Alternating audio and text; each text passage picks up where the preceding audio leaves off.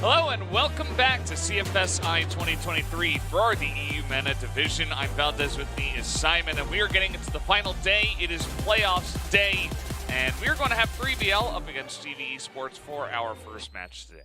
Yeah, 3BL have not had the greatest of tournaments so far. However, yesterday they did turn up. They turned it on after what could only be described as a fluff match, which was Mexico. Like, let's not talk about that too much.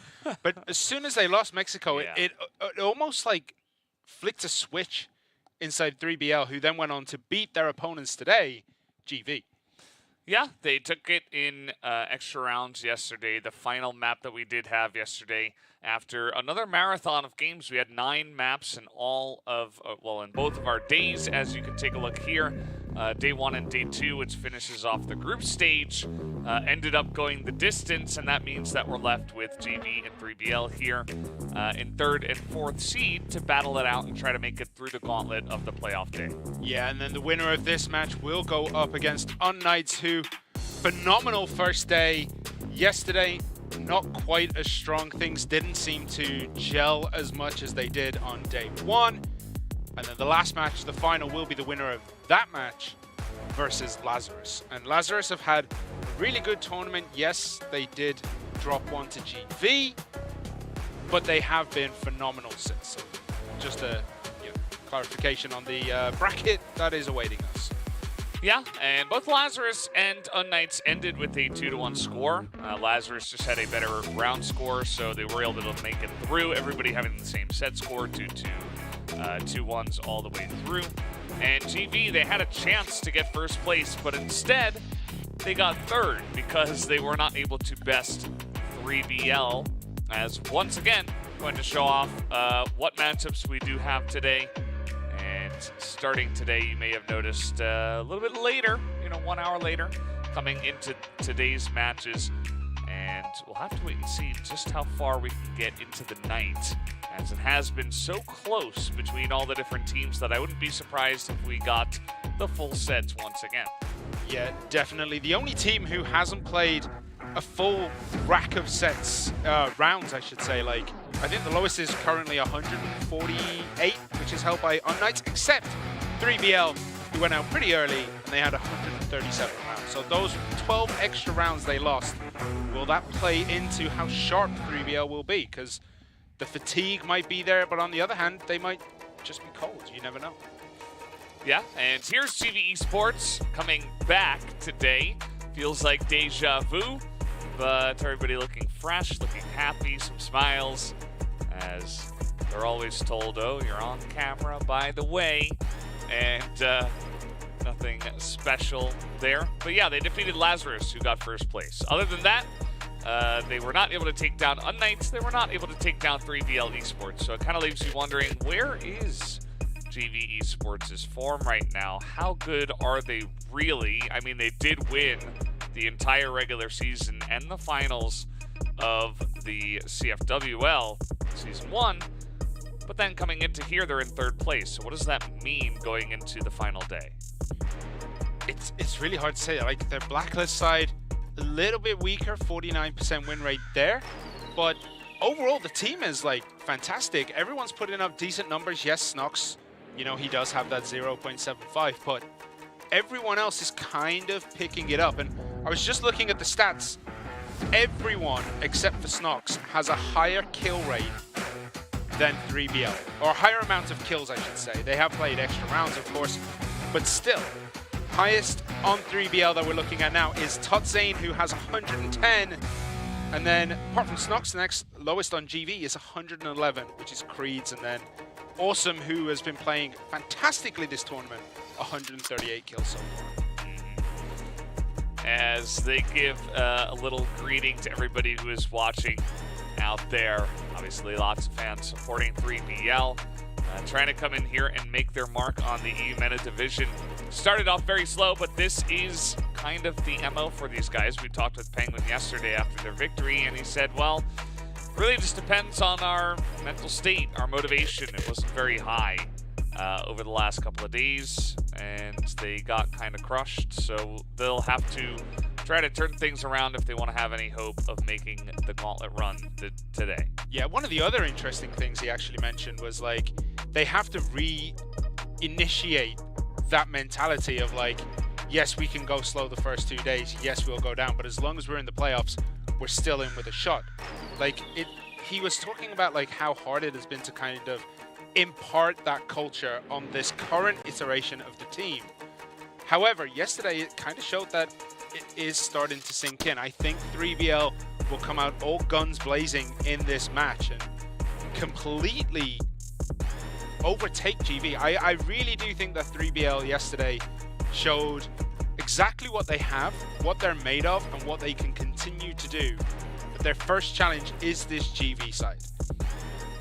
Yeah, definitely not going to be easy, even though they did do it once. I think GV now, from yesterday, they got that win on Mexico. They were kind of lulled into a false sense of security. They weren't able to pull out the victory. 3BL caught them by surprise, but guarantee that GV do come on strong today. As Awesome versus Totson, our key player matchup. Not a big surprise, especially with Totson stepping up. As we're going to take a look at the maps we do have here. Black Widow, Eagle Eye banned away. So no Black Widow today for this first match. We got Compound, Subbase, and then Port. Yeah, Black Widow being banned by GV is very interesting. I think, you know, after yesterday, they just don't want to look at that map again, especially against 3BL, who didn't body them, but just took out the win. Compound, yeah, Subbase, I think, is definitely a 3BL favored map compared to GV. Like, we've seen 3BL, when they're at their best on Subbase, it is up there with some of the best Crossfire anyone can play. Like, they are so aware of how that map plays out, where they need to be. Definitely see why they pick Subbase. Yeah. And, of course, two defending champions. One for CFWL 2023 Season 1. That's GV versus CFSI 2022 defending champion, which was Team Myth, now acquired by 3BL. And now they're on the bottom of the group stage. So not really the performance we were expecting. And then, of course, the key player performance between Awesome and Totson can be the big difference maker. Totson definitely stepping up to the plate, you know, joining the new roster here for 2023 has made a nice positive impact on this team already. And, I mean, he's up against these guys again. Like, he was able to do it once. He was able to match Awesome to a certain extent, who's known as, like, one of the best players in all of Europe and of EUMENA at this point. And can he do it again? Well, we're going to find out as we go into the first round on Compound. Just shooting through the box. Travis is there, but I don't think he got any connections. Nope, not quite getting any connections. We don't see 3VL pushing aggressively into a room at this point, although Travis is sticking around for now. But a smoke coming down means that a little bit of a lack of action there for now. Again, this map definitely one that 3BL are going to try to wipe the slate clean on. They got 10-0'd on this map. That rarely happens, if ever. And it was a competitive crossfire match here at CFSI, and UNKNIGHTS just absolutely bopped them on this map. So can we see them kind of shake that rust off and show GV that even though they did pick this against them, 3BL can still step up and challenge them? Yeah, we do have a bit of a showing here over at Pillars, but gonna just move back out of there and retake the center.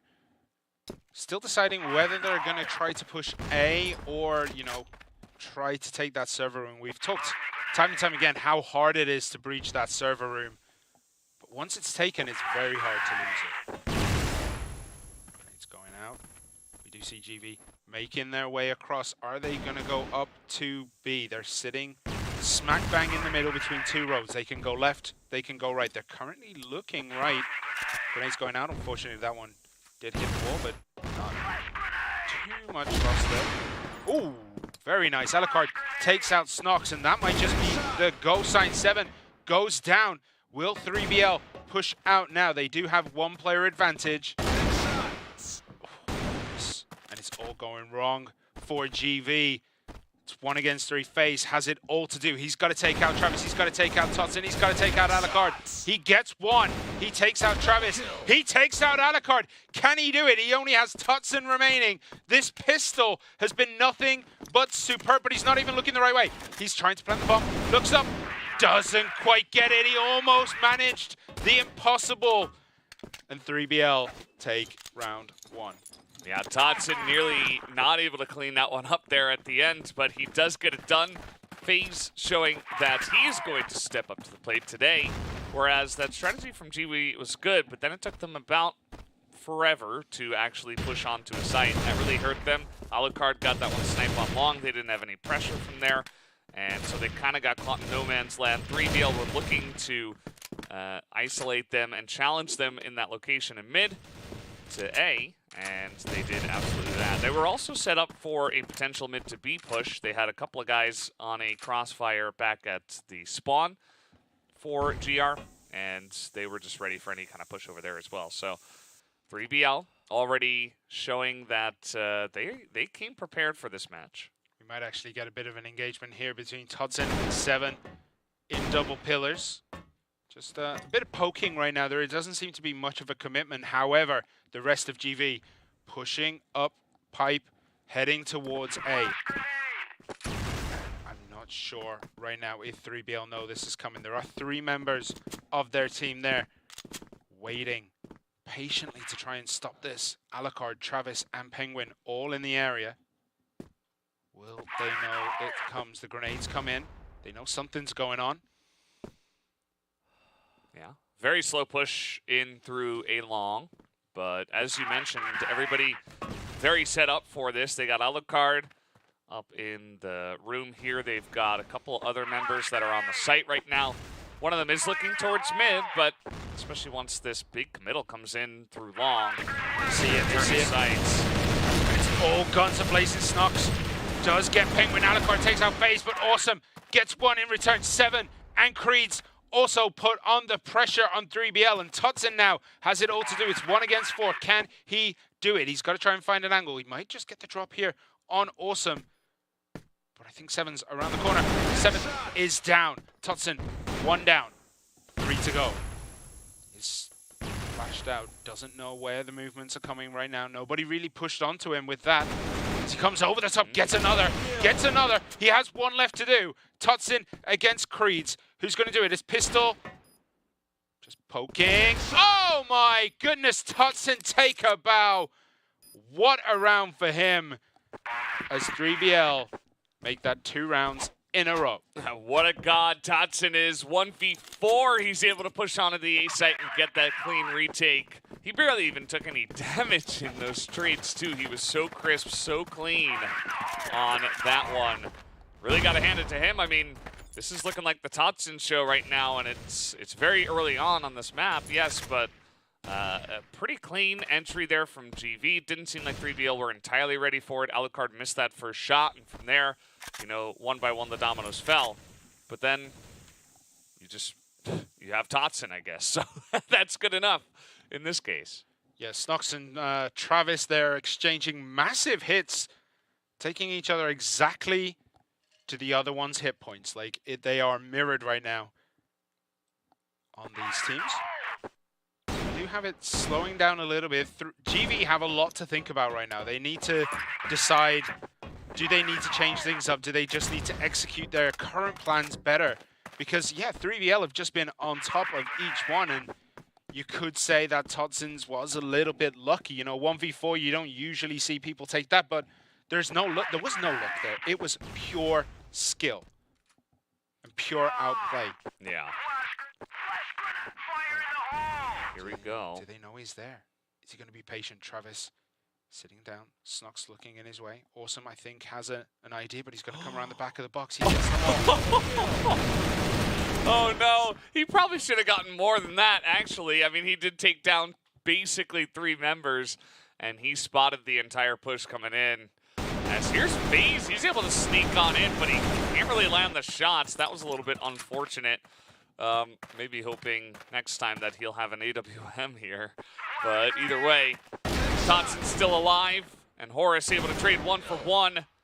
This is looking very good for 3BL once again. Maybe that stands for 3 blacklist well, Wins. Not wins because they're not blacklists, but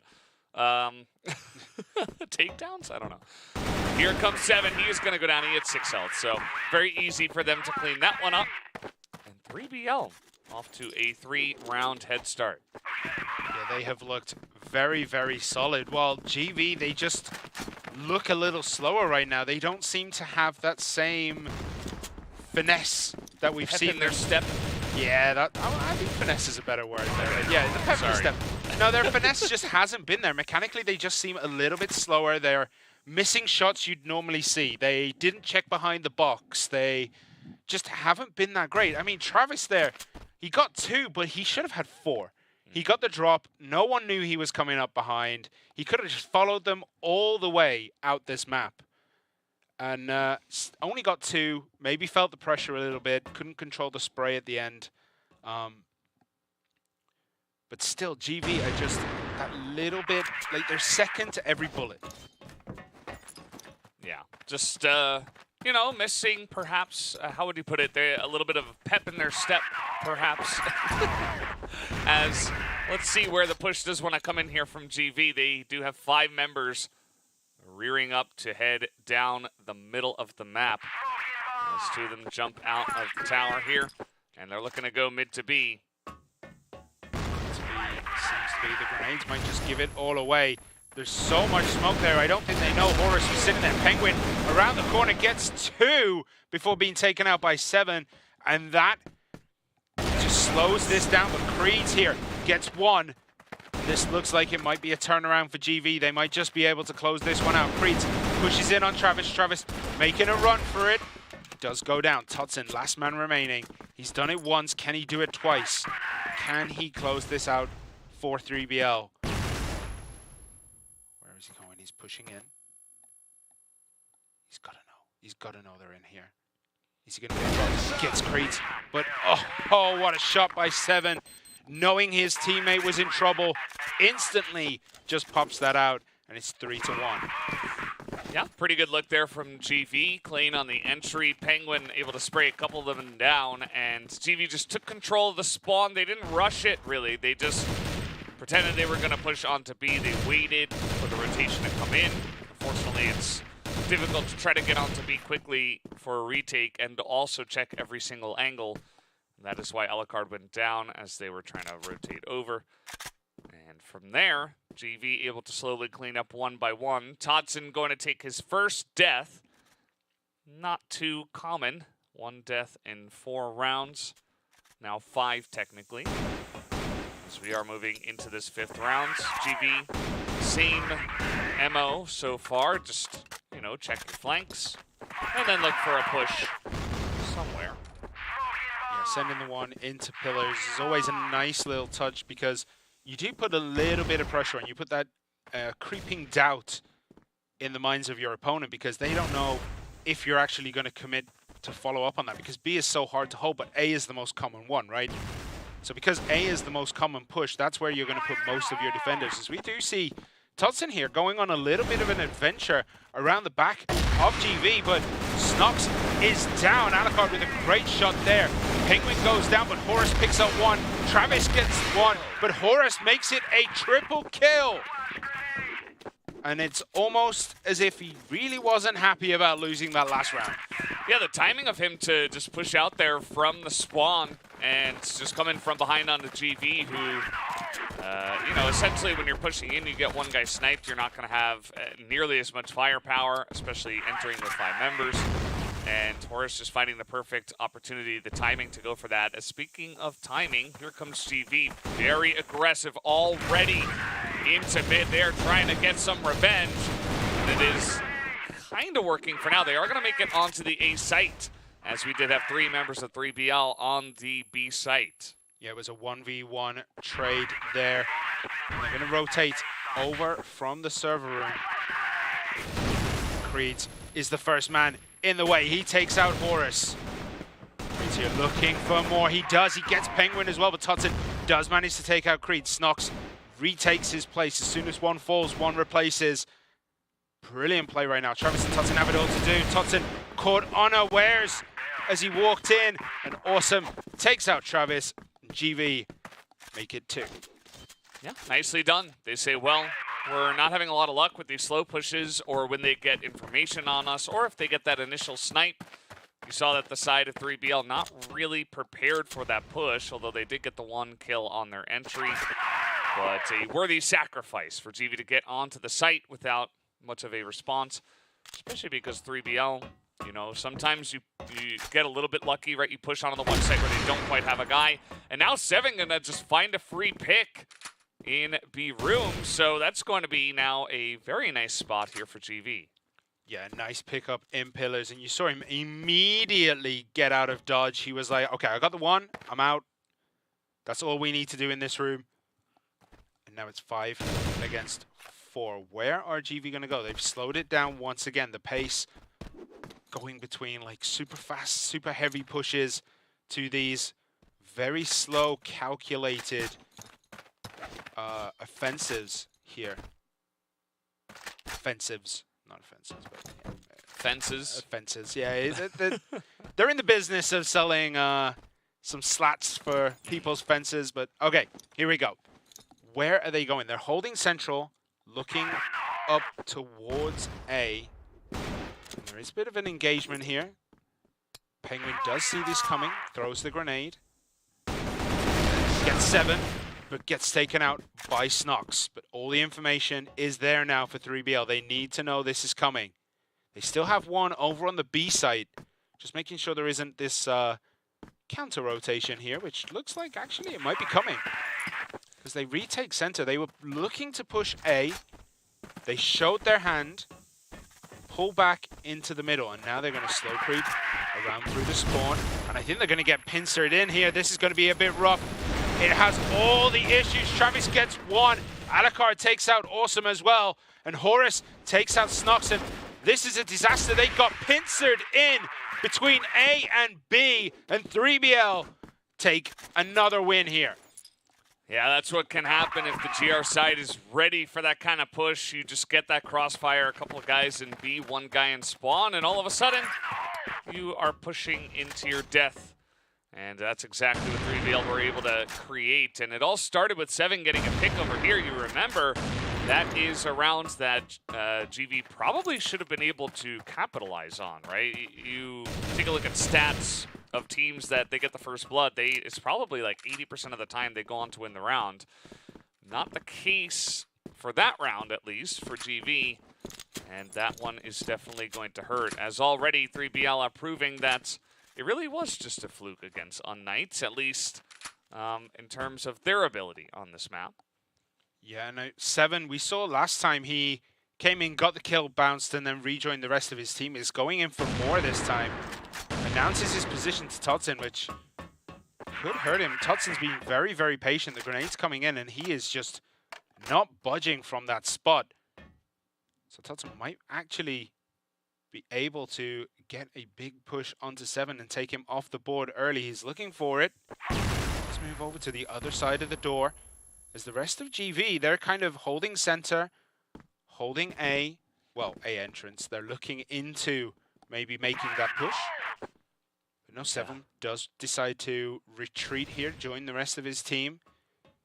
Where are they going to go from here? We've seen them get kind of trapped in this location a few times where they're just unsure whether they should go A and B, and a little bit more decisiveness might just help them out to take another win. Yeah, you remember one of the 2 rounds they got was just rushing in only like 30 seconds into the round. This time, you are giving potential time for 3BL to set up, but 7 comes in really quickly. Travis on an off angle, not able to hit that shot. So TV trying to get onto the site cleanly, and that they will. It's Horus now trying to come around the angle. He does not get much damage done. That was a very clean take. Horus knows also was in there. Getting down. Someone come and rotate around the side? No, doesn't look like it is. Also decides to push out. Does get the kill, so Totson, last man remaining, 1v4. He's done it once. 1v4 apparently is much easier for Totson than a 1v3. So He's going to come through the smoke. Snox, I think, is looking this way. FaZe is going to peek him. And there we go. FaZe gets the kill, and GV take another one here. It is 5-3.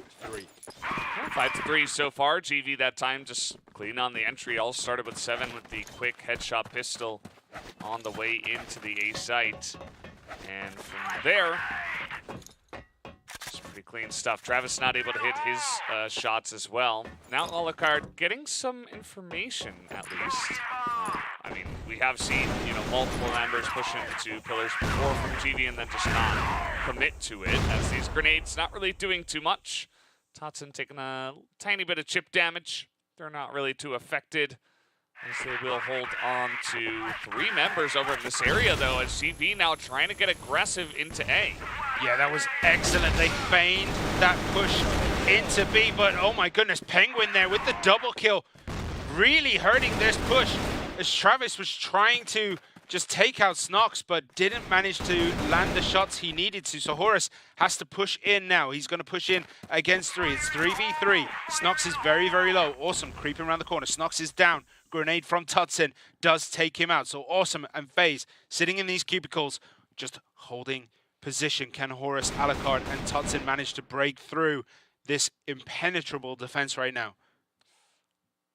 Well, it's not going to be easy for them, but they do have a lot of time. And the bomb could consider trying to plan for long, but instead they want to push out, catch them by surprise. Horus just going to take advantage of that as he cleanly pulls around the corner. Now FaZe planning the bomb. They know this is coming down. It's not going to be easy for him. Tries to peek on a Horus, but down he goes, and that will be 6 rounds to the side of 3BL here on the Global Risk side.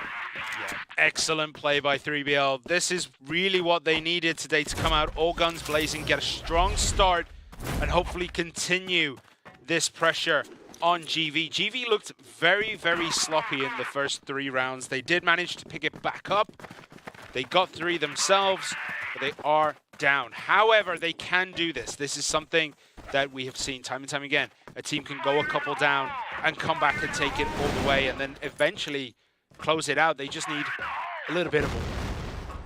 Yeah, a little bit of time. Every team has different warm-up routines and ways to prepare for the match. Sometimes some players just actually need to feel the rush, the energy, the nerves potentially of getting into that one. Penguin, nice play here, entering onto a room as that was seen.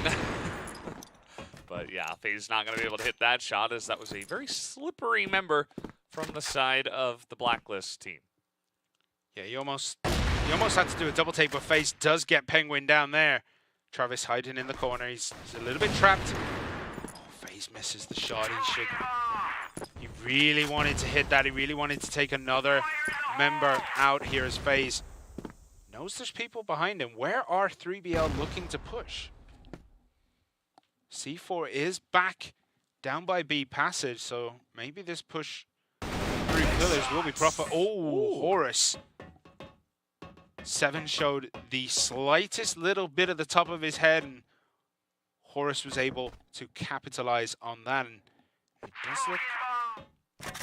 Oh, no, they are going to pull back, take center again. Bit of feigning of pressure here into the server room.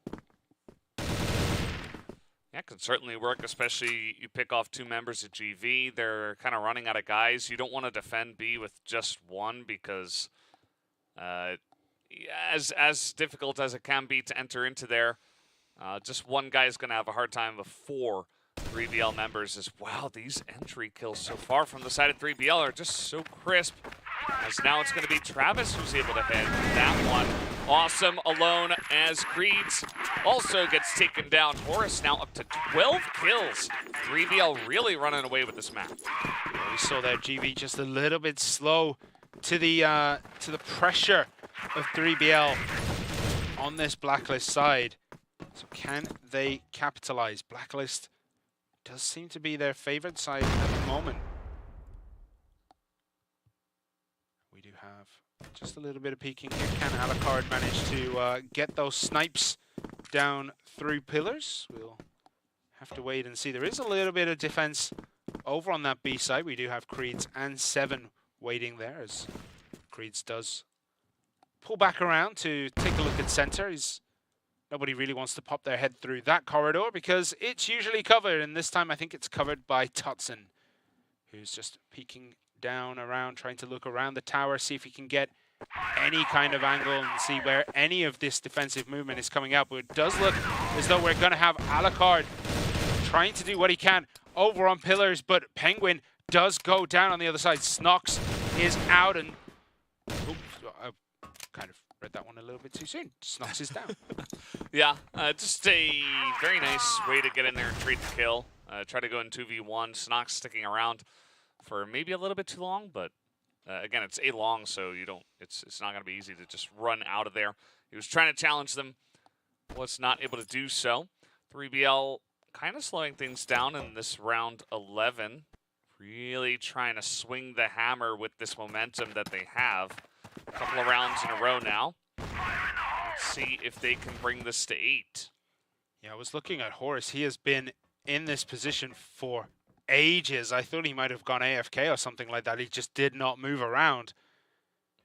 Just keeping an eye on that window, seeing if this push into B is on. There's no one there, but 7 is just waiting around the corner. So if they peek a little bit at the door, oh, the grenade, that announces that there's someone there, and they're going to go for it. They're going to go for this big push into B, and I don't think GV are ready for this. They have no one in position to hold this spot. 7 does eventually make his way down into service, but is flashed out of existence and might just get caught out. Here he is, as Alucard takes out Creeds as well, and it's 4 versus 2. Can GV do this?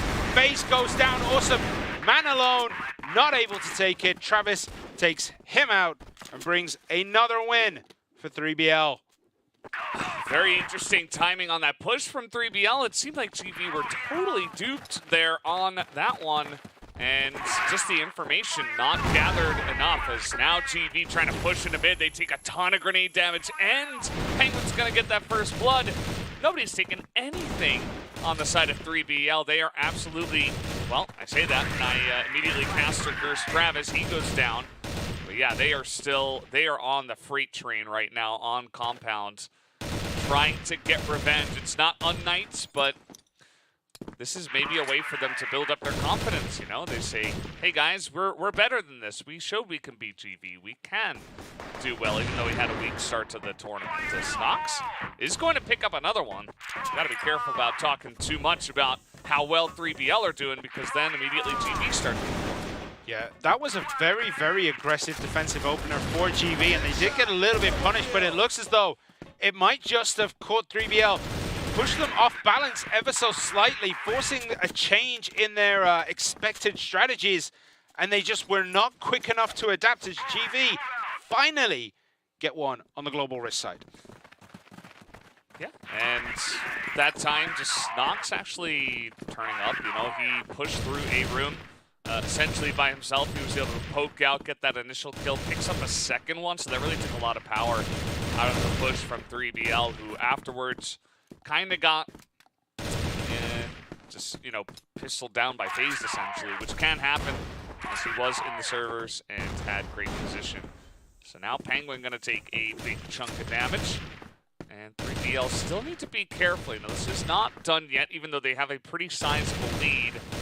You begin to lose confidence and your pushes are getting red on Compound, you can quickly run out of steam, as we kind of saw from GV when they were on the blacklist side. Definitely. And you do kind of get stuck between a rock and a hard place sometimes on this map, where you pushed heavily towards A, didn't really lose much, but didn't gain much information. And then you think, well, if we're not meeting resistance on A, they must be on B. And then you kind of get caught out, as we saw Horus jumping through the window there, getting a nice kill, and now taking the server room for himself. And as he's breached in here with next to no defense on the side of GV, it looks as though 3BL are just going to compound into this room, take it for themselves and hold it. As Snox is in a rough position here. Tutson does manage to take him out, as he was in the middle of no man's land. And it's all going a bit wrong for GV. But 3BL do have to hold the servers here. The bomb is planted. And they're looking around. to see if they can get any angles here. Can they get anything done? And all the grenades come out from GV. Is it going to be enough? And Tutson gets one. Horus gets one. Tutson makes it two. And 3BL one away from taking this first map. That was pretty confusing, to be honest. I mean, Seven was right there. He had a grenade in his hand and seemingly just did not see Horus at all. I mean, he was really the linchpin. They needed him to get the information and spot the push coming in, but instead he went down for free. And as we noticed, nobody was in position to stop the push because they were reliant on him. As now the push comes up through mid, 3BL trying to get the surround. They are currently down a member. Okay, nice shot here and a grenade kill from Alucard. Actually, is Seven gonna pop out and pick up two? And now it's Totson against Snox. Totson has only died 5 times in this entire map compared to the 10 of Snox, who actually is tied for lowest on his team. So it's an understatement to say things are going well for Totson and the team, and he's just gonna peek him and take him down immediately. That is a 10-4 victory in favor of 3BL. Yeah, that was a very aggressive global risk opener for the side of GV. And it's safe to say it just didn't work out for them. If you look where all the deaths were on that map, that was super low down in Central Plaza. You don't usually see 90%, 80% of the players of a game dying in that location. Usually it's a lot more spread out. So it didn't work out. They tried it again, GV, and unfortunately for them, they just could not make it work a second time. But 3BL, I mean, they definitely came out all guns blazing in this match. They get the win. That's exactly what they needed at the start of this. Yeah, absolutely. This is a huge amount of momentum. It feels like it's bridging over from yesterday. And it all started with Totson. Clutch performance right at the end of this one. Well, at the end, I say at the beginning of this one. And second round, and then they've got Travis, who's a thorn in their side. He's able to get a nice little spray down, nearly kills 3. And everything is going right for 3BL in the beginning of this one. This I really liked as well. Horus winning that fight and then turning around the corner, taking down 2 more. And yeah, just seeing a ton of 3BL highlights for a good reason. They absolutely dominated this map. Yeah, if you start a match with a 1-on-4 win, the confidence that you push forward into that, and then you get Travis playing sneaky beavers all the way behind the team, almost getting 4. Like, he could have had everyone there. They were just, it was a GV buffet in front of him. That is enough to give your team this massive motivational push where they could just continue to turn the screw, and that's what they did. They turned that screw tighter and tighter and tighter. You can see Totson 2.8 KD, 1 kill per round. But Horus also having 2 KD just goes to show how strong 3BL were on Compound, which was, I believe, the GV pick. It was. It absolutely was. As Subby is going to be the second map, that is going to be 3BL's pick. And yes, we have had a lot of teams that end up losing their map pick. I'm not sure why that's happening a lot. Maybe the teams are preparing for the maps. You know, there's ways to try to figure it out, but it doesn't seem like the logical outcome. But either way, it just feels like 3BL came in really, really strong. Look at Penguin right now. He is still so animated. You can kind of see him there in the dark. He was for a little bit. He was rallying the troops. Yeah. You saw a little bit of animation in him, and then the lights all just cut out. But they were loading into the game, and it's like, well, can't see him anymore. They got it. They rallying the troops. They won that map. Why? Keeping the hype up, I guess. Maybe he did that at the beginning of Compound, and a little bit of that superstition sticking around, like if I do it again, we're going to win easily again. I think he's just trying to push them not only past GV in the second map, but also try to get that energy high enough to push them over into a potential finals. Well, there is a long road ahead as FaZe dies almost immediately to Horus. I think he just kind of sneezed there and FaZe went down. Horus looked at him funny. And we talked about how good 3BL can be on this map. GV have it all to do, as we do have Penguin up there in AC. the AC exit room. GV looking through these doors, seeing if they can find an angle to get a bit of information. They're all crawling through, looking down, making sure nothing shows over that tiny little window in the door as they make a heavy push to A. And it's all kicking off here as Seven gets Travis Awesome, takes out Penguin as well. And the bomb is getting planted. He does eat a grenade for his troubles, but they have this room locked down. Alucard does get that pick, and here comes Totson. He will get traded back. Now it's all up to Horus and Alucard. They're coming in quick and fast. They're not wasting any time, but the stairs once again held by the side of GV, and Snock's going to pick up 3 on the round. Those stairs are a curse. We've talked about it in many other Crossfire tournaments and how the stairs in sub-base, are just this curse. You always seem to die when you don't look, and when you do look, you always seem to die because no one's there and someone's looking at you from the missile. It's just one of those things. Those stairs are just so hard to push through. Yeah, and GV, they were able to push down it. Travis seemingly just not ready at the box. And GV came in really fast. This is something they did to some success on Compound as well, where it's just so fast that you don't expect them at that time. And you know, the enemy, the defense here, just trying to set up still and get their players in position. If you go fast enough, even down a member, it does not matter. It could work out. Yeah, no one on the side of 3BL was looking down towards that door, so they've opened it up again. 3BL have kind of allowed this push to come in unanswered and unseen, almost. Now, we do have Penguin now taking a look down there. Does he see anything? I mean, he's basically in a nightclub there in that corner. So much smoke just covering the angles. There we see a thing here as the engagement comes out in room entry. Poking through the door again, pre-firing, seeing if anyone's going to move. And Seven takes the Nook with FaZe. And Travis is just around the corner. He knows they're there. They know he's somewhere in here, but they don't know exactly where he is. As Totson makes an excellent drop there on Kratos. Penguin also pick one up. Travis does pop out and get FaZe, but Seven does take him out. So Seven is all alone, I think, in this room, as Awesome has to try and make his way around to support his teammate. And he does, but Horus just turned around and instantly deleted Awesome there. Yeah, I don't think anyone expected that, least of all Awesome, who's just like, okay, I got the drop on him, that my push through hallway, my lurk is actually perfect.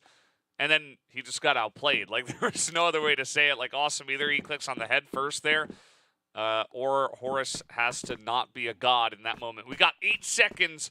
Can he even get this bomb down is a question. He's going to have to try for it now. It looks like he will get the plant at least, as they do swarm onto the site. Alucard up top, just going to distract, but it is Thompson who gets the kill anyway. A strong follow-up win here from 3BL. That was the answer they needed from that one. Travis did manage to get one from that breach into the A side. And yeah, everything seemed to go right there for 3BL, but GV did nothing wrong. Like, they were clinical, they looked good on those pushes. They were just a little bit slower. They got a little bit unlucky, especially with that Horus turn and kill. It's a little bit rough there. That corner did something really bad to GV there. They really wanted to make sure that no one was behind there. But there wasn't anyone there anyway, so gonna creep through AC here maybe. Creep through the vents.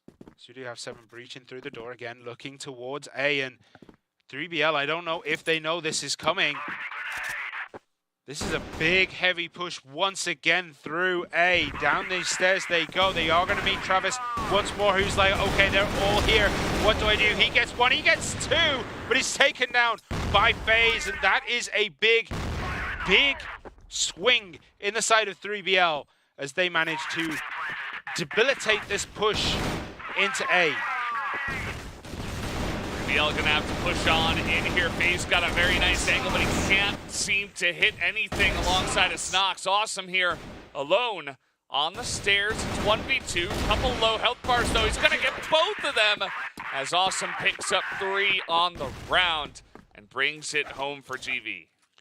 Insane play. It was looking so bad for him there, and he just held his nerve, knew exactly where they would be. He was like, if this was the other way around, one would be up top, one would be down the corner. Takes the one out top first, then knew exactly where the second player was. He didn't even need to see him. He just, the game sense to do that is just unreal, as we have a very heavy, very aggressive push here from GV.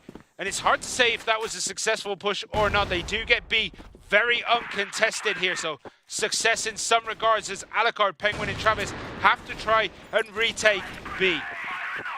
Not going to be that easy. Nice little setup here from the side of GV. Awesome. Already going to take one down. FaZe trying to lurk up at the vent. They take him out. That's a 2-on-2. Alucard has been clean in these clutch positions. Can he do it again? The answer is no. Penguin up against Awesome. Will get taken down from the side as Awesome gets it done once again. Picks up 4 kills. Great start for GV. That is the answer they needed from Compound. They needed to come back strong and have a really good opener to, you know, rebuild the team morale and to shake up 3BL slightly, get the mental games going and try to damage that, because that is so important in this game. And if it works, like it has been so far, GV might just steamroll this map. Could definitely happen. Their Blacklist side has looked relatively strong. FaZe is going back to a shotgun, probably going to look to get into the vent and get in their face. Definitely something we've seen in the past. I remember Awesome used to do this, actually, back when he was playing for Lazarus, but not the case this time. Will be FaZe here. Let's see if this actually works out. Totson at the moment just on duty to try to check that. 7 trying to enter in here. The sprays are pretty good, but not good enough. It is a fantastically clean entry, and FaZe gets that kill with the shotgun. It's all up to Alucard now. Not going to be able to do it. That was clean there by GV. 2 in the vents. Pretty strong push into A with 3. Forcing the rotations, then dropping out the vents and just cleaning up shop. And even with that shoddy, that strategy worked. Great play on GV's side. Yeah. 4-1. As we stand 6th round here, who's going to take it? A little bit of a slow start, but we've seen this. There's this little bit of lull at the beginning, and then 1:45 comes up, and GV's just like, okay, let's step on the gas, put foot to the floor, pedal to the metal, and just all guns blazing. Will they do it again? We reach the 1:45 mark, and it does look as though they're going to be maybe attempting a breach on A, but now moving up underneath the AC. Penguin was not expecting that. Totson does trade 1. Alucard is here as well, but they are swarming into the base. Horus holds it down as a 2-on-2 scenario once again. A lot of these late round positions are very close for FaZe.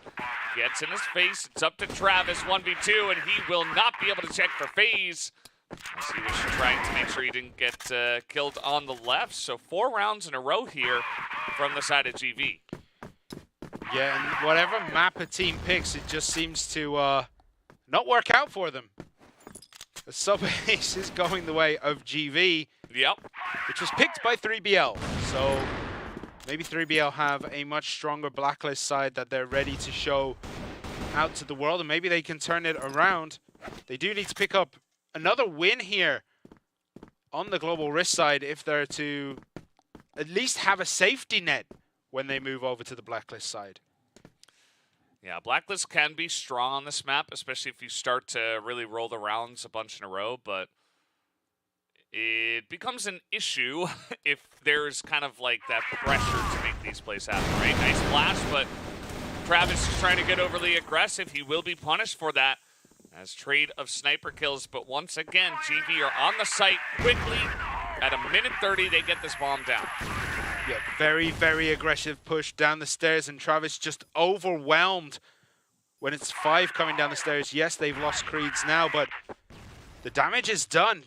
GV have the bomb down. They're set up defensively. The corner nook on the stairs is protected.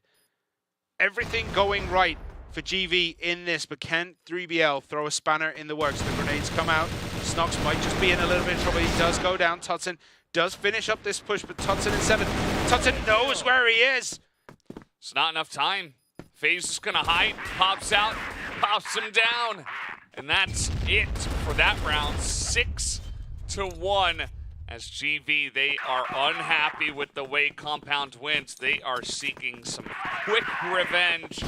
I mean, they are just running into these sites and taking it away like candy from a baby. I'm sure you've heard that one. And that's certainly how it feels right now. Awesome. 11-3. And this is a one-sided stomp at this point. It really is. This Blacklist Global Risk setup on this map is very heavily favored for GV, and they are capitalizing on that. And 3BL now have a lot of work to do if they're going to take this one. 7 looking around, peeking. Can he see? I don't think he knows he's there. They don't know he's there. Well, now he's playing the long con here. Just trying to hide and get more than one kill. He will pick up the 1, but immediately it's traded. That's not the amount of value you need from that. As awesome. Was he spotted? Okay, well, now Travis is going to poke out, and Penguin at least trades it, but that's, again, it's a trade that will favor GV, and they will take that round as well. It is 7-1 on Subbase, which was, of course, 3BL's map pick. What's going on, guys? GV are just looking so strong right now on this map, and you do have to wonder, like, hiding behind that pillar, right? Hiding behind the pillar, you get the ultimate drop. You know you're going to get at least one. You pop out, there's another guy in front of you. You see basically the whole team just standing there in front of you and only getting the 1 kill. That hurts. Yeah. That's a sign that something is a little bit, the wheels might be not falling off as much, but definitely rattling around on that, on the car that is 3BL. It's a shaky wagon at this point. And the horses that are carrying the wagon, they're unhappy. They are whinnying, and everything's going wrong. It's a windy day. The tarp came off the top of the wagon. You know, they got stuck in some mud along the way. That did not make this trek any easier. When they parked up, someone tried to steal the wheels and then loosened everything, but then got interrupted. Couldn't quite, finish the job. The wheels are old anyway. I mean, it's not like, Your hubcaps are rusted. Hubcaps, did they exist back in the wagon days? I mean, who knows, man? Who knows? Impossible to know. I agree. Maybe someone was walking around with his horse and cart and has the little spinners that spin around on the wheels as well. Yeah. Oh, yeah. Absolutely. Pimp my cart. Oh, man. I'd actually watch that now. That would be a great show. That's a great, knockoff show, actually. And it's just full of memes the entire time. Nobody takes it seriously. We are just waiting for the last 3BL member to get back into this lobby, as it looks like we have lost someone along the way. Alucard. Yeah. It's like, is it Booker? I'm like, no, Booker's not on this team anymore. My mind's stuck in the past. Compound was such a good map for 3BL, but this is a deflating sub-base. Like, whatever momentum they built up during Compound. Yeah. This is the type of thing that, it puts a small hole in your tire, it's that slow leak. It's going to slowly deflate, and over time, will that affect 3BL? Will it cause 3BL to get that flat tire and maybe tilt ever so slightly when they go onto the opposite side? Because right now, they have almost zero safety net when they swap sides. Yeah, it's rough. I mean, what can you say other than, guys, we are going to take a very small break as we need a little bit more time to get this issue fixed. We'll be back in about 3 minutes.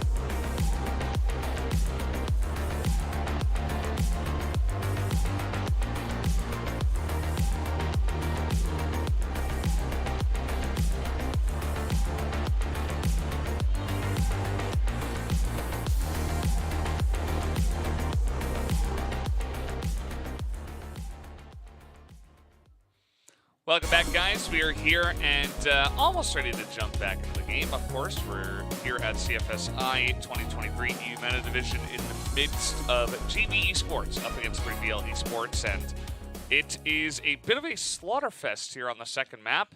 Kind of similar to the way it was on the first map. This time, the other team. No, this is a lot stronger by GV. GV are taking this game by the horns. They're hyper aggressive. Like, they are just... There's a slight window where they can push in A. No one is really checking down, like, the A road. No one on, like, 3BL's side is getting that information. Travis stands there, suddenly sees 5 members of GV just pour in through the door and is like, well, what do I do here? It's 7-1 at this point. That is way stronger than what we saw over on Compound. Yeah. 7-1, definitely a lot more streaky as well, right? 6 rounds in a row, so you can really feel the pressure. And a lot of the rounds are not that close either, which I think just adds to that feeling of one-sidedness. As now, once again, looks like Penguin had his pistol out there. Not 100% sure. It is something you can try to do if you don't want to spray. You just want to, like, tap on the head right quick. And didn't quite work out for him. Awesome does stay alive for now as they do not take this corner. And the sprays are relatively good. They are going to be good, at least on the side of FaZe. It's 3v2 in favor of GV once again. Yeah, this looks as though GV might just be able to completely close out their blacklist side. As Alucard, last man standing, knows there's a man in the vents, knows there's a man down there, knows he is completely surrounded and doesn't know what he can do. As 7 pops around the corner, pops a few shots off, and takes a commanding lead here for GV. Yeah, it's good stuff for them. 8-1, as you can see. I was a bit worried after what I heard from 3BL in the interview yesterday, just how Penguin felt like it's going to be difficult to get everybody back onto that same page, that belief that, okay, even if we start off slow, we can just come back in a very strong way later on in the tournament. And, you know, we started off so strong on Compound that I thought they had it figured out. But now that this is happening, it just feels like GV, I don't know, just going to be more solid going into the third map. As taking a look at the 3BL guys there just a moment before, they looked a little bit dejected at this point in time. Hard not to be. I mean, you just lost 7 rounds in a row. So yeah, we'll have to wait and see if they can reset for the third maps, perhaps, or somehow come back and pull off an amazing comeback on this map. Yeah, it's time to see what they're made of. This is the mental fortitude that you need as a player on a professional team in Crossfire. They are down, but they are not out yet. They still have plenty left to show. 3BL against GV. GV up massively at this point. It is 8-1. But the swap onto Blacklist. How will 3BL handle this? Will they be able to clean sweep GV and take the map? Or will GV hold strong, finish this one up, and take us to port?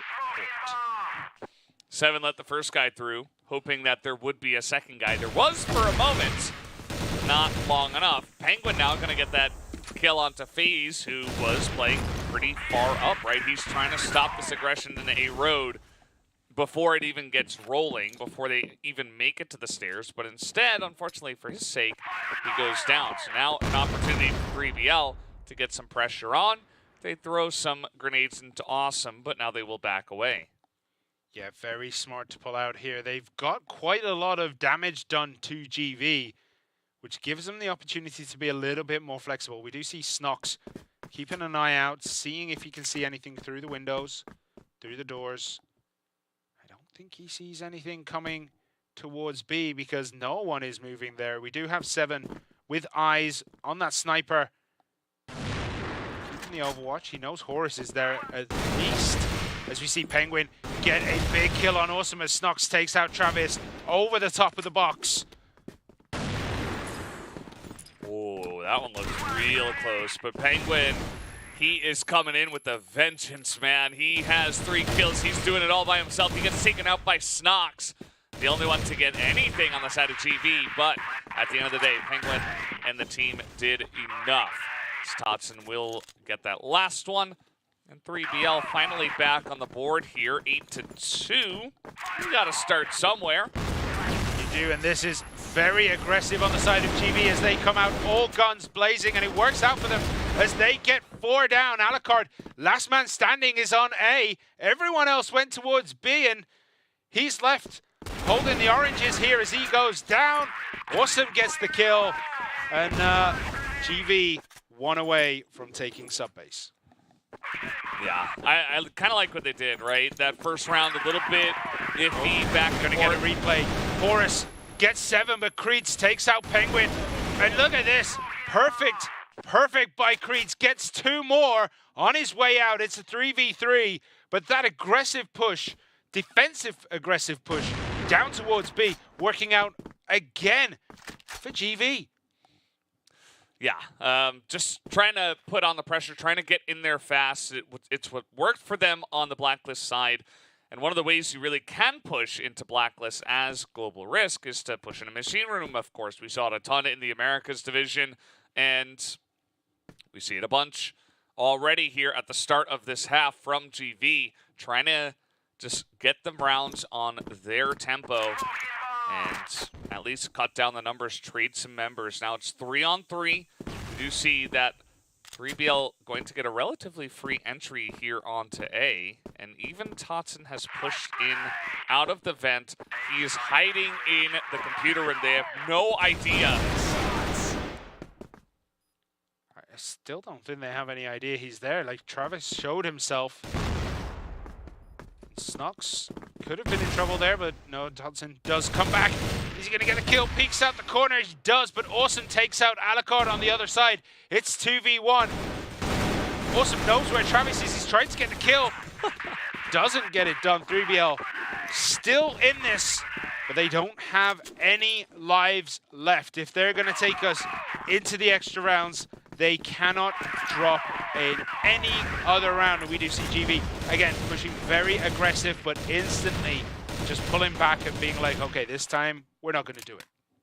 Yeah, you know, you do it enough times in a row, the enemy team will expect it. They will at least challenge you to start the round, and then they can rotate out. They don't necessarily have to stick around.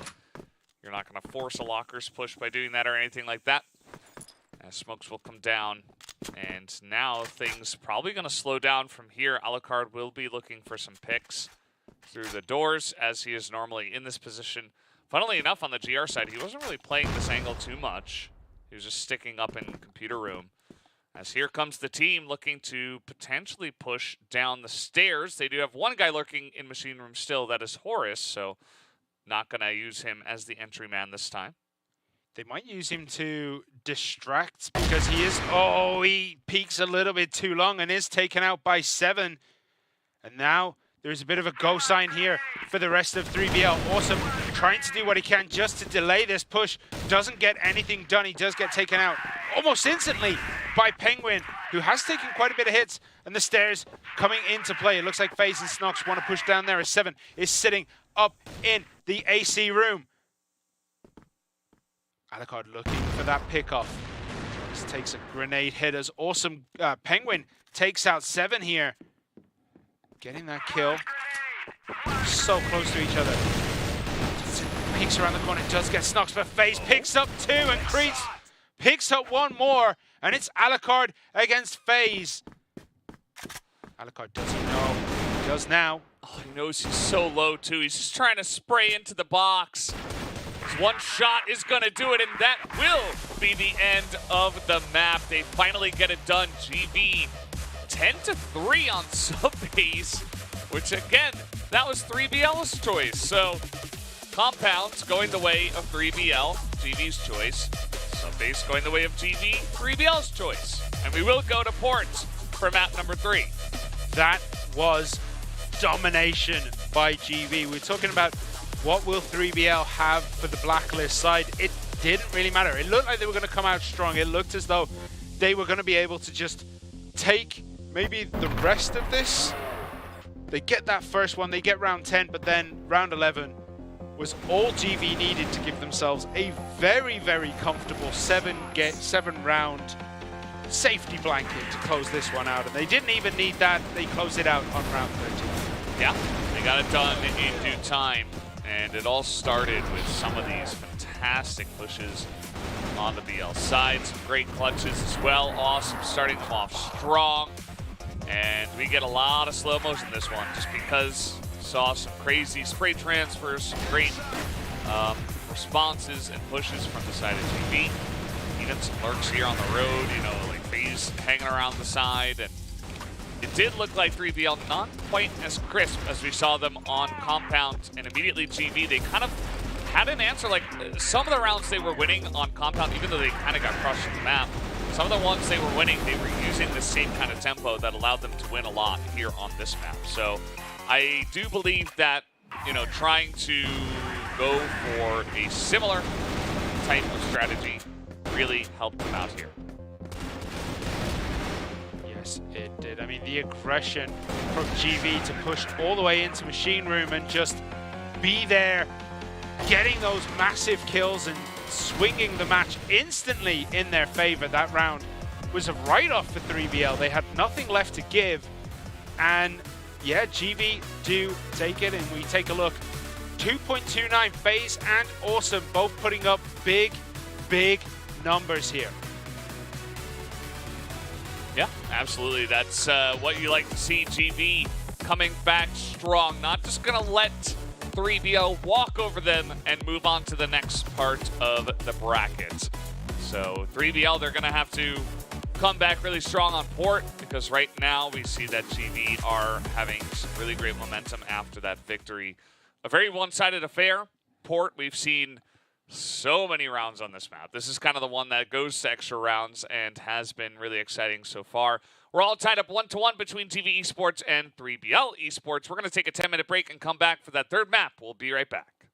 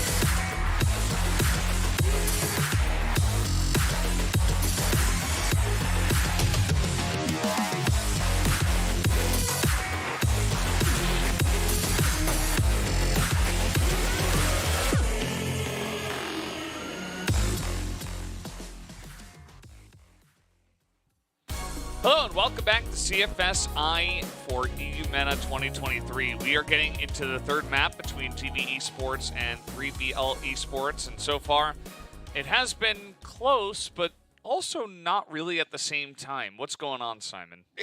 Yeah, you're right. It's really hard to quantify what exactly is what has happened and what is going to happen, because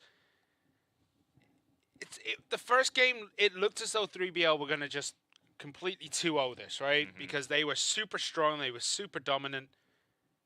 Then they go to sub base and GV just come out the gates. They were hyper aggressive. They were playing at a very, very fast tempo, and they got like 6 in a row. Sorry, 7 in a row. I can't even count. 7 in a row on the global risk, on the blacklist side. And then, yeah, like, it was a complete reversal of map 1, which was compound. Sub-base was map 2. We're going to port. What are we going to see here? This is going to be insane. Like, no one can really say how this is going to go, because both teams have been performing hot and cold. It's very on and off at the moment. So what version of GV and what version of 3BL are we going to get on port? We're going to have to find out. Yeah, it's a good question. This is map 3. It's all the marbles for this one, right? You get one best of one map to decide, are you making it to the next round or are you just out? Yeah. And everybody wants to go as far as possible. Everybody wants the money. They want those potential seeds and stuff like that. So certainly everybody's going to be fighting their hardest here on both teams to try to make this happen. I favor GV coming into this one. I think that their port, for me personally, has looked slightly better, even though, of course, we did have yesterday and what happened then on port. But I don't know. You go 10-3 on a map. You saw 3BL did not look very happy with the way things were going, obviously. And GV, it just feels like, as well, their whole like mental state is a little bit more tempered, which I think is good. You know, win really hard, still kind of relaxed. Lose really hard, okay, still relatively relaxed. Whereas it's kind of the opposite for 3B. It is, and we have a bit of an engagement here, as we do have Snox hiding in the smoke. Is going to pop out, lays down the spray, gets quite a bit of damage off actually. Horus gets phased, Snox takes out Travis. Alucard and Totsin pick up a kill each. It's awesome, takes down Totsin. It's 3 against 2. Make it 3 against 1 as 3BL get the bomb down, and Creeds has it all to do. He's got to breach A all on his own, and the verticality of A is going to pose a significant challenge for him. It's wide open, it's high. Someone could be up high, someone could be down low, someone could be behind the boxes, around the corner, and they are just setting up these kill zones. Can he catch them unaware? He is maybe going to get peeked by Horus. So Horus knows where he is. Is there going to be a rotation from the rest of 3BL? No, there's not. He knows Penguin's there as well. Alucard just around the corner, pops out, takes down Creeds, and 3BL make their statement. Yeah, great start. Nice push onto A. They get on in there. Snox not quite able to get that crossfire going himself. And, you know, a couple of members go down on the push, but especially when Alucard was able to land that one grenade, that certainly kind of put an end to things. 1v3, very difficult to retake on this map. And so we begin with a very strong start here from 3BL. Penguin, a great IGL on that side, and I'm sure he took the time in between the maps. You know, we had a 10-minute break to just kind of calm everybody down, get everybody ready, and right back on the right mindset, because they're going to need it here for this map. Yes, they are. And we do have both teams just kind of feeling this one out. This time, no complete and utter dedication to one spot. We do see GV spread standardly across the back. We do have Snox, who's in a very interesting position on sideways, waiting to see if he can pick up Penguin. Penguin, does he know he's there? He doesn't. He might now, but he didn't know he was there. Now he definitely knows. And they have a couple options they could try to go for here. They could just try to avoid him entirely. They could wait and rotate towards A, or they can just push him. That is another option. Like, we're assuming Penguin knew Snox was there, but apparently he didn't. Just got wrecked. Yeah, the rest of the team trying to push through. One by one they come, and Snox picks up Alucard. Horus does eventually take him off the board, but that is expensive. But Totson clears things up with Creeds. It's 3 against 3. FaZe might actually be in a bit of trouble there if it has stayed. Gets spotted again. They know exactly where he is. He's not hiding anything. Yeah, 3BL are playing this really well. GV maybe too aggressively rotating. Awesome, not able to get that spray down. 7 alone now. He was not in the right position. You saw just GV kind of, I don't know, it's like cotton candy in water, right? Just like totally dissolve, like just totally disappear in the entire team. And down will go 7. So that is 2-0 now. Very dominant couple of rounds here from the side of 3BL. We're going to have to see if GV can stabilize. Remember, both these teams are playing for their tournament lives right now. It all comes down to this. And whoever wins this will go on to attempt to get revenge against UNKNIGHTS, who beat them on day 1. So it's all to play for. 3BL 2 up, but GV definitely not out of this, as Snox takes a very interesting position here. Last time he was up around there and taking a look. This time he's chilling out, and it all depends whether Penguin and Horus know he's there. Travis is just around the corner. I don't think he knows either.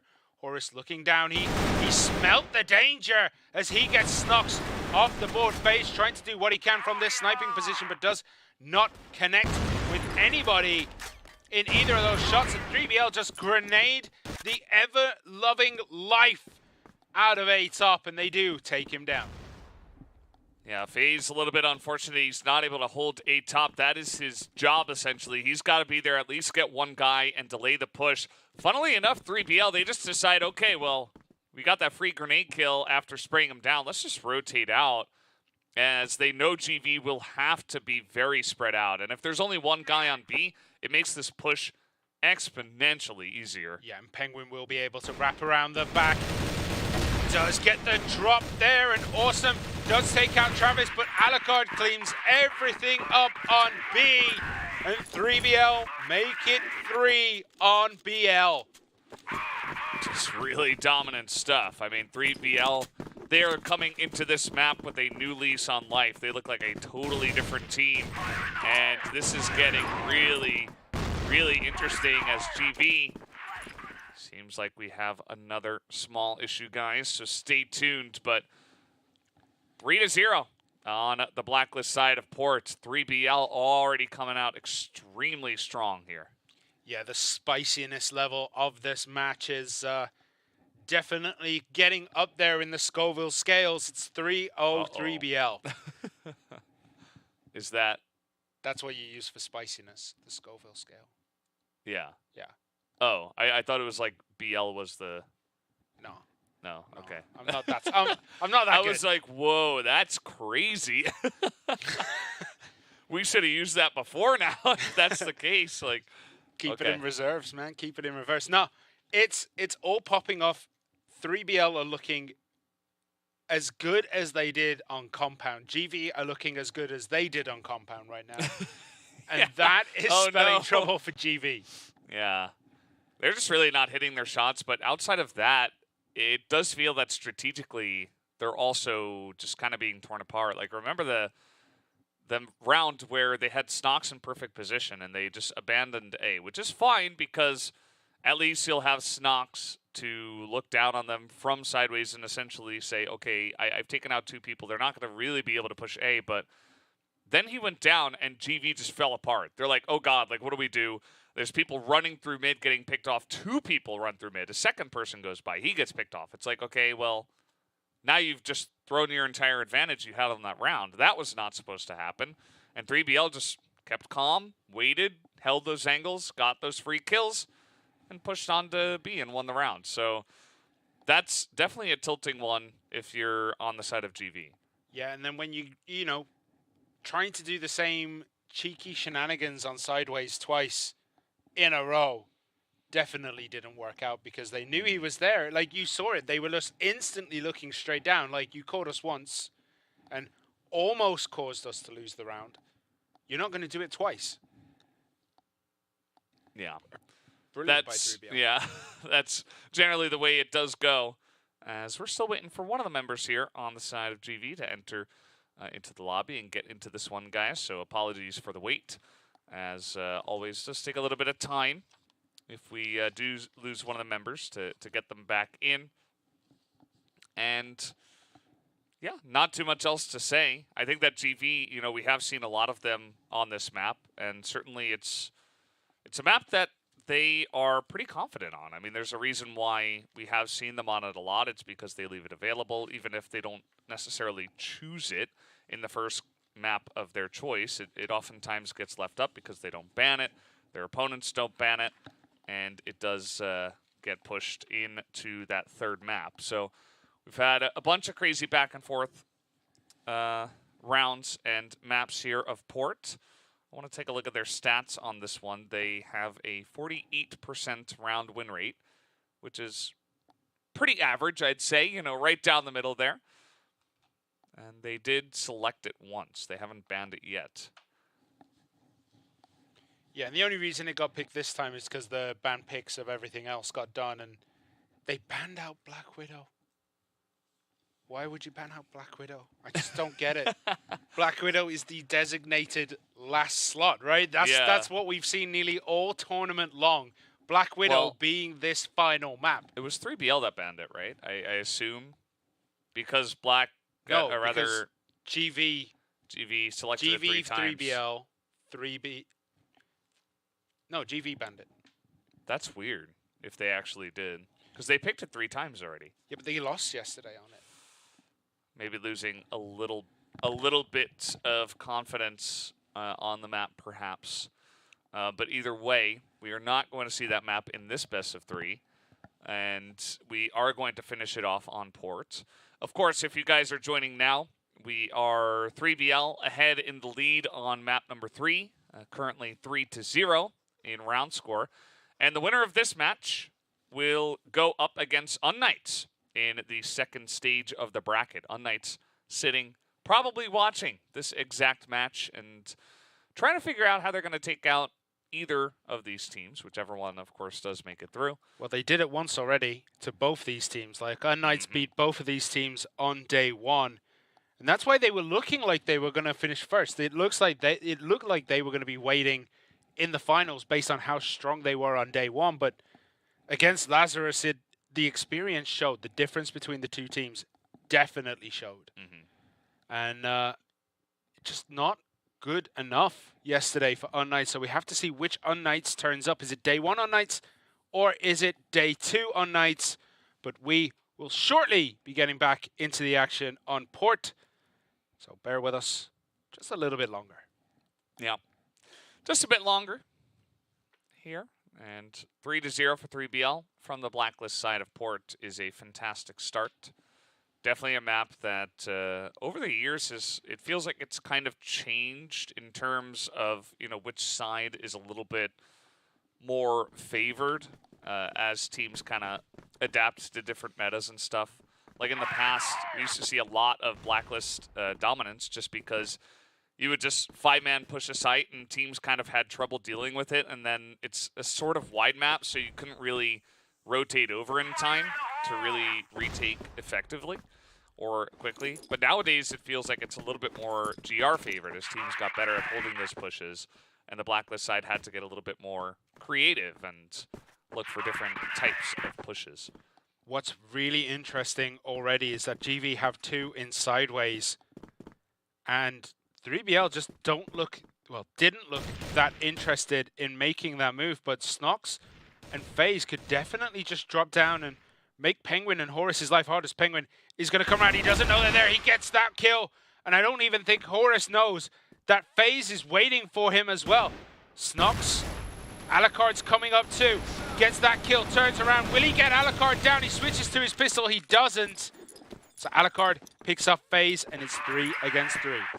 And when you put 2 guys up on sideways, you're not going to have anyone up on a top. Like, that would be just way too much of a committal. So now that those 2 guys go down, it is a essentially free A site to the side of 3BL. And yes, Alucard's got the bomb behind everybody. He's got the M4. They're not going to plant this really soon, but they're still able to kill the other 3 members just like that without losing a single one. So now 4-0 for 3BL Esports.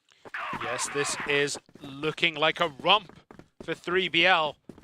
Can round 5 be the round where GV finally get up on the board?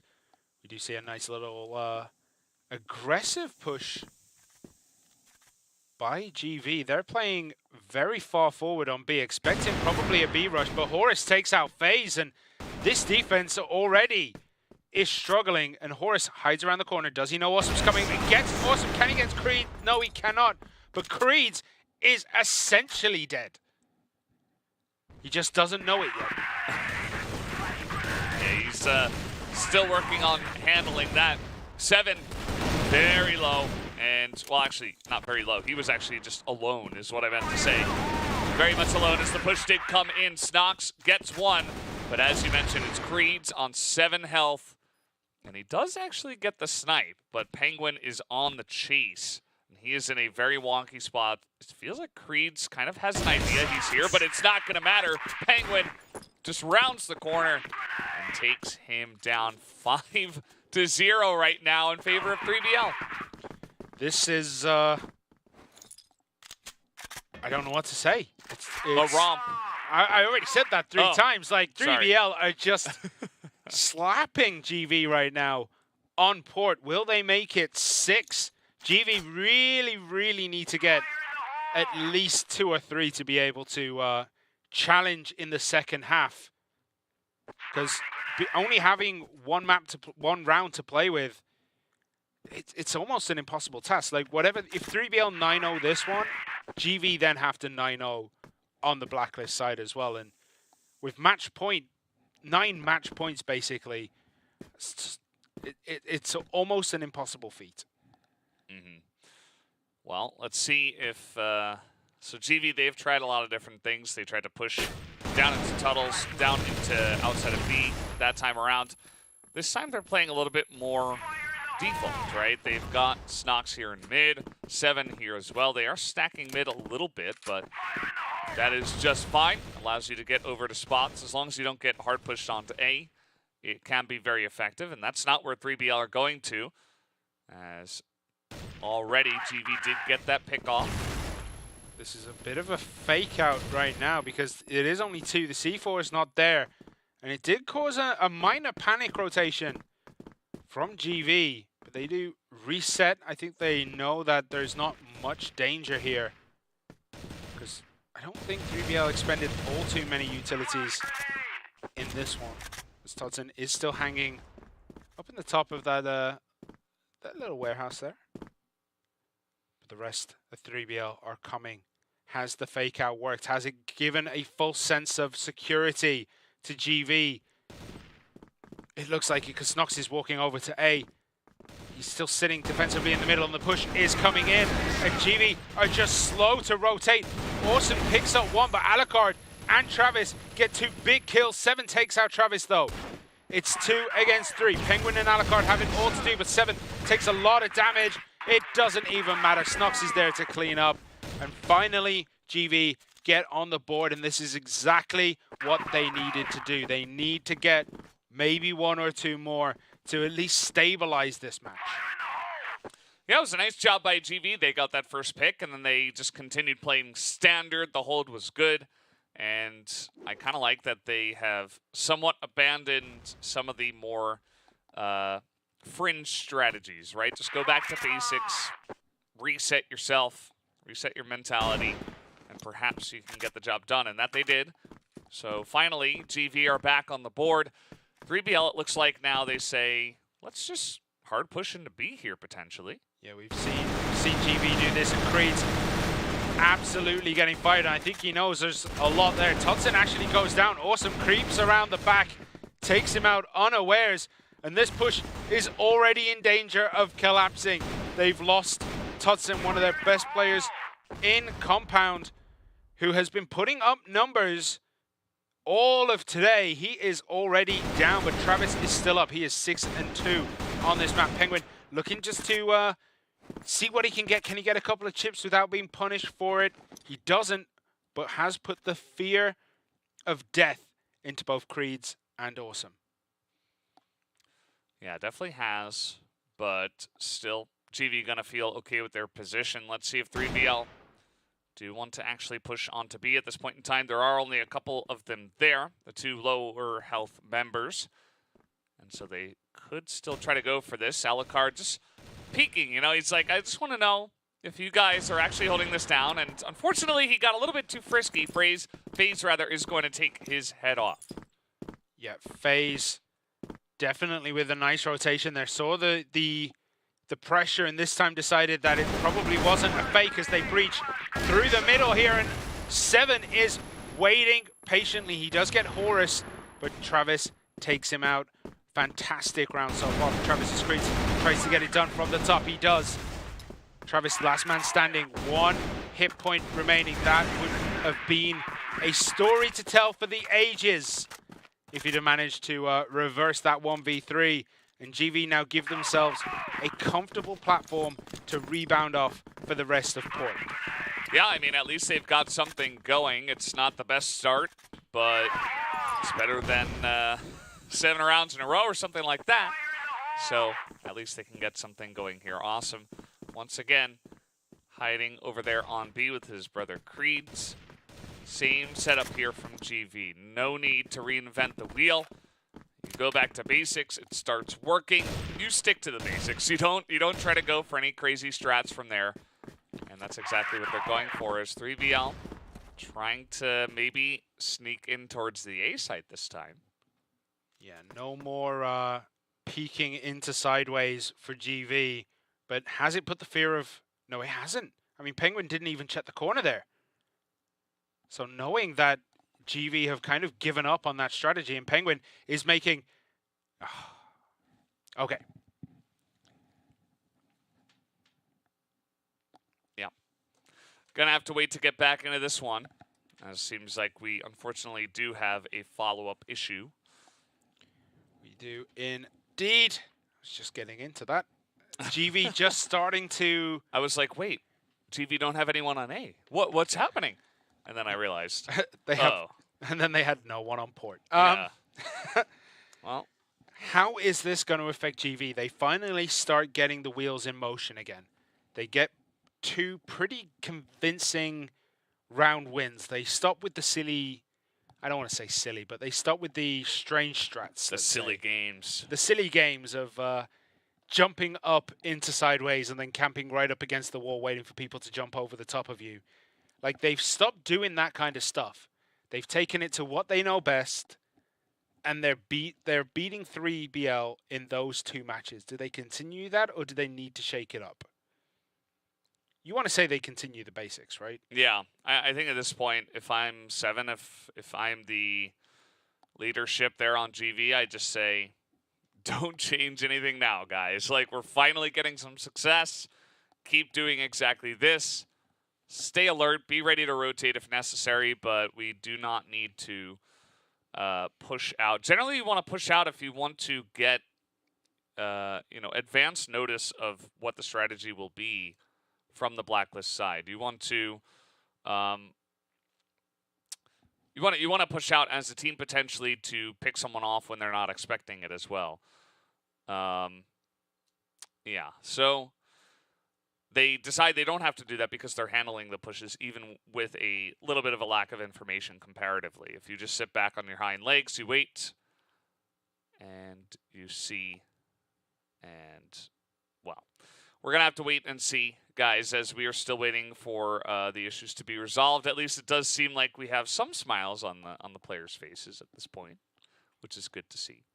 Yeah, I mean, they're fighting for their lives.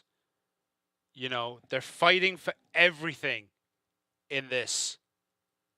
Their whole tournament depends on whether they can close out Port or not.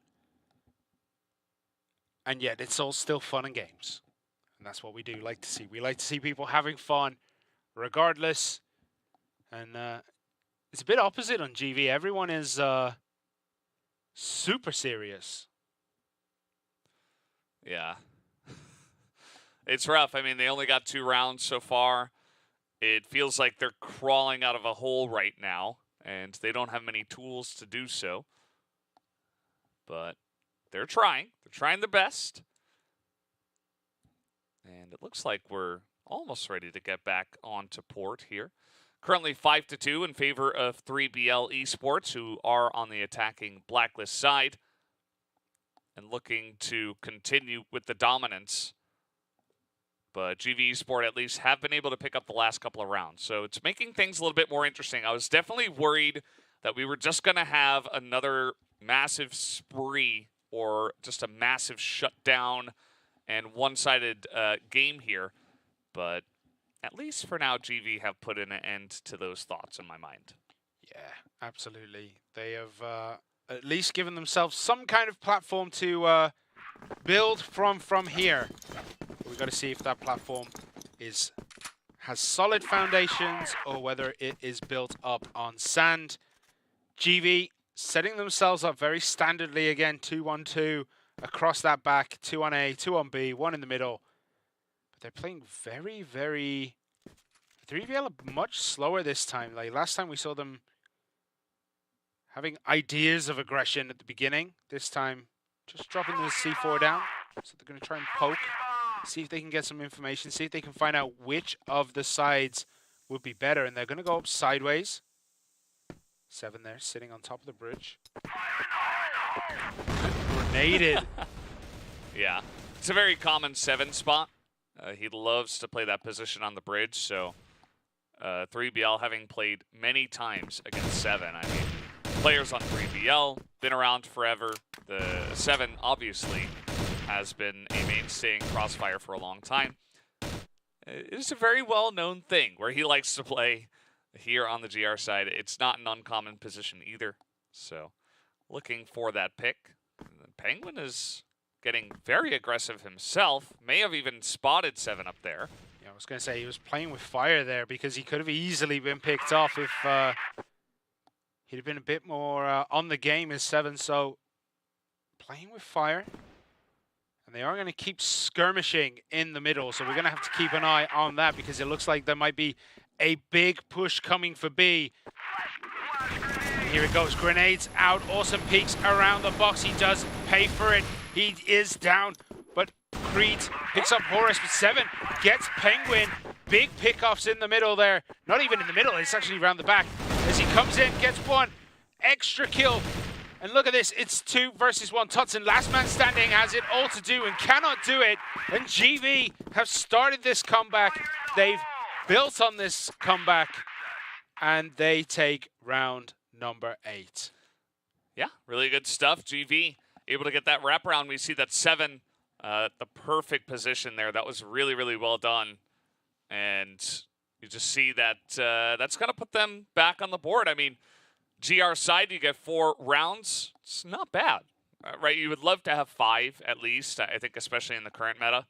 But at the end of the day, certainly going to need to just do a bit better on the blacklist side, just as 3BL have been able to. So looks like we are nearly ready to hop back into this one, but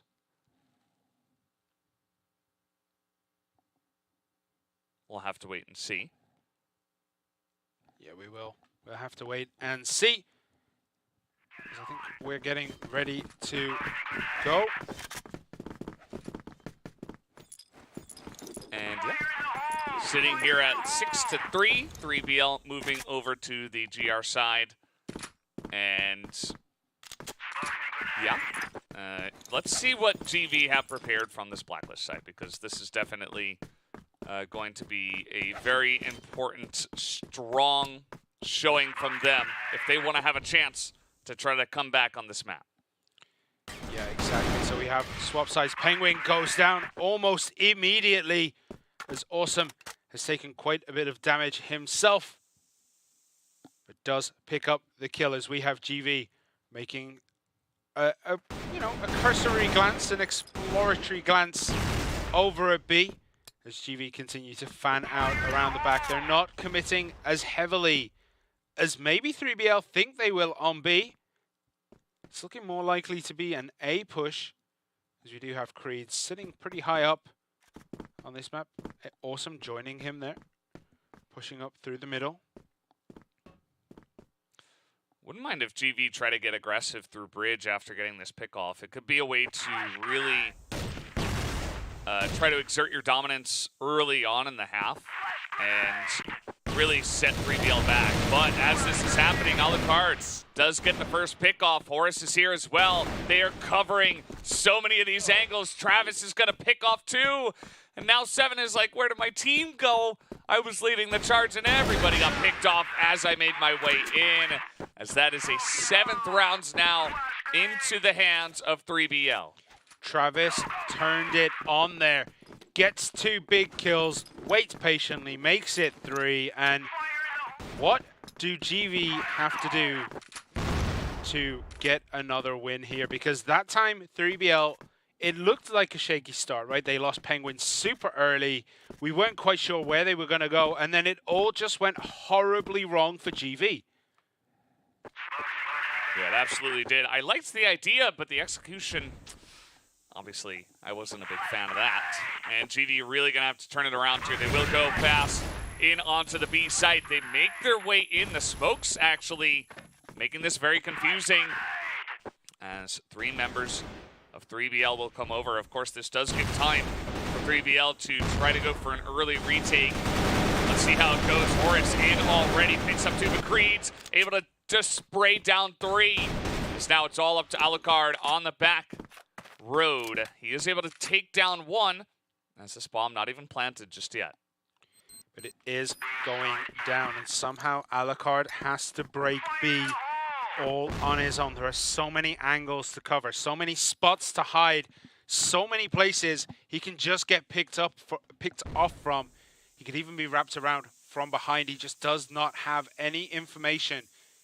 He would assume that Creeds and Awesome were camping there, but Awesome does pop out, gets GV, a nice little win there. Yeah, a pretty interesting strategy, one that you don't see all the time. Generally, you throw in some smokes, you throw in some frags, or not smokes, rather, you throw in some flashes, some frag grenades. You try to at least eliminate the guys on the site, but instead, GV, they just threw a couple smokes, and they're like, okay, we're just going to take position and allow you time to actually come in and retake, and that's fine. We're just going to take a 5v5 after we gain position. And it actually turned out pretty well for them. You don't see that every day. As now, GV trying to at least pick someone off. This is not going well for them. Horus and Alucard are just taking piece by piece out of the GV squad. A is 3BL's territory right now. But does get one more, but it's going to be a 4 versus 1. Awesome has it all to do. He is isolated from the C4. I think Penguin knows exactly where it is. He's going to camp that very nicely. Just pops out, pops Awesome, and pops another win onto the board for 3BL. Yeah, definitely a good spot for them now. Just 2 rounds away from making it into the next round of playoffs that we do have UNKNIGHTS waiting for whoever will win this map to decide the first victor of the day. GV still struggling. Their 1 round win that they had here on Blacklist was the very unique push onto B with the smokes. Other than that, the standard play much more heavily going in favor of 3BL. Yeah, they are controlling the global risk side here. They're not letting things get away from them the same way that GV did when they were on this side. We do see pretty heavy looking aggressive push. They're slowly just dropping down from sideways. And here we go. It's 5 against 2. Big pop-up Creeds takes a lot of damage with 3BL. We're all still healthy. Not anymore as Penguin goes down, but Alucard takes Awesome off the board in return as 7 gets Alucard. And it's 3 versus 4. Travis, Horus, and Totson have to rotate from B, and they do. But Horus goes down. He did manage to get Snox before doing it. FaZe gets Travis. It's Totson with it all to do. Can he do it? He has to switch to the pistol. FaZe gets the kill. Wow, pretty close there, actually. The retake, I didn't think it was going to happen, but they came in so quickly that GV were kind of caught off guard by that one. And at the end of the day, we did see FaZe was able to clutch it, very low on health, but he just taps on the head a couple times with that pistol and gets the job done. Maybe too much to ask from Totson, as you know, he had to spray transfer from the bottom of A into the top of A on a very different angle, and he still nearly pulled it off, but obviously a very difficult thing to do. So now we do have starting here 3BL in a good spot. FaZe already picked off. Yeah, FaZe pushed a little bit too heavily up that central street and got punished for it. GV might just be finding this an uphill challenge. Will they be able to get to the top? Who knows? They're poking here. Oh, Penguin against Awesome as well there. Nice pick off through the smoke. Just bided his time almost. Waited for the perfect opportunity. Didn't matter that he was being focused. And just click, click, click. Gets another one. But Creed does take out Penguin, but Horus cleans him up. Totson gets Snox. And this is looking all 3BL.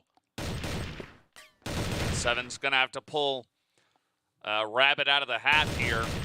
1v4. You can see he's trying to poke on a Totson. Horus, unfortunate jump timing. Not able to land that shot. Now Seven's going to take out Totson as well. He gets lower and lower. And finally, the big time flank comes around. Travis going to catch him there from behind. So now, one more round. Match point to the side of 3BL. Yeah, that was nicely weighted. I feel like they could have just waited for that wraparound for a much longer time, but they did get a little bit aggressive, maybe coaxing him into that full sense of security that they're not going to do the wraparound, and, you know, he does succumb to it. So it is match point as Penguin gets 7, and that's a great start to the match point match.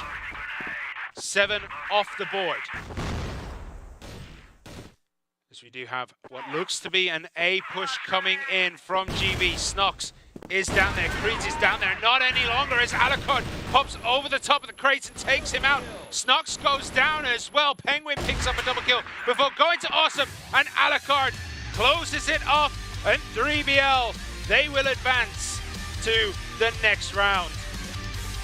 They get the job done as it was really, really close. You see some sheepish smiles there on the side of GV, but mostly just sadness at this point in time, as we will see them in the future, no doubt. But for now, they are out of CFSI 2023, and that is pretty surprising, going from winning CFWL Season 1 up against Lazarus 3-0 in the finals to now coming over to CFSI and not being able to take it past the first round of playoffs. 3BL coming in with a big win to start us off in a pretty spicy rounds here for the beginning of this playoffs. Yeah, 3BL, I mean, playoff day 3BL just hits a little bit different, doesn't it? Like, the first map they came out all guns blazing on Compound Sub. They had a little bit of a bad time there. I'm just gonna, sugarcoat that a little bit for them. Yeah, but Port, it was bad. What an explosive start on Port. And they do manage to close it out. They are going to be attempting to get revenge against UNKNIGHTS next. This is going to be explosive. Yeah, we're taking a look at some of the highlights as 3BL, they locked it down from the Global Risk side. They got 6 rounds on this side, or rather from the Blacklist side, sorry. They got a bunch of great pushes in, and then from there, it was GV trying their best to try to push in from the Blacklist side. It was not nearly as clean. Alucard was holding it down from the top, just something that GV were having some trouble with. You see the way it ended there. Alucard just popping off. It's 10-5 is the final scoreline. 2 KD to Alucard as he finally comes back here in map 3. Yeah, Travis as well put up big numbers and came in clutch for his team time and time again. You can see the KD, the kill rates, the kills per round, sorry, on GV just paints a story, doesn't it? It just tells you that they just could not get a strong footing on Port. They just could not set it up. It looked as though they were coming back, right? They got 3 in a row, and unfortunately, they just could not do it. A .88, 88% headshot rate from both Penguin and Awesome. So 1 player per piece. Pretty insane stuff. 10-4, 10-3, and then 10-5. Obviously going back and forth there as 3BL do take it up. It was a close match. The maps themselves were relatively one-sided, which is a very interesting thing. I feel like the mental game coming in very important for the playoff day. Yeah, and Horus, MVP of the round, 1.4 overall, 1 kill per round. The guy has been absolutely on fire. Yeah, and we are going to hear in just a moment from one of the guys over there on the side of 3BL. We'll have to wait and hear what he has to say about overcoming some of the hurdles to get over here and having another chance at UNKNIGHTS. So just waiting on the word to see when that interview is ready, and we will hop into it. Yeah, should be fun. Should be. Subbase is one of the map that I'm not going to talk about this time. I'm not going to bring it this up. Time, yeah, this time we'll just let that one slide. Yeah. I think that's fair, especially considering what they have been able to do. But guys, we do have the interview ready. Let's hop into that right now. Hello, Horus. Congratulations on winning the first round here of the playoffs. How do you guys feel about taking down GV not only yesterday, but also once again here to move on to the next round? We actually feel very confident, and it's just the beginning. We didn't do like anything special, so just wait and see. Yeah, final day 3BL seems to hit very differently compared to the first 2 days. Going up, you have a challenge ahead of you. If you're going to win this whole thing, you have UNKNIGHTS, then Lazarus, 2 more sets. How are you preparing for that? Actually, we studied all of the teams. Like the reason that we lost in the previous days, like we didn't want to use any of our strategies, So we need to hide it to save it to the last day. Yeah, well, certainly we saw some really cool strategies in this map. How are you guys able to not only win, but the maps that you did win were very one-sided? Like, how did you mentally just kind of crush GV as in the last couple of days it was like very back and forth, very close maps? Like, how are you able to so decisively win today? Yeah, like the last few days, we didn't full try hard, same as today. And we saved all the replays for all the teams, and we studied them very well, so we can counter in the day like this, in the last day. Yeah. I guess we should let you prepare for your next match against UNKNIGHTS. So good luck in that, and Thank you. Hopefully we'll see you again later. Sure. Thank you very much. Yeah, great to hear from Horace, of course. And wow, they will have another chance here. And as he said, you know, you were kind of guessing at it as well. You know, hiding the strats, saving the replays, getting ready for the matches today. It's a lot on their plate, as you also mentioned, right? You got to defeat 3 different teams now in a row, and they got past the first hurdle. Well, who's to say they can't get past the next 2?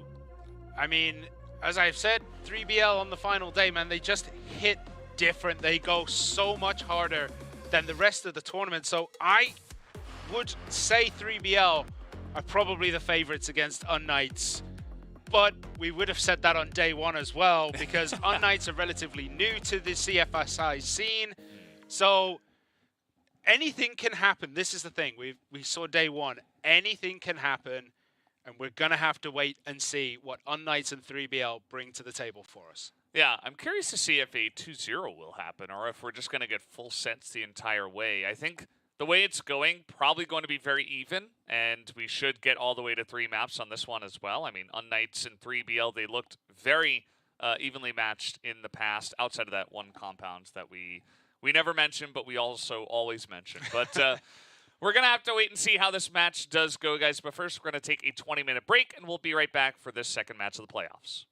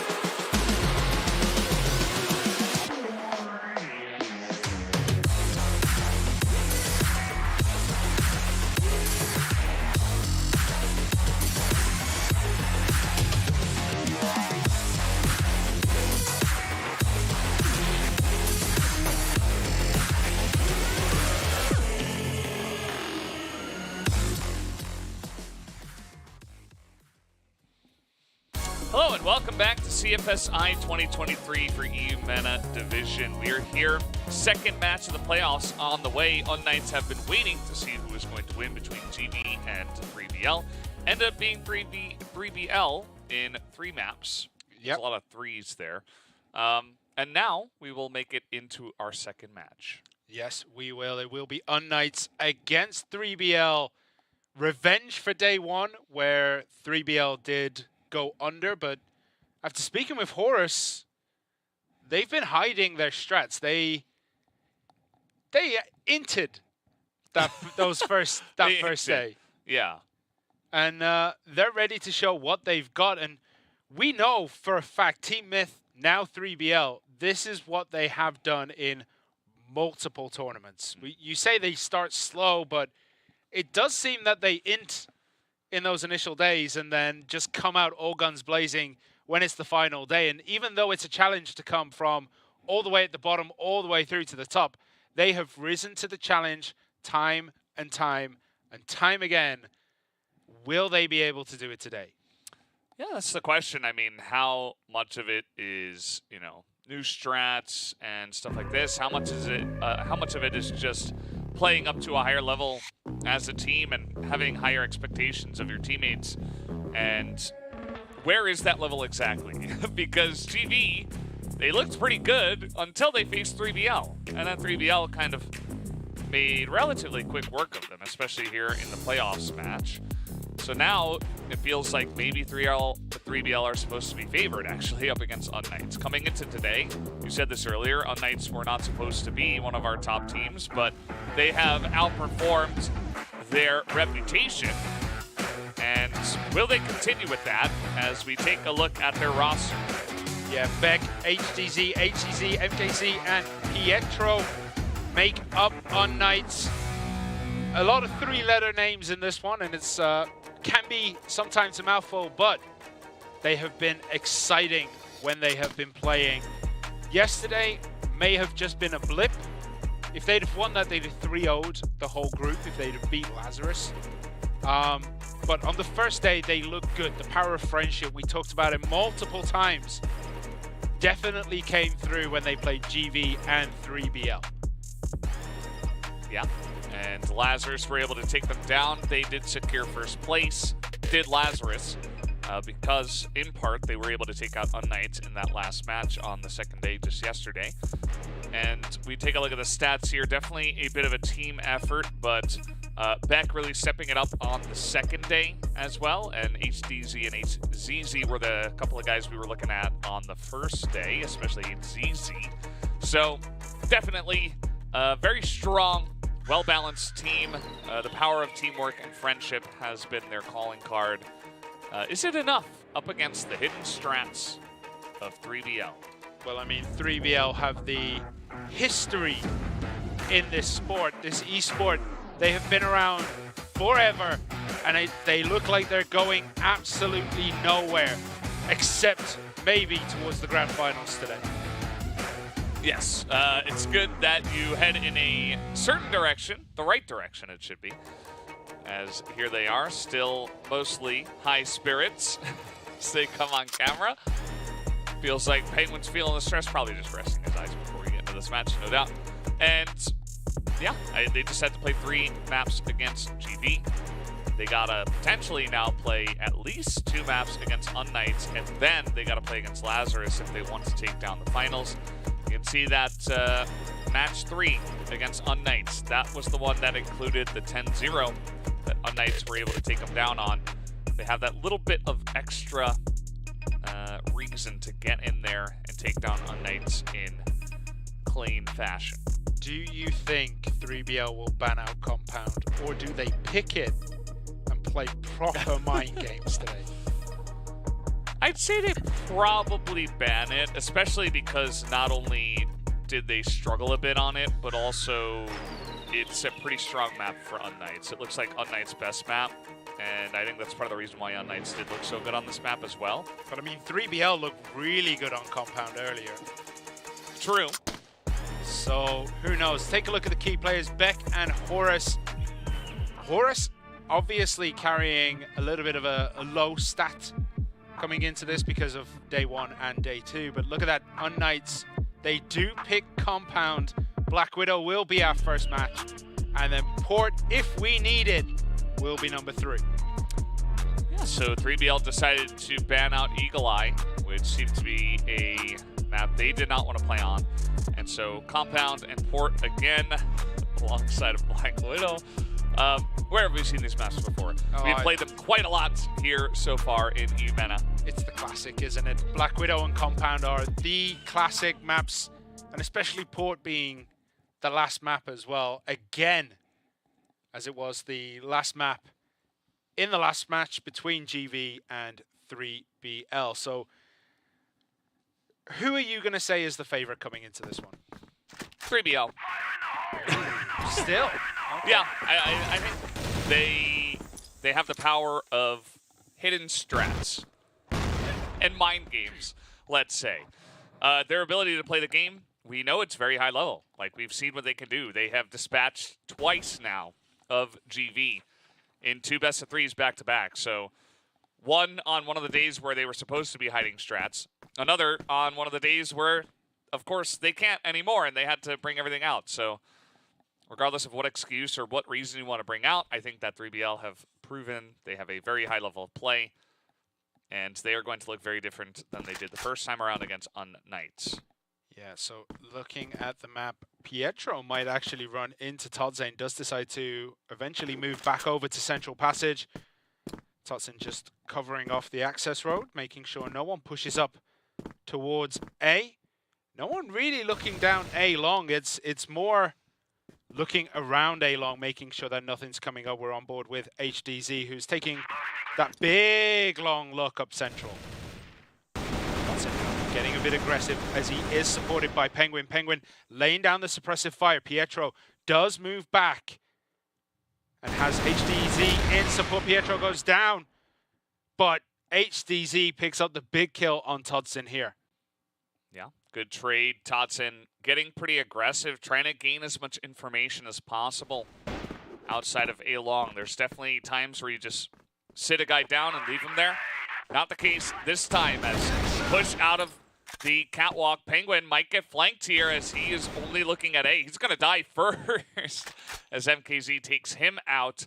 Alucard going to make sure that nobody peeks through this back window. Yeah, Alucard just holding the front while the others try to wrap around. You do see Travis on his way around, seeing if he can get through that alleyway. He's not going to run into HDZ, who is sitting looking down the access road, expecting the wraparound from the back. But Beck finds himself in all kinds of trouble as he gets taken out relatively easily. But look at that shot. HDZ just lined it up and slapped it down. Alucard and MKZ go at it. Horus, though, ruins that party. So we are on board with HDZ looking at the floor, just trying. That was so close. It was like 0.05. Unbelievably close on that bomb defuse, but he trusted his teammate to get in there, get that shot down, and it ended up working for them. So 3BL going to take first round here. Very nicely done. Yeah, it looks as though UNKNIGHTS may be having a bit of an aggressive push here towards A. They are quite heavily invested. No one's looking down A long. And I mean that, absolutely no one looking down A long. They would have had a window of opportunity. Horus does eventually turn around. We do have, I think, Alucard now on the scene. Just making sure that A entrance is covered. And yeah, UNKNIGHTS just disengaged from that. They reset, put themselves back in the middle. They're going to have a little bit of a peek here and there. See if they can get any kind of advantage on the map before carrying the C4 towards the bomb sites. Just holding Central. No one, though, from 3BL are really moving. They're very static on the map this time round. Yeah. You got Horus is actually looking at mid doors from kind of the A site. Now he's going to sidle on over, see if he can see anything else. But pretty classic two-man hold on B. And then you have the one guy in mid and one A short, one with a very passive angle looking at A long. That's Alucard. He's going to be met with the first pressure as we do have a push brewing from UNKNIGHTS. Yeah, they are bringing the C4. Beck is in no man's land again. He's going to try and get any kind of pick. ACC pops out, gets taken down almost instantly, but they know exactly where he is, but he gets two. Beck trying to do what he can. Alucard getting the double kill. Tutson actually took out Beck, who was trying to get the drop on the sniper here, and it's all gone wrong for UNKNIGHTS. Yeah, it absolutely has. Those two snipes from Alucard, he is really on his game now. It's a dangerous team when that player is playing well, but take a look at this. UNKNIGHTS trying to fight back, making it interesting. HCZ going 1v2, but he gets shot in the back as Travis will wrap right around. And 3BL gonna start off strong with a couple of rounds in their favor. Is this going to be revenge for yesterday's compound? 3BL look almost unstoppable right now. UNKNIGHTS need to kind of settle down. They need to find, you know, they need to find that little bit extra. They need to get something down. They need to look a little bit more solid as Travis puts on the aggression there. And Alucard gets MKZ. It's 2 for 1, but HCZ has 1 hit point left. So it's essentially 3 against 3. But HCZ might be used as a sacrificial lamb to be used going forward. Yeah, could definitely happen. Some spam here as Flash comes out, and now Horus is basically dead. Not entirely, but not going to stand much of a chance. Now we got 2 HP versus 1 HP. HCZ going to win that fight. And Beck comes on over, takes down Travis as well. Alucard against 3. He's on a roll, but can he really expect 3 more kills from this guy? I think it's too much to ask. Let's see if he's got it. He's got the first one as the bomb is planted at B while all of that is going on. Yeah, and Alucard has to try and find a way through. He does switch to the AK. Might get the drop on HCZ. Nope, decides to walk around, and is shot through the door by HCZ, knowing he's there. Makes just enough sound to be picked up, and UNKNIGHTS get on the board. Good job from them. We saw some aggression from 3BL down into the A road, and it's not necessarily something you have to do. Now they're going to get out on long here as Horus is trying to push forward with some flashes, but HCZ has the solid spray, and that is going to put an end to 3BL's nonsense. Yeah, 3BL are going to retreat with their tail between their legs after that opening exchange because they came out horribly worse as Beck picks up Penguin as Alucard gets one back. Pietro is down and out for the rest of this round. Take a look at Travis. He was able to slink through the mid doors and get some information. He is now all the way over here. HCZ might expect this, knowing that he can't get aggressive. It's not going to work. As at least, I guess, Alucard gets some information, but okay. Gonna snipe out HCZ, making this interesting. Well, that's definitely some information, isn't it? Taking out one of the big hitters. Alucard What? is 9-2, and we've only played 3 rounds. This is round number 4. 10-2. Alucard, what are you doing? As we go into the split screen, it's HDZ, it's Alucard, it's snipers at dawn. They're kind of trying to find out. They're looking under the bridge. Are they going to be there? Alucard's just around the corner. HDZ jumps up onto the boxes. He's looking down through A short. Where are we going? Both now not really sure where to go. The C4 is in A in case HDZ needs to get that plant off. There is 40 seconds left. But when it's snipers again, can HDZ see Alucard here? He's turned his back to him. If Alucard popped out, it'd all be over. Uh-oh. HCZ might have his back turned if Alucard peeks in. Oh, he nearly got him. That timing was such a thin edge. Alucard now trying to potentially peek, but I think he wants to wait for this plant before he makes any big moves. There it is, and HDZ knows roughly where he would be. No, he's actually turned his back to him again. But they need to find each other. He hears the footsteps. Alucard hiding behind the van. Doesn't know where HDZ is, but HDZ has a very good idea where Alucard is. I think they see each other now. It's around the crates. It's around the boxes. He just needs to buy time. HDZ could sit this one out, but no! Alucard popping off here. 3BL get the easy, I say easy, they get a defuse here. Alucard, within 4 rounds, is 11-2. That's nearly 3 a round. Yeah, just a casual, almost 3 kills per round is kind of insane. He totally carried that last round as well. And the team is popping off because of him. In total, he is more than doubling the rest of his teammates' kills combined. So Alucard on a roll here. He's coming into the next series with a vengeance up against UNKNIGHTS. And that was their round to win. I mean, it was 4v1 against a sniper. Like, that one, you can't be peeking. You got to group up. You got to get onto a site and set up.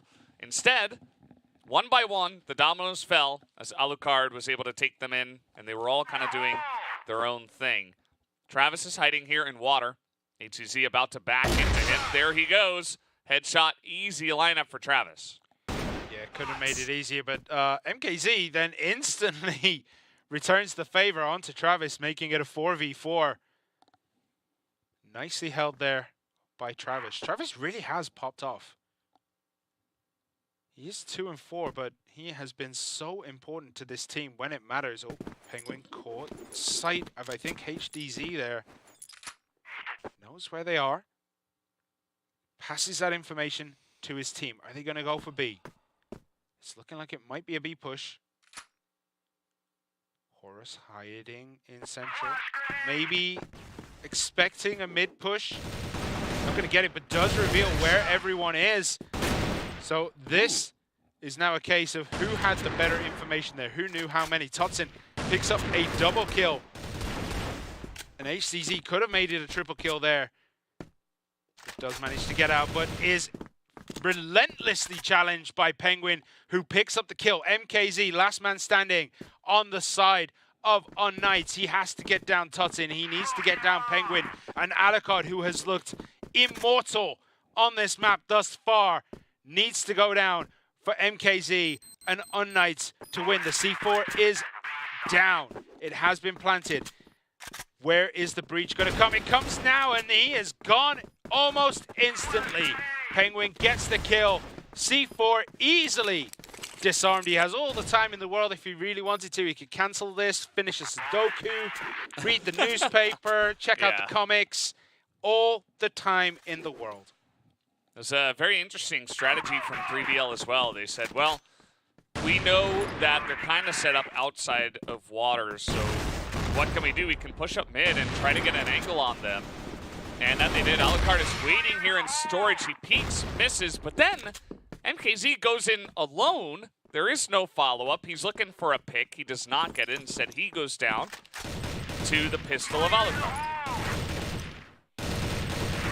Grenades go down central. Just cursory fire, just seeing if they can get any kind of tags on their opponents. But not doing. Pietro sticking down access road. Just, you know, I feel like he knows Totsin is around that area, but can't confirm it as he's been left alone, which will open up the opportunity for him to come and wrap around at any point. Will he walk back up to A? Will he sit down at the bottom of A long and chill down there? We'll find out as a push now coming through towards Ali and up towards A. We're going over the bridge with UNKNIGHTS. Grenade comes out, completely whiffs. But Penguin going on the hunt. Are UNKNIGHTS the fish in the ocean for this Penguin to come in and get the kills? He gets one, he gets two. Big kills there. He gets Pietro and Beck, but HCZ does close that down. And UNKNIGHTS now 2 against 4. They need a miracle here. Travis knows that they're there. He knows that he's got to do what he's got to do, but he does go down. It's a 2v2 situation. HDZ and HCZ picking up big kills. Alucard off the board. Travis off the board. It's Horus and Totsin against HCZ and HDZ. Sniper and Rifler on the side of UNKNIGHTS and 2 Riflers on the side of 3BL. Horus hiding behind this box. Is he going to get the drop? He does, but he does get taken down. It's a 2v1 situation. Totsin all to do. The bomb goes down. HCZ have time to set up as he has to make the massive journey from the bottom of A long and does get taken down by HDZ. And UNKNIGHTS close that one out and give themselves another round. It is 4-2. Yeah, very well handled there by UNKNIGHTS. Very patient on the push. Penguin got those 2 headshots. He lined it up so well, I thought that maybe they were just going to be able to push off of that and get a 5th round win, but wasn't meant to be. UNKNIGHTS, they keep their calm. They stick around on A short. They have total control of it. They just snipe a couple people down, and from there they're able to get a nice strong push onto the site. So very nice collectiveness underneath that stress. Alucard here, seeing who he could see. At the moment, there were 3 people from UNKNIGHTS over in long. They're going to leave HDZ to snipe this angle. Very common little strategy here. Penguin looking at side road. If Beck just moved up, he would be right in his face. HDZ nowhere near this. HDZ sitting at the bottom of A long. It's too many H's. Yeah. Yeah.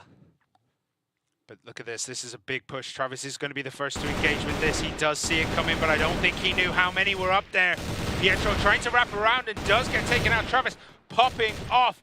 Gets one, but Penguin picks up the double kill and just shuts all that down. But MKZ returns with his own double. Make it a triple as he gets Tutson down as well. And now it's a 2v2 situation. Horus looking to move in here. Will MKZ get 4? He's looking for it. He's poking. He gets it. MKZ makes it 4. Can he make it a complete team wipe? 3BL. They had such an awesome position after that one, but then they just, one by one, peeked the guy. They said, well, eventually he'll run out of bullets. Eventually, we can take him down. Alucard is alive. 13 kills. Trying to go 1v1 against MKZ here. Has to, as MKZ has pushed out of storage in a very common spot. Alucard is getting wrapped on here. He might not know this at this point in time. As there it is, the shots come in, and MKZ somehow able to pick up 4 kills on the round and bring his team within 1. Very, very nice play. You could see 3BL, they had to play that slow. They just didn't know where he was, and he just ran around the back, got the pickup. That was it. Oh, it was that. Penguin is down, but Horus gets 1 in return, but MKZ takes out Horus. Advantage UNKNIGHTS in this one, and advantage has been reinstated as Alucard has gone down. It's MKZ, HDZ, HDZ as Tutson pops up, gets 1 of them, but can't get the others. And UNKNIGHTS take another win and tie us up 4-4. Very strong run that time around as they pushed out of a long. There wasn't much of a stance put up here by 3BL, and they just got rolled on the A site. That's not a good look for 3BL. You got to be ready for stuff like that. And if you take a look at the stats so far, it's even, and Beck's not even showing up yet. Like, imagine once they start getting some of these other riflers into the game, it is going to be a scary time for the side of 3BL, who maybe, just maybe, were relying a little bit too much on Alucard to do some heavy lifting, which is definitely another one of the stories that has been told about this team in days past. Yeah, 8ZZ and Travis there was only separated by a thin wall of plaster right next to each other, but the rest of UNKNIGHTS here moving into the position. So that means Travis might be the first again to make contact on the side of 3BL. And it's all going off. Travis is down, but look at this, Tutson trying to control it, but doesn't. Beck takes him down. UNKNIGHTS with a slight advantage here. Penguin, Horus, Alucard are all very separated. You see Alucard sitting up in passage, up in the spawn. He's kind of stuck in the middle of nowhere. And the rest of the team have to kind of try to wrap around. We do see Horus now supporting Alucard as Penguin goes on the hunt. HDZ is his target and does get it. Pietro knows Alucard is there. He sees just the barrel of the rifle poking over the top of this window. Doesn't realize the move has come in as Alucard got Beck. Alucard Left to do it all again, and he almost did it one more time, but Pietro was good. And UNKNIGHTS undo the damage of the first 5 rounds and take the lead going into the half. Yeah, definitely a good look from them. I mean, they started off a bit sleepy. A lot of our teams have in this entire tournament, right? So don't want to judge too far off. They were also getting clutched on like really hard by Alucard. Remember that a lot of the rounds that they even lost were against Alucard alone. So if you consider that they were getting ahead, winning rounds pretty decisively outside of one guy, and then they lose, and of course that counts in favor of 3BL. As long as they can shut down Alucard, they're going to be winning a lot more of these rounds more consistently. As now, they have taken out Penguin. It is 3BL on the blacklist this time. As Beck and HCZ in position, but Horus on the entry, very clean. As they get on in, will take the B site. They will indeed, and they get the plant down. MKZ looking to hunt with this pistol, moving around. Doesn't get the kill, does get pistol himself by Alucard. And HDZ with the sniper has to get 4. We saw Alucard do this. Can HDZ do the same? I don't think so. It's not looking good right now. Yeah, he's kind of running out of time. I think if you're going to string together 4 on B, you got to go in early. Not enough time. Horus will pick up yet another kill into his pockets. Didn't have too many before that round, actually. I think he picked up at least 3 on that round alone. So definitely bringing his numbers back up to almost even. So we are 5-5 between 3BL and UNKNIGHTS. All tied up. All tied up. It's all even. As we just see a little bit of a slower game this time round. Todson in a pretty nice position. Beck is very close. Beck might actually see. No. He's disengaged. Yeah, he's changing his position. Penguin there. Travis. 3BL moving across the center with reckless abandon. Knowing that HDZ probably isn't looking down there. And if he was, it would have been big trouble. We see Beck chilling out. Waiting for the pushes to come in. Waiting for the go signs. The C4 is still very deep. It's at the spawn. As we see Alucard looking straight down center. Now looking towards A. Looking back towards center. Like just being the overwatch here. Making sure that he has sight of as much of the map as possible to try and get that information from his team. He will be able to see movements around. But it looks like Horus might actually get the drop on MKZ. He does. But does he know? Behind the box is another.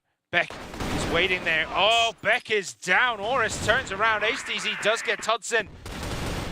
But it is go signs for 3BL to push now. Whatever site they want, they have the time. If they want to pick the C4 up from B and walk it over to A, they have all the time in the world and they have all the advantages. As Penguin sees HCZ and Pietro does go down. Oh no, Pietro takes out Penguin. So it's 3v2. Pietro does get taken out by Travis. HCZ needs to do quite a lot of work here if he's going to win this one. Horus is very set up. Travis is set up too. He's got a breach. He breaches. Travis jumps out the window just to kind of draw fire and then pops out when you expect the reload to be. And takes the win for 3BL, who now have advantage again. Yeah, it just comes down to, okay, HCZ just going to take out Penguin of all in the mid. And yeah, I mean, it just comes down to Horus slowly pushing through mid, nobody being there, and getting a free flank into B. Like, that's not supposed to happen, especially not on this map.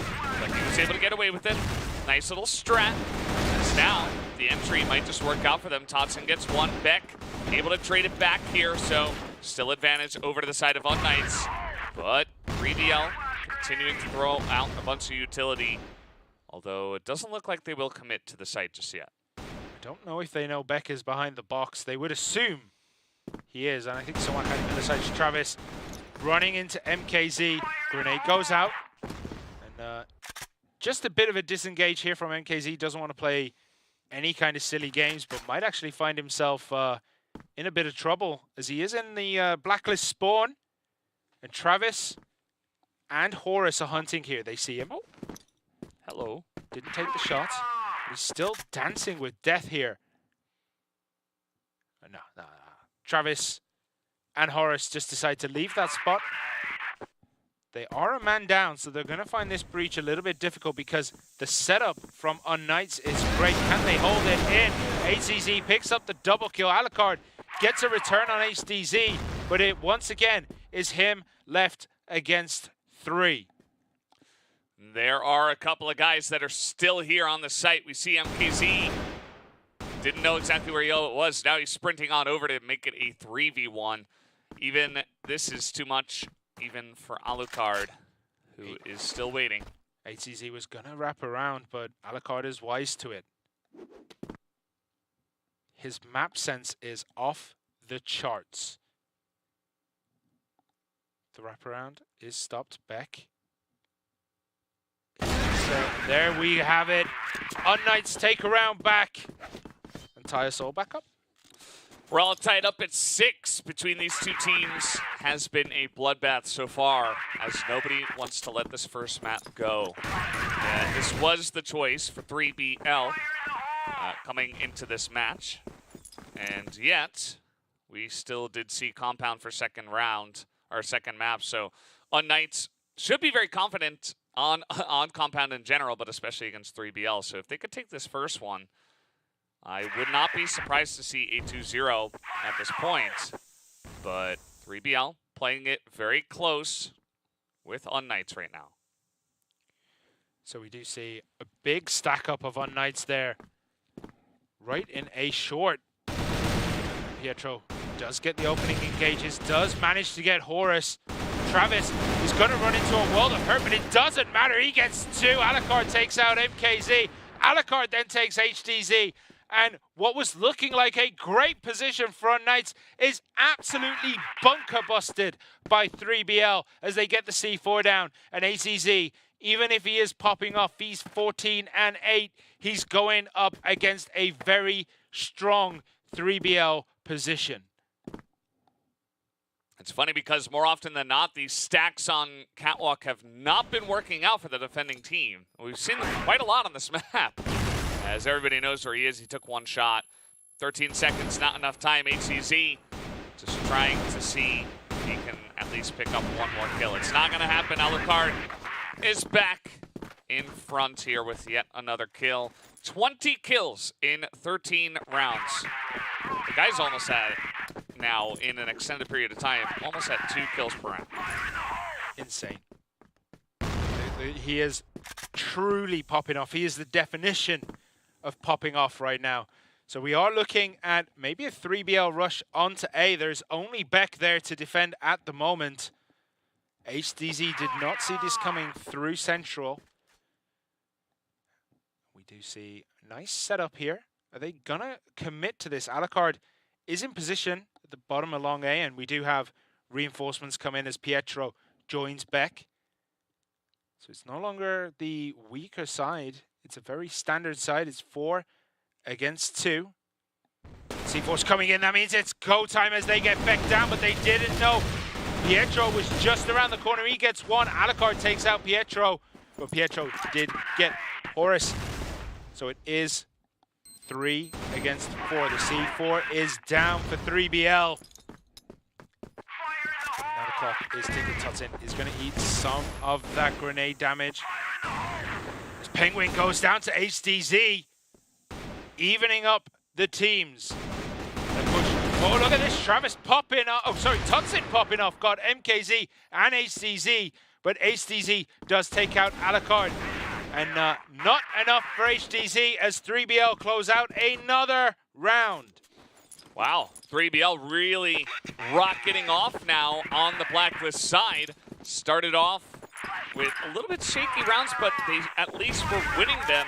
And now it feels like these rounds are getting more and more into their favor. UNKNIGHTS, right as I say that, Beck is able to pop out and get at least the 1 kill.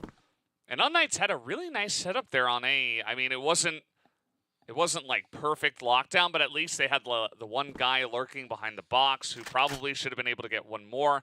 But, you know, the original entry from Horus was just so clean that didn't matter what the position was, they just got absolutely wrecked. Absolutely correct. Now looking at this, it is looking very, very similar to the first half where 3BL went 2, UNKNIGHTS got 1, 3BL got 2 more, and then UNKNIGHTS closed it out with 4 wins. So it might be a perfectly mirrored map. UNKNIGHTS can get this. Great engage. They're holding firm. I don't know if they know where they are. As Pietro gets a big double kill. Beck gets one. HDZ popping off as well. And UNKNIGHTS were untouched in that round. That they were. Very nice flank timing. Really good understanding of what that push was trying to do. And they got in position perfectly to shut it down. As now, here comes 3BL, maybe one of their new strats. They run straight down the middle as they have smoke underneath. Some of the spam is coming through. It is going to pick off Travis, but they're hitting hard. They're hitting fast. Will it work out for them? As HTZ gets one, but Alucard trades it back. It's 3v3 as they're on this B site.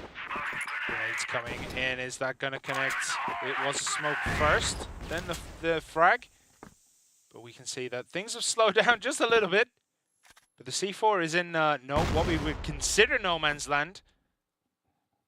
As Horus and MKZ are so close to each other. Everyone is very cramped up. There's a bit of an engage there between Penguin and HCZ.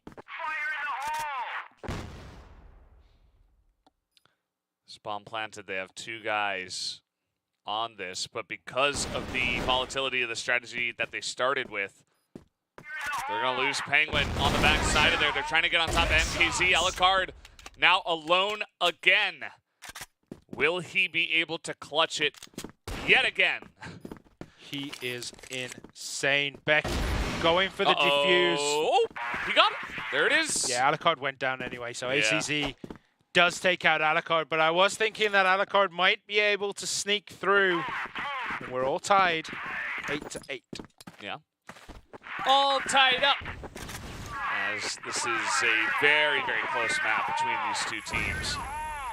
It's a huge first point to pick up, but also with Compound up next and the mental impact of what that could mean, even for both teams, everybody's trying super hard to pick up this first one.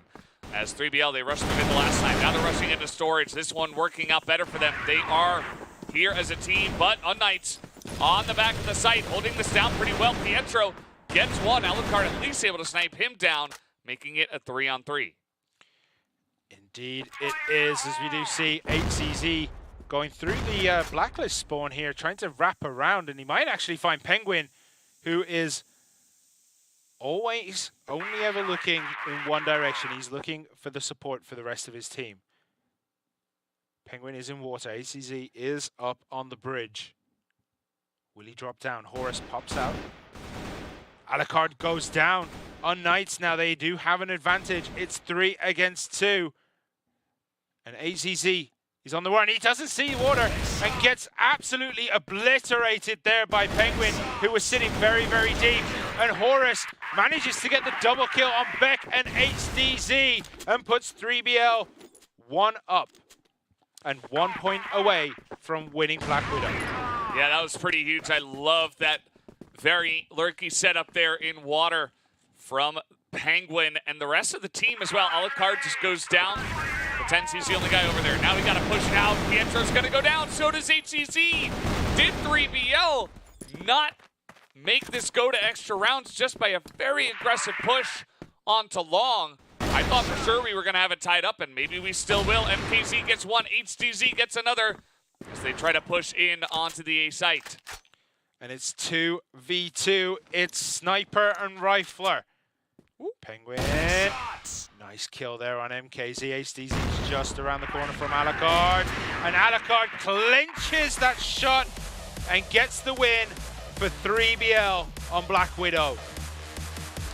A really close map to start us off. We nearly went the full distance, but 10-8 is where 3BL will put a stop to it, as lots of smiles, on their faces, but also Penguin looks even more stressed than I have ever seen him in my life. Like, he looks like he is losing hair as the game is happening, and understandably so. It was such a crazy back and forth between these two teams. Yeah, I mean, they were perfectly matched. As I said, 3BL had a 4-1 lead. UNKNIGHTS, they clawed it back. They went actually into the second half in the lead, but 3BL was just too strong and managed to just completely dominate the map at times. But we saw Alucard was just sickeningly good at times. I mean, this is the 4 kill, right? This is the quadra. As he does get one here. I think he gets MKZ. And then HDZ. This was intense. It was looking like, damn. That's so crazy. I just don't think that kind of stuff should be allowed. Like, it's just too good. He shouldn't be that talented. No one should be that good with a sniper rifle and a pistol. Like, it just shouldn't be allowed. But MKZ as well popping off here, and you got to feel UNKNIGHTS have a lot to show. They did really well in that map, and now they're going to their map, which is Compound. Do you think they're gonna do what they did the other day, or do you think it's gonna be a reversal of 3BL, who are looking very, very good right now?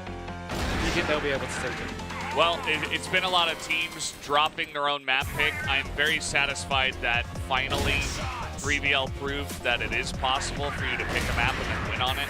Although it was close. It was very close. And it's not the first time ever, but certainly has been a bit rarer here in this tournament.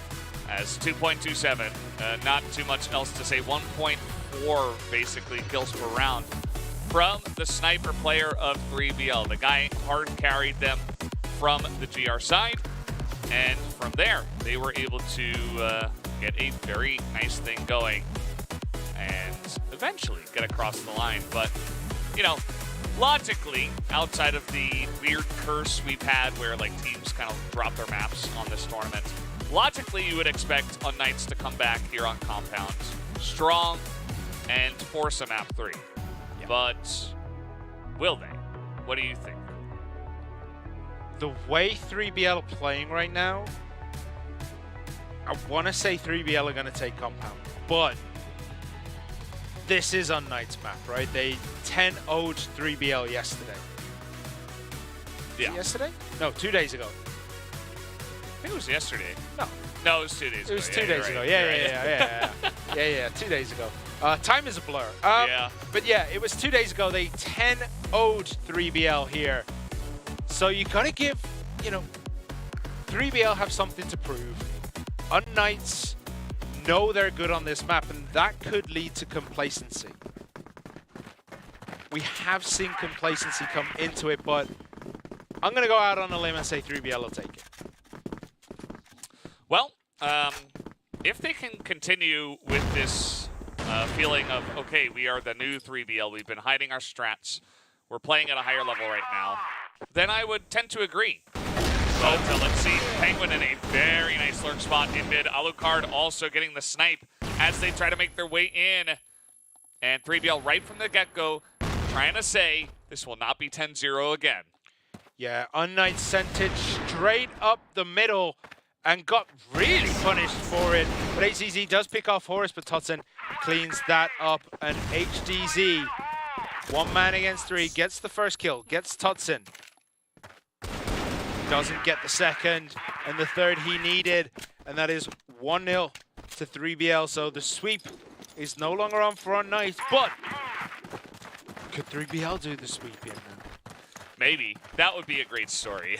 If they just come in and sweep them up 10-0 and say, ha, we got you. It would also be the first 2-0 of the entire tournament. Here comes MKZ, and Travis is right there. Very nice spray, picks up 2. HDZ finally able to shore that up, but not before HDZ nearly loses his life as well. Not sure exactly how that happened, if it was just part of the spray or what. But either way, 3BL once again. Another rush from UNKNIGHTS that gets thwarted easily. Yeah, Totson sitting very defensively in pillars, and he might actually get Beck and HZZ The two of them are going to collapse in there. Do they know he's in here? HCZ, I think, has a suspicion, but no, he's just going to walk on through. No, he does get caught. Beck knows he's there, and HCZ, he's got to buy him some lunch later because he was going to pop out. Yeah, that's going to force a frantic rotation over towards B. Just at least one guy, but now two. Both Alucard and Horus have to go in there and take a look at this rotation. Penguins all the way behind them. He's going to spot Beck, spots HCZ and HDZ. Perfect information, and he lands the headshots. Penguin is just on fire now as he picks up his 5th kill and a second round for 3BL. Yeah, when the stars align, they align perfectly because he was walking out. He sees one, he's like, oh, you know, I could take a shot, but let's just see. And then sees the remainder of UNKNIGHTS, and he's like, okay, it's dinner time, boys. Sits there, takes them off one by one, and what a close, and what a start for Penguin, who has been very aggressive on this map thus far. Yeah, really nice stuff. Showing a great understanding of the map, too. For me, Compound, you got to be kind of on the move. If you're stationary on some sites, you're going to get out-rotated. You're going to get just kind of rushed from mid as well. I'm talking about GR side here. So definitely, you got to be on the move. You got to have one guy who's checking corners, who's trying to go all the way around and see if the blacklist side has left any holes open, and at least get some information. It's a very large map. It is indeed. And Central just being held here by UNKNIGHTS. They haven't committed to anything yet, but MKZ is moving forward. And MKZ then falls to the floor to a grenade. Standing right on top of it does go down. As we do see Travis trying to do what he can, just laying in some fire, seeing if he can hit anyone through the smoke as Horus gets Pietro, Alucard gets HCZ, Penguin gets HCZ, Beck takes out Travis, and it has all gone horribly wrong for UNKNIGHTS as 3BL make it 3. Uh-oh. Well, it's 3-0, and that's only 7 short of 10-0. That's what I'm thinking about now, and you got to know that both teams are thinking about it, too. Obviously, it is still extremely difficult to actually pull off, but, oh, man. The pressure is mounting for UNKNIGHTS, a team that is new to CFS. They are trying to come in here and be the dark horse of the tournament and make a big name for themselves, but perhaps a little bit of lack of experience, rather, could be the backbreaker. They did really well on the first map. They almost brought it to extra rounds, but what happens when you go to Compound, down a map, on match point against the enemy team, and the pressure gets even higher. Yeah, Penguin, by the way, is sitting at almost 3 kills a round. It's 8-1 right now. That is bonkers to say that we've only played 3 rounds and nothing has been done yet in the 4th. We do see setting up, sitting down in pillars, so maybe the push into B is going to be the plan for UNKNIGHTS. They've tried unsuccessfully at A and unsuccessfully straight through the center. So it does make sense that they try something else, and maybe the nerves are getting to UNKNIGHTS here. They are deeper in this tournament than they have ever been before because this is the first time they've ever been here. That is very true. They're setting up for a mid-push. Let's see how it goes. Make their way in, and PZ gets one, but Horus is right there supporting from the spawn. And they push in to servers. Totsen is waiting just around the corners as Pietro even check. And that's a negative on that one. Does lay in quite a lot of damage on HCZ and Beck, and Horus cleans that up. 4-0. There's no way, right? There's no way. That's what I'm saying. It's like every round that UNKNIGHTS lose, it gets one step closer. And man, Horus picks up the 4th round for the team. He also picked up 4 kills in that last round. So he was sitting at 1-1. Now he's 5-1. Everybody's getting a piece of the pie. It's not just, oh, okay, Penguin's going to lead us to the charge and it's going to carry like Alucard did on the first map. No, now it's Horus's turn to come on in and take a big piece of the pie, take a big slice. Who's next? Is it Alucard? Or will UNKNIGHTS put an end to the madness? Well, right now things have slowed down considerably compared to what we've seen in previous rounds. UNKNIGHTS maybe just not sure on where to go. Holding center for now, one in pillars, one over by the pipe. Looking into A, but yep, just trying to get the information. You can see a couple of cursory exploratory shots coming in, but no one's biting on the side of 3BL as Travis does take down MKZ. And look at that, 1/2 a second engagement, and Travis picks up the kill. Yeah, it just feels like the second UNKNIGHTS show their face, they just get wrecked. As once again, the spray is there. This time, Totson takes a giant piece of the pie and says, thank you very much. I will eat deliciously now. HDZ alone against pretty much everybody. He does get the kill onto Horus, but now he's got to run in. He's running out of time. There's just not a lot of hope for this sniper player. Down he goes. Totson says, you know what? Fair fight, I'll pull out the pistol myself. Looks for the one taps, and he does pick it up. Totson now picks up 4 kills himself. It is 5-0 3BL, and UNKNIGHTS need to stop this hemorrhaging of rounds here relatively soon if they're going to be able to launch pad themselves into the second half. And Alucard takes out Beck and dampens that dream of maybe coming back, because it is looking very, very tidy from 3BL right now. Yeah, and you can tell that UNKNIGHTS are really struggling because it's just pick after pick after pick that they're giving away. Oh, HCC just gives it away to Penguin as well, and things go from bad to worse. And he's just falling out of the window by himself, just trying to, you know, this is what happens when you don't have the experience, when you can't keep yourself calm in these high-pressure scenarios. You're not playing your game. It's kind of like you're taking desperate chances now, and it's not the strategies that they have practiced. The pressure is on for UNKNIGHTS. They need someone to pop off, and they need someone to pop off soon. We're on board with ACZ, who is dancing around, does take a lot of damage here as MKZ goes down to Alucard. HCZ and Pietro have it all to do. HCZ going to breach into the server room, priming a grenade, throws a grenade. Horus just bounces away from it. Horus is actually just a dancing bait machine. He's like, hey, look at me. Woohoo, aren't I silly?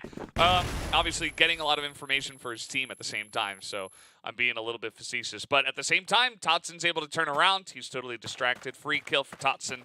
He says, thank you very much, Horus. And now it's Pietro, who doesn't have a kill yet for that first one. Yeah, it doesn't look like he's going to get one here, because he's all alone and has 20 seconds to try and plant the bomb, or 1v5 the whole of 3BL, who have been on top. And here he goes. He pops out and he pops down. Alucard takes another win for his team. 3BL 6-0. Yeah. This is why, before we even started this map, I'm like, okay, it's compounds. This is where, you know, your mental effect will be multiplied by 3 for both teams. It's not just BL. They may even get a bonus, like a positive effect from it. And in fact, they have. And it looks like UNKNIGHTS are getting the opposite here. Because again, we've seen better from UNKNIGHTS, but also this is maybe the best we've seen from 3BL. So like all of these multipliers are just happening for both teams. And it's looking just really one-sided. UNKNIGHTS are going to have to stop this freight train from going off the tracks right now. How do you pull the brakes? And how do you turn this around? They have no real launch pad right now. They need a big pick-off ASAP. Are they going to get it when it goes out? They are in pillars, 3 of them. And they have 2 just sitting over in Central Plaza. And now they're going to make a push up the middle, trying to get some kind of information going. Grenades come in, and they're going to go for the push onto A. How is this going to work out? Penguin is there. He does get MKZ. Beck gets Penguin. Oh, look at this. Travis popping off. He gets the double. Pietro does take him down, though. It's 2 versus 3. UNKNIGHTS really need this to springboard themselves into the rest of the game.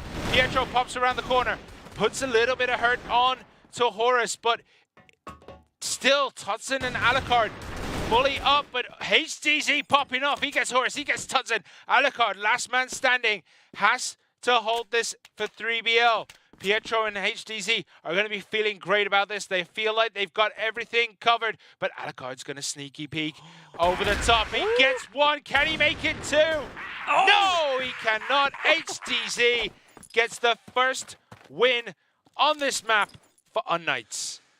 Yeah, you got to hand it to them. They finally got it done. There's no 10-0 this time. Not for 3BL, as HDZ able to pull off 3 kills, I believe, on that round. Might have even been 4. I don't know. There was so much chaos in the beginning of that one, very back and forth, and man, now it feels like the weight's been lifted off their shoulders. Like, this should give them a better chance at actually playing their game, maybe bring some confidence into the team. But yeah, just to get the monkey off their back and kind of just forget about, you know, some weird 10-0 curse, right? Now they can just focus on the crossfire and get it done. And if you get 3 rounds, I mean, we'll have to wait and see. 3BL might not let them, but... Yeah, I was going to say, saying that, Travis has been sitting there just taking pot shots through smoke and landing nearly everything on MKZ and HDZ, who didn't even return fire. Just took the damage. I mean, Penguin's still sitting up there. He's still waiting. Just hanging out. Yeah. It's going to see this push coming through pillars. Sees everything, gets out of dodge, throws the smoke, going to cover his retreat. Sorry, throws the flash, covers the retreat. And the rest of the team would know this, and we do see Tutson rotating over to help him out, but there's still 3 over on A, and this is a perfect read by them because UNKNIGHTS are looking, to make that rotation, but they're not going to at the moment. Smoke is down in central. We do see shots fired here, and it's a split push here as the bomb carrier is heading towards B, while the rest of the team head towards A, just cutting things off. HDZ gets Alucard down, MKZ gets Travis, but Horus picks up a big double kill. And Tutson and Penguin, well, Tutson gets 1. It's 2v2. Beck almost got tagged there. And HDZ still alive is a big boon here, but he's up against Tutson and Penguin, who are having a great map so far. And Tutson, 3rd kill on the board. It's all up to Beck. Very nice angle of rotation, but he's going to go back to the site. Will they check up here? Well, now they're going to know. Shots missed, and they hop in. They try to get that pistol shot down. 16 seconds. Beck is buying a lot of time. As he's going to tap on this, he's going to hold it as no! The spray comes in, and Beck does take him down. I thought he just had himself covered, and I think he thought that too, because that was a very sneaky position to start defusing the bomb just behind that box. But again, gives the slightest elbow poking out and does get punished for it. That's a couple of big rounds for UNKNIGHTS now. They're on the board, and they are coming fast. 3BL will have to put an end to this streak because it's been a couple of very strong rounds in their favor. Yeah, they've applied pressure to the bleeding. Can they suture the wounds? And maybe even come back into this one. They are down by 4 at the moment, but the foundations have been laid for a comeback as Pietro goes on a bit of a hunt here. We do see 3 over in pillars, and they are looking directly at Tutson, sitting in that window, not pulling the trigger yet. The C4 is down there in pillars as well. I think Tutson maybe caught a sight there of Beck, but unfortunately, he's not going to be able really to get out of this position. He's kind of trapped between a rock and a hard place, especially if HDZ turns around to maybe get a flick. But HDZ and Beck might just run themselves into trouble. Tutson has retreated all the way back into the servers and is peeking, taking a look, seeing if they're coming. HDZ is there.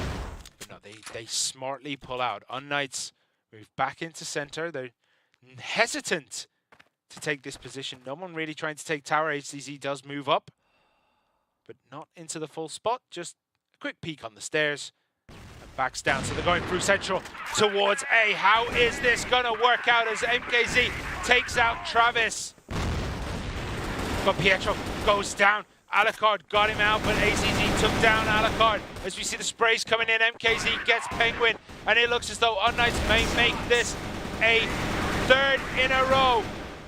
But Tutson might have something to say about this. It's all up to him. 1v3. He has clutched in the past.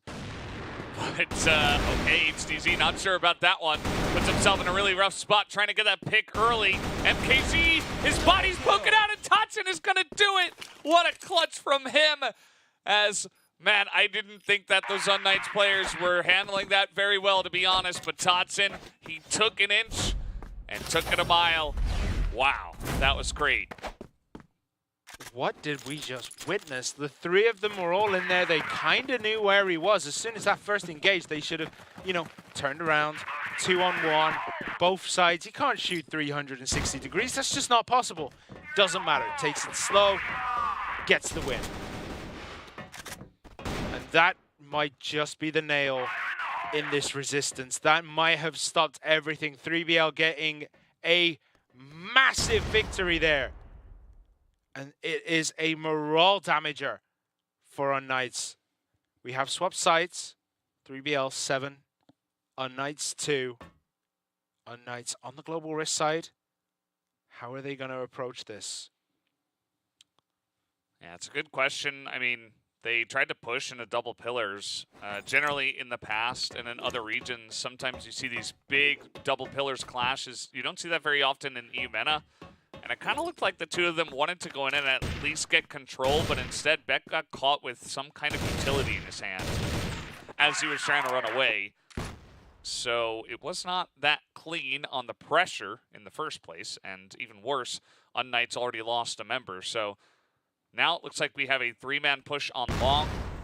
Not a lot of information on this, although they are checking it at this point because they don't have anyone out here. Yeah, 3BL had a massive free window because everyone on UNKNIGHTS was looking towards pillars. But they slow played it. They want to get the information. And now UNKNIGHTS actually have managed to set up a defense with HDZ and MKZ. But if MKZ walks out this door, he is a dead man. And look at this, nicely held. Pietro does get Alucard from the back and is wrapping around. But they know he's there. Where is HDZ? He's with him. They're together. The bomb goes down. HDZ and Pietro now have to break A as a team 2 against 4. Well, this isn't going to be easy. HCZ is trying to come in from the spawn area now. As he'll get in front of the smoke, maybe try to lead the charge for the team. But the angles, there are just too many members of 3BL on the site. And they start off with a very strong Blacklist first round. 8-2 has, they already have one map under their belts. They took Black Widow 10-8, and that kind of felt like it tipped it heavily into their favor because this one has been very one-sided. And UNKNIGHTS have not been able to continue with any amount of pressure. 3BL looking like they are one step away from going up against Lazarus. Yeah, and UNKNIGHTS look as though the floor has fallen underneath them. And there's lava. Well, lots of lava. All right. I wouldn't say they were burning yet, but okay, all right. Underneath, so we do pop out. MKZ does go down. Penguin gets the kill. It's Tutson and Travis here looking to see what they can do with Penguin. HDZ rotates around. He's in the area, does take a grenade to the feet, and takes quite a bit of damage there as Beck is sitting holding Pietro. They have the kill zone, they have the crossfire. Can they get the kills? They do not even get one. 3BL are looking to wrap this up. Into Servers, and we all know what Servers is like. A switch to the pistol. Can he get it? HCZ with a triple kill, and we know how hard it is to break Servers. We know how tricky you can be. But HCZ gives his team a lifeline in the server room. HCZ, how's he going to get angles with the sniper on here? He should really try and find a rifle, but Penguin takes him out, and 3BL take another, and it's one step closer to heading towards the grand finals. Yep, match points here for the side of 3BL. 1 round does it. They have 7 chances, and then they have more on top of it, if necessary, if we go to extra rounds. And now HTZ is going to pull the cork out of it. He is just going off the rails. He has gone down mid. He's looking for picks. A trade of kills here in Pillars, as they also push into Pillars at the same time. So now 3BL trying to decide, do they go quick into A, or will they slow this down? Penguin gonna peek out here. He gets very low. MKZ with the follow-up peek. And at least Thompson will trade a couple actually into their favor. It is looking sign sealed, delivered for 3BL right now. Beck and HTZ have a lot of work ahead of them. They have Travis, Alucard, and Todson to take out. And they can do it. They have shown they have the ability. They just need to pop off at the right time. And Travis picks up a massive kill on HTZ. Beck has everything to do. He sees Alucard, he gets him down. It's 1v2. Beck is actually just dodging around them. He's going to jump up into the room here. Eats a grenade, and that's not what he wants. He's very, very low. And he goes down. 3BL take the victory here in emphatic style. 2-0. First of the weekend, it feels like. And it is. It was almost too easy for 3BL. UNKNIGHTS held high, new into CFS, and finish up in 3rd place. Yeah, I mean, nice try from them, but it's like, you know, a really strong bull gets in front of a freight train and just gets absolutely massacred. Sorry for the gory image, but I mean, that's kind of what happened here, especially on the second map, because it was just a landslide victory. It just feels like 3BL, they got ahead early and they started taking over everything. Like, UNKNIGHTS kind of fell apart a little bit halfway through Blacklist. I think they lost their footing and they began to fall straight into the lava that was very apparently there. Yeah, and 3BL just took the advantage hugely. It was a complete one-way street. It did look as though UNKNIGHTS might have been able to build a platform to come back. They did get 2 in a row, but 3BL were like, okay, we'll give you a couple of freebies as we you know, warm up and try some of our more experimental strategies. And then they just closed it up. As you can see, they did not drop anything. Yeah, they were like a master surgeon. It's like, oh, we've taken a bit of a cut. Let's stitch that right up in record time. Todson had no business doing that. No business, but it was disgusting fun to see. It's the kind of thing that you shouldn't be showing the children. You know, like they're gonna try and replicate that, and it's not gonna go quite as well as he did it. Todson again gets them the advantage. Travis, really nice setup. It just felt like everybody was on the same page. Even Alucard and Travis, who had the lower amount of kills on this map, didn't matter. They were still positive. 10-2. Everybody did their job. Todson almost 3 KD in this map. And of course, it does make sense that nobody on UNKNIGHTS had above a 1 because, I mean, they only took 2 rounds. A nice stride from them.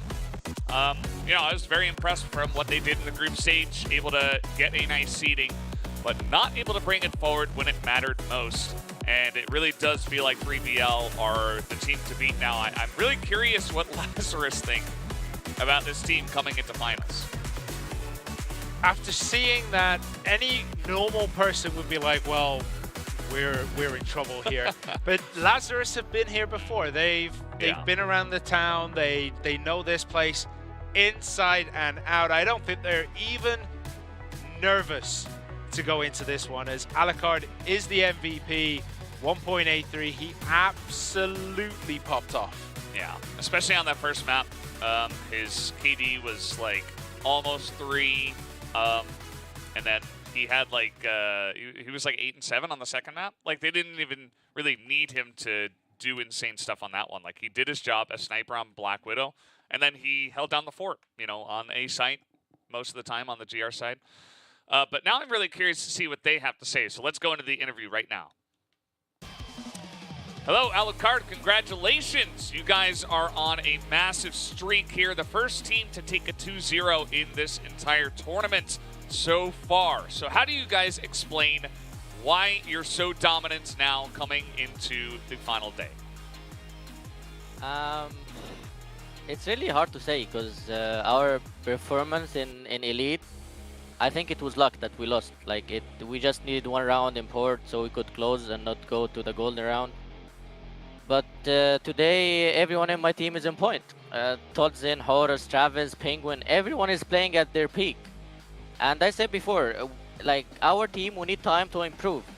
Like Lazarus, they improve in a very short time. But I know for sure, like as soon as we get the time we need, we'll dominate everyone. Today is our day and we're going for the first place. Well, that takes away the question I was planning. I was going to say the wheels are in motion now. Lazarus are the next opponent. How are you going to approach Lazarus differently than you did on Knights, or are you just going to go the same route and just try to take everything in a storm? To be honest, against Knights, we like Black Widow. We're doing some strats, but I was shining, so we didn't need to continue doing anything. But in Compound, we didn't actually need to do anything. We dominated GR. Like I think 2 days ago we lost 10-0 in Compound, and we're back 10-8. I mean 10-2. Even the 2 rounds we lost, they were clutches and some mistakes from us. So I think it's good enough to bring our reputation back because everyone was making fun about us. Yeah. About Lazarus, they're a very good team. I like them. In my opinion, they were their best team in Elite, and I think they deserve it to win it.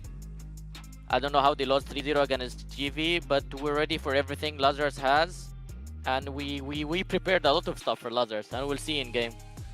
Yeah, I'm curious. Just perhaps one more question. We'll let you Sure. prepare for the next one. What goes into the mental aspect of this? Because you guys were talking about in the interview video in the first match of the entire tournament about Lazarus and how sometimes they struggle with, maybe that's part of the reason why they weren't able to quite get too much footing in the finals. So what are you guys going to prepare mentally for that final match? As I said before, we all are on peak. Like everyone is playing at his best. You already saw that. I was shining the first map, Todzin was shining the second map. Mentally, we're the best right now. We won 2-0 and 2-1. Like even the 4 maps we won, I think it was without effort. The closest one was Black Widow, and we threw a lot in Black Widow as well. So mentally, we're the best. Well, that's great to hear. Best of luck for the finals coming up. Have a nice little break and reset and see if you can continue it on. Good luck. Yeah, let's go. Yeah. Wow. There you have it. As sometimes it just takes a little bit of time to get the wheels rolling, but once they start, you're heading downstream on no friction. There's no wind. You're just like going straight forward. And as you said, everybody's playing at 10 out of 10 right now. So how could they not be mentally in a good place? So that's our finals. Lazarus up against 3BL Esports. We will have to see who will take it down inevitably at the end of this best of 5. A best of 5 between 3BL, who are now easily the best team we've seen this weekend, right? They are all on fire. We've seen a lot of teams this weekend have 1 player, maybe 2 players at the same time popping off. 3BL, the whole lot of them are popping off on this final day, so anything can happen against Lazarus. Anything can happen. Lazarus, they're currently stationary. We'll have to see just how quickly they can come out of the gate. I think that will be their first task, right? You got to stop 3BL in their tracks. And then from there, perhaps they can get something going. But if 3BL, they get 1, 2 maps, I'll begin to worry. But guys, we will take a bit of a 20-minute break before we do come back, and then we'll have the finals of the EUMENA division. Don't go anywhere.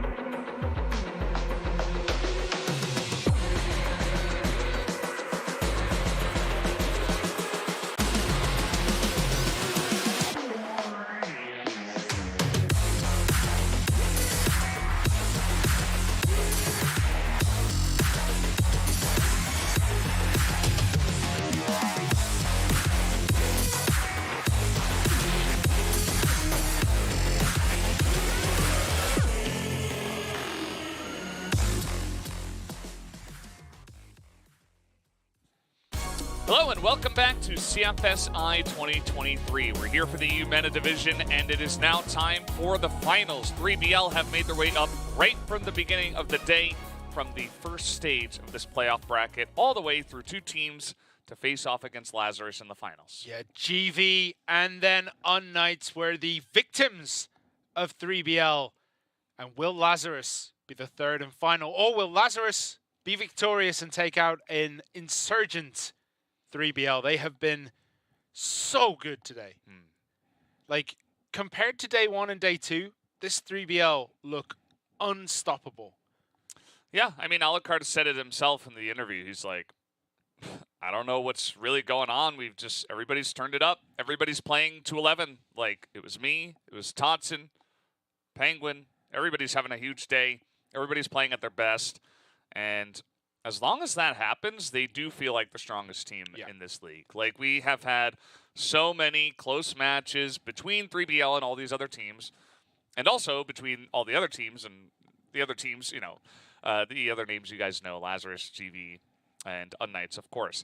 We've only had 1-2-0 now, and it's been 3BL. And they were able to take out UNKNIGHTS in pretty fast fashion. So if they keep up this level, based on the results we have here, the first time those two teams played, Lazarus and 3BL, Lazarus did take it down 2-1. So maybe this time it's 3BL's turn to take it down. Yeah, and it's worth noting 3BL are currently on fire. They've had so much warm-up. They've been able to take down GV, then UNKNIGHTS. Lazarus, though, they're going to be coming in cold. They don't have the match warm-ups that 3BL have had. Will that play against them, or will the fatigue set in on 3BL and this team, Lazarus, take the victory? Vise, Loons, 40, Jin, and Rain come together here in 2023 to make the new Lazarus roster, and it is a strong one. Alucard called this the strongest team in the Elite League, and to be honest, the roster, when I first saw it, it did look like one of the strongest, maybe just behind GV, but obviously he knows better, and he says, you know, maybe it was a little bit of a fluke that they lost in the finals, and he obviously respects these guys a lot. They have shown that they have what it takes to make it to the first place spot as well. Yeah, they did defeat 3BL on day 1, but that 3BL is basically a completely different roster to what we see now. It's like they swap bodies or something like that. Yeah. But they did lose to GV, who 3BL dispatched earlier today, and then UNKNIGHTS were the victims of Lazarus in that third game yesterday. Yeah. And the stats, all very good. Jin kind of leading the charge in terms of stats. He has been on top, 40 is right behind him. And outside of that, everybody's kind of pulling their weight. Even Vise, 0.8 is very good. And yeah, they're a really strong team. Like, we should not underestimate them. Of course, when it does come to their opponents, they're on fire. It's like an asteroid flying through space right now with how on fire they are right now. So we'll have to wait and see if Lazarus has what it takes to take down 3BL. Yeah, Penguin, Alucard, who has been absolutely on fire. He has just been unstoppable today. Then there's Totson, Travis, and Horus. They make up 3BL, who have just set the world alight. And you can see Penguin there. Everyone is super animated. 3-0 from Totson. Let's go. They're confident. Yeah. And they have every reason to be confident right now. They just come off beating UNKNIGHTS on Compound, where they got 10-0'd Saturday. Yeah. I have to remember what day a couple days ago. Yeah, a couple days ago. They got 10-0'd on Compound and then just slapped UNKNIGHTS down. But they're looking very, very good. You can see the first two losses, Lazarus and UNKNIGHTS. And then they beat GV ESPORTS and then repeated that today. But look at that, global risk 45%, and Lazarus are only at 47% themselves. Global risk might be the weakest point for both of these teams. But those stats include day 1 and day 2, and that's not 3BL. Absolutely. Different team here. Jin up against Alucard. Not a big surprise. Jin carrying the weight of the clutches, the crazy plays, the huge numbers. as he has been that guy that's like upwards of 20 kills multiple times for the team, whereas Alucard has been as well on the side of 3BL. So it's a best of 5. Both sides only get one ban. I'm curious to see what our map pool will look like for this best of 5. Yeah, sub-base banned out by Lazarus. Eagle Eye banned out by 3BL. Then we're going to Ankara. Black Widow is second. Mexico will be the third match. That could be a decider. Compound. And then to wrap everything up, it's going to be Port. Nice setup of maps here, I want to say. I think this is probably the best mix and the best way this could have come out. Yeah, overall, we're going to get all through the classics, Ankara and Black Widow first, then we go over to Mexico, and then Compound and Port, which we have played a lot of times already in this tournament. We'll have to see if we even get there, because as was being said by Totson, we might just have a 3-0. And to be honest, I was going to say, if we could get 3BL in the lead, and they get kind of on a bit of a tear once again, I wouldn't be surprised if they do 3-0 this. I think that, you know, there's a lot of things going in their benefit. They are on fire. Their mental is at an all-time high. Lazarus coming in a little bit cold. We'll have to wait and see. Yeah, Lazarus are the two-time champions. Can they make it a third? They won in 2020, 2021. Didn't quite make it last year, but could this be their time? Could they make it the hat trick? Maybe. And 3BL might become the first fourth place team in the group stage to win a championship title. I don't know. I mean, it would be crazy because I think they did it last time from third place, which was also like, oh, well, are they really going to make it? You know, they're not the first seed, and then all of a sudden they just, you know, took over the tournament. So, once again, I don't know what it is with these guys, but they turn it on for the last day. They hide the strats. They have better mental. They're just more focused, whatever it is. And they look really good right now. So, I'm just excited to get into the crossfire and see what they do have prepared. We go straight on to Ankara, which is Lazarus' pick. Yep. They get to pick their best map for the first map and try to get things going on their tempo.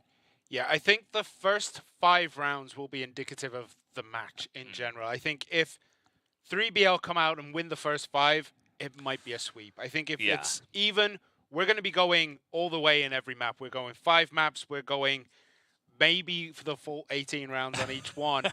But I think if Lazarus can get the first, like, 4 out of 5, I think Lazarus might just have the strength to overwhelm 3BL from that position. Like, we're going to have to find out, and we're going to be jumping into Ankara right now. Oh, no. So close. Oh, so close. No, we're not jumping in yet.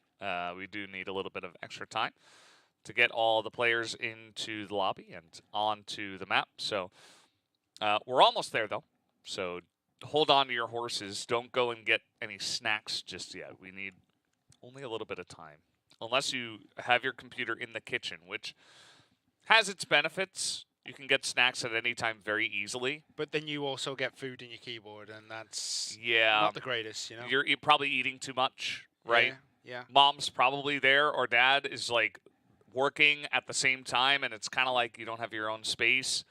You might be a little bit farther from the bathroom. My right? computer used to be in the kitchen when I was living with my parents. It was Yeah. it was rough. Yeah. Yeah. So pros and cons. But yeah, I don't think you have enough time because it does seem like we are on the map and we don't have to talk about computer positioning in the home anymore. So we can talk about Crossfire. This is what we're here to do. See, instantly Horus finding himself in trouble, but rises to the occasion. He takes Vise, but 40 does eventually take out Horus. 1-for-1 trade initially right there over by Bypass. So 3BL are on the blacklist side. Global risk is Lazarus. Don't forget, 3BL did get to choose blacklist first because Lazarus chose the map. So they are going to be pushing up towards office. Yep, they're going through office. 40 is going to be finding the guns here. He knows where they are. They're rotating over, but walks straight into Penguin, who comes underneath. Great movement by Penguin there to just catch him completely unaware. And Travis is going to be First man in again, but look at this. Rain comes down. He gets one, but is taken out. Oof. That's a big chunk. Penguin trying to climb the ladder. He gets caught off guard here. Nice spray in as Loons is holding onto the site. Jin has now made his way over. There's still a lot of time, but 3BL not going to waste it. They're going to come on in and look to push this. Travis on 14 health. Has to just hit some headshots, and he will not be able to. Lazarus start off with a round victory on the first map. They do not look cold whatsoever, but the movement by 3BL was great there. I think they were just slightly unlucky in those engagements to fall down. So it's looking like this is going to heat up very, very nicely. As we see, just a bit of a dance of by quarters. So we do have movement across the back, a bit of a rotation over towards B. C4 is moving that way now. Horus slow crawling up through the smoke. Tuts in, Horus goes in first. And unopposed through their movement. I think they're a little bit shocked by this. This might actually be bad news bears for 3BL, because I don't think they were expecting no one from Lazarus to be visible now. Yeah. This is what happens, you know, Lazarus get aggressive on a certain part of the map on GR, and they take a good trade, and then they win the round. So immediately now 3BL are thinking, okay, they could be here again, getting aggressive. We were just over at quarters. We don't have a lot of information. We need to use some utility to push into this part of the map. That takes away some of their utility. It gives time for Lazarus to rotate. It's a lot of benefits just based off of, you know, one round and then the setup in the next round for the side of Lazarus here on the global risk side. So both teams just kind of feeling each other out. We had a bit of an explosive start to the first round, but this time we're taking it very, very slow. We do see a little bit of movement here through the yard passage, and they're going to be looking towards B. There's two in office, two under the passage. They've got to make their way up there soon. Time is running out. There's about 30 seconds left, and it's almost completely open. The smoke's coming in from both teams, actually. And 40 is all alone with this sniper rifle. Doesn't see anyone, but Penguin's going to come through this door. Gets taken out, and Vice gets one, but is taken down by Alucard. 40 is right next to everyone there, and he is just biding his time. He's trying to survive, taking a couple of pot shots, but not getting anything down. Loons here. Horus comes up the stairs, pre-firing, lays it on him, gets the kill on Loons, and it's 4 against 3. 40 Rain and Jin. 40 is down, Jin is down, Rain is down, and that is 3BL taking round 2. Yeah, very nicely done. They threaten into office, and then they just sit and wait. So they did it early enough on that Lazarus needed to take some time. They had to rotate back to A. They were trying to read the fact that, oh, maybe they're going to rotate back over to A. That's not the way it happened. So the mind games go in favor of 3BL. They get onto the site, and the defense was just not there. Through the smoke, 40 couldn't land anything. The rotation and the flank from Vise was traded 1-for-1, so that wasn't even a big deal. And 3BL were just able to plant their feet and hold on to that site. So very nicely done. And even though Lazarus got off to a good start, let's see just what 3BL can do with just a little push in this map. And it looks as though we're going to get a very heavy engagement coming up as everyone on 3BL are pushing through quarters up towards A. And they're going to meet a lot of resistance as Jin, Rain, and Loons are all waiting for them. Jin takes a peek. Horus is there. The firing comes in, and he doesn't know there's 3, but he takes 2 anyway. Jin with a mammoth controls of his spray there, getting them down. Does eventually Loons and Rain pick up 2 more kills, and that looks like that is it for the blacklist on this side, and Lazarus take round 3. Yeah, so both teams coming out pretty quick, pretty fast, fiery here in the beginning of the first map of the finals. But Lazarus are really playing them well. It's definitely part of Lazarus's new style that they can play this up-tempo, kind of aggressive play style. And so the fact that 3BL are coming in hard and fast doesn't really seem to bother them. I think that Lazarus are almost comfortable in this kind of a position, as now 40 is the one that's peeking out, getting a big pick out of the air duct. And that's going to put Lazarus now on the front foot. Yeah, Travis was completely open. He was known, but he had no idea 40 was looking at him. And you see, oh, Vice goes down. Penguin, perfect control of the rifle. Grenades coming in. I think Penguin's in there. No, Penguin just takes a walk around. He's unfazed by this, and it looks as though they're going to be pushing A, and there's not much for the defense here on A. B is very heavily guarded. So if this push comes quick enough, they'll be able to completely take the site and secure it before Lazarus can rotate over. But Jin is standing there, and we all know what Jin can do. Yeah, this is a scary site to push into just because it's Jin. And last time they had Jin and Loons and some members rotating over that got into the mix because the push couldn't come in quick enough. So let's see. Utility used, spray is clean, Jin gets two once again. And he's even going to spot Penguin, nearly takes him out. Alucard and Penguin will get onto the board, although the push was thwarted pretty heavily. And now 40, again, he's able to rotate over. Lazarus are in position 1v2 here for Alucard. We've seen him do a 1v4 today. Can he get this one done? This is a mammoth challenge. He has to rescue the C4, which has been abandoned by Lazarus. They've completely let it go. So 40 and Loons feeling very comfortable. They just don't want to be caught around the back on B.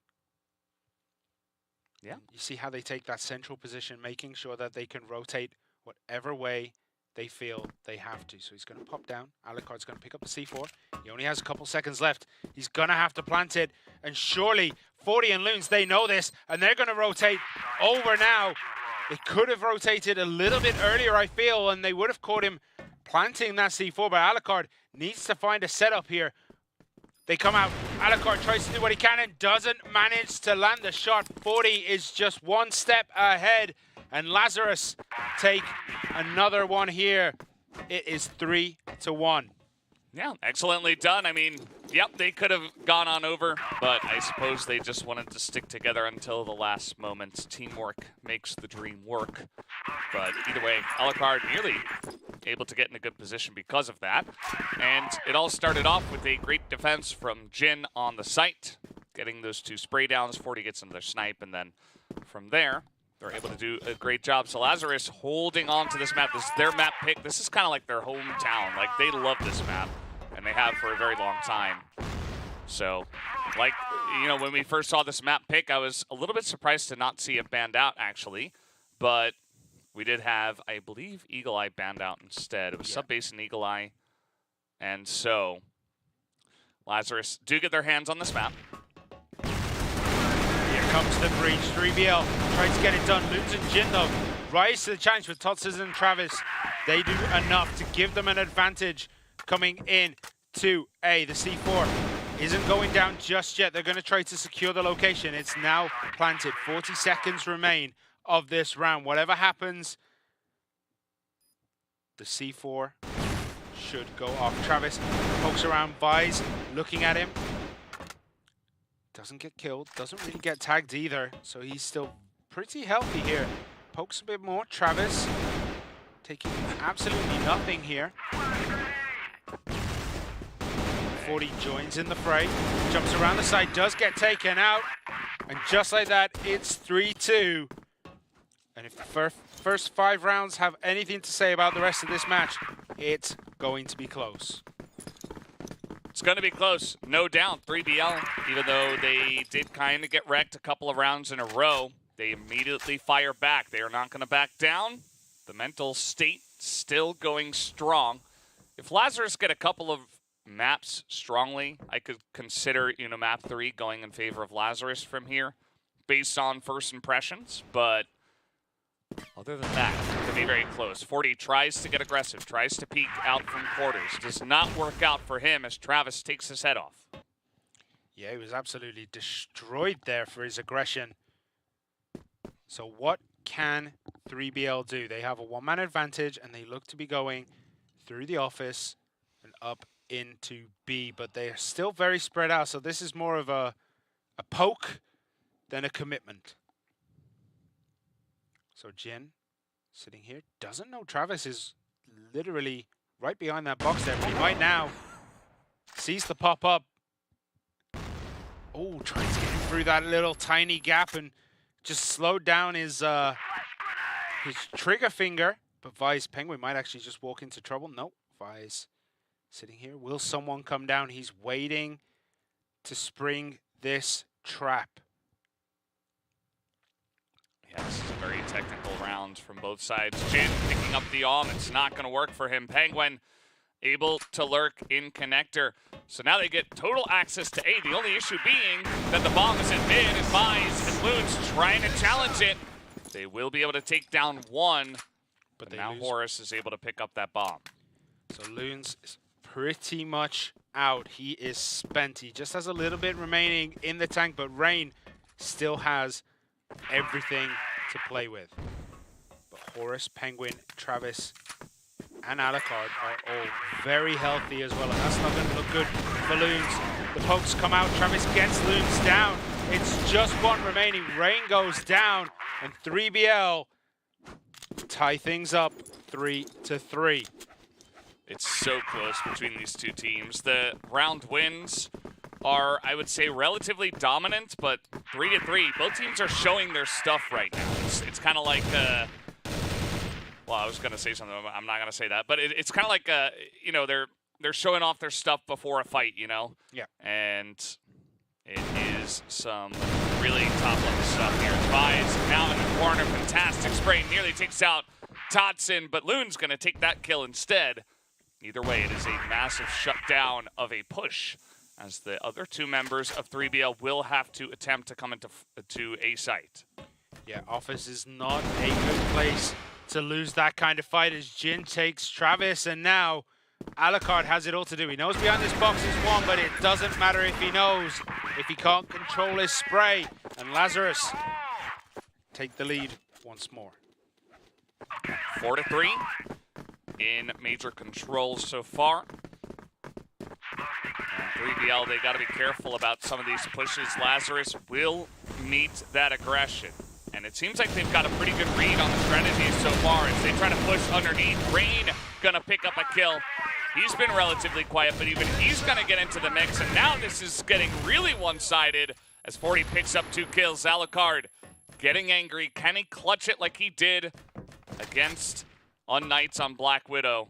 Is this his moment? No, he is not going to hit that flick as Loons picks up his 8th kill.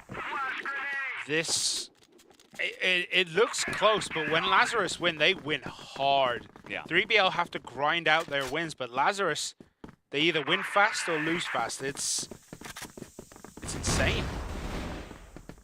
Yeah. Poke up.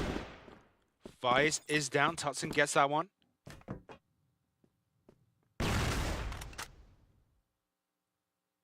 So we do have just a little bit of movement around here. Everyone just feeling each other out. 3BL, all 5 members still standing. Everyone is still relatively healthy. They have a lot of utility to play with as well when they do make their push. And Office and Yard here, they look the targets. It looks like B might be the push. And I don't know if someone over on A side might have got a bit spooked because there was a little bit of movement over that way. We do see 40 checking it out. And it might actually be, yeah, they read it now. They know something's coming towards B. I believe Penguin is just underneath there. Maybe just, you know, dropping a couple of steps, making sure they can hear to freak out and spook the side of Lazarus. But look at this, they're reading everything like a book. They've repaired their 2-man side on A and the 2-man defense on B. And Totson, Travis, and Alucard look to be pushing in here. We do see Horus making his way around as well as Jin gets Alucard, as Loons gets Travis, and everything is just falling apart here. Jin and Loons together are just too good. I mean, they try to push into A, they have the man advantage, and yet Jin gets the perfect timing check into air ducts. Like, how do you deal with that? He takes his head off right away. The aim is perfect as well. Lazarus have come to play, man. These guys are so strong. And whatever momentum 3BL had, they may have, this freight train may have to make a pit stop now and get on the road once again, because they have been flattened here on this side. Let's see what they could do on the global risk side. Again, this is still Lazarus on Ankara, where they oftentimes look extremely strong. Indeed, they do. And now they're on the blacklist side, so we'd expect a lot from Lazarus here. 3BL just have to hold as much as they can, claw one or two back, and then build from there. But right now, Lazarus look a little bit unstoppable, as they are going to push up through the air duct. It looks like they are definitely in the quarters. They're going to be pushing towards A. There's 3 going there now. We do see, I think that's Loons and 40 sitting pretty deep as the engagements come in. Jin gets Travis. He makes it a double kill with Tutsin, but got to be greedy with the plant. Penguin takes him out, but Vice takes down Penguin. It's 4-2, and Lazarus look like they have this one set up. They plant the bomb. Time is running out. Forrest trying to do what he can. Doesn't get much done as Loons and Rain clear it up. 7-3. Well, Lazarus proving that, again, this is their home turf. They come in here, and even though 3BL had a pretty nice setup, a defensive one with some defensive flashes in hands, they read the position. They had 3 members there. Like, a lot of things were going well on the defense for 3BL until the push actually happened. And then, of course, you've got guys like Jin, like Loons, who are just not missing their shots, which is really scary. Lazarus will continue with this momentum with a extremely strong first round here on Blacklist side. And immediately they back off. Jin like moves over to an AWM now. He's like, okay, let's wait a couple minutes and see if we can slow things down from here.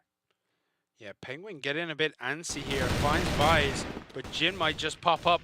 Oh, he's just a little bit too slow on the uptake there.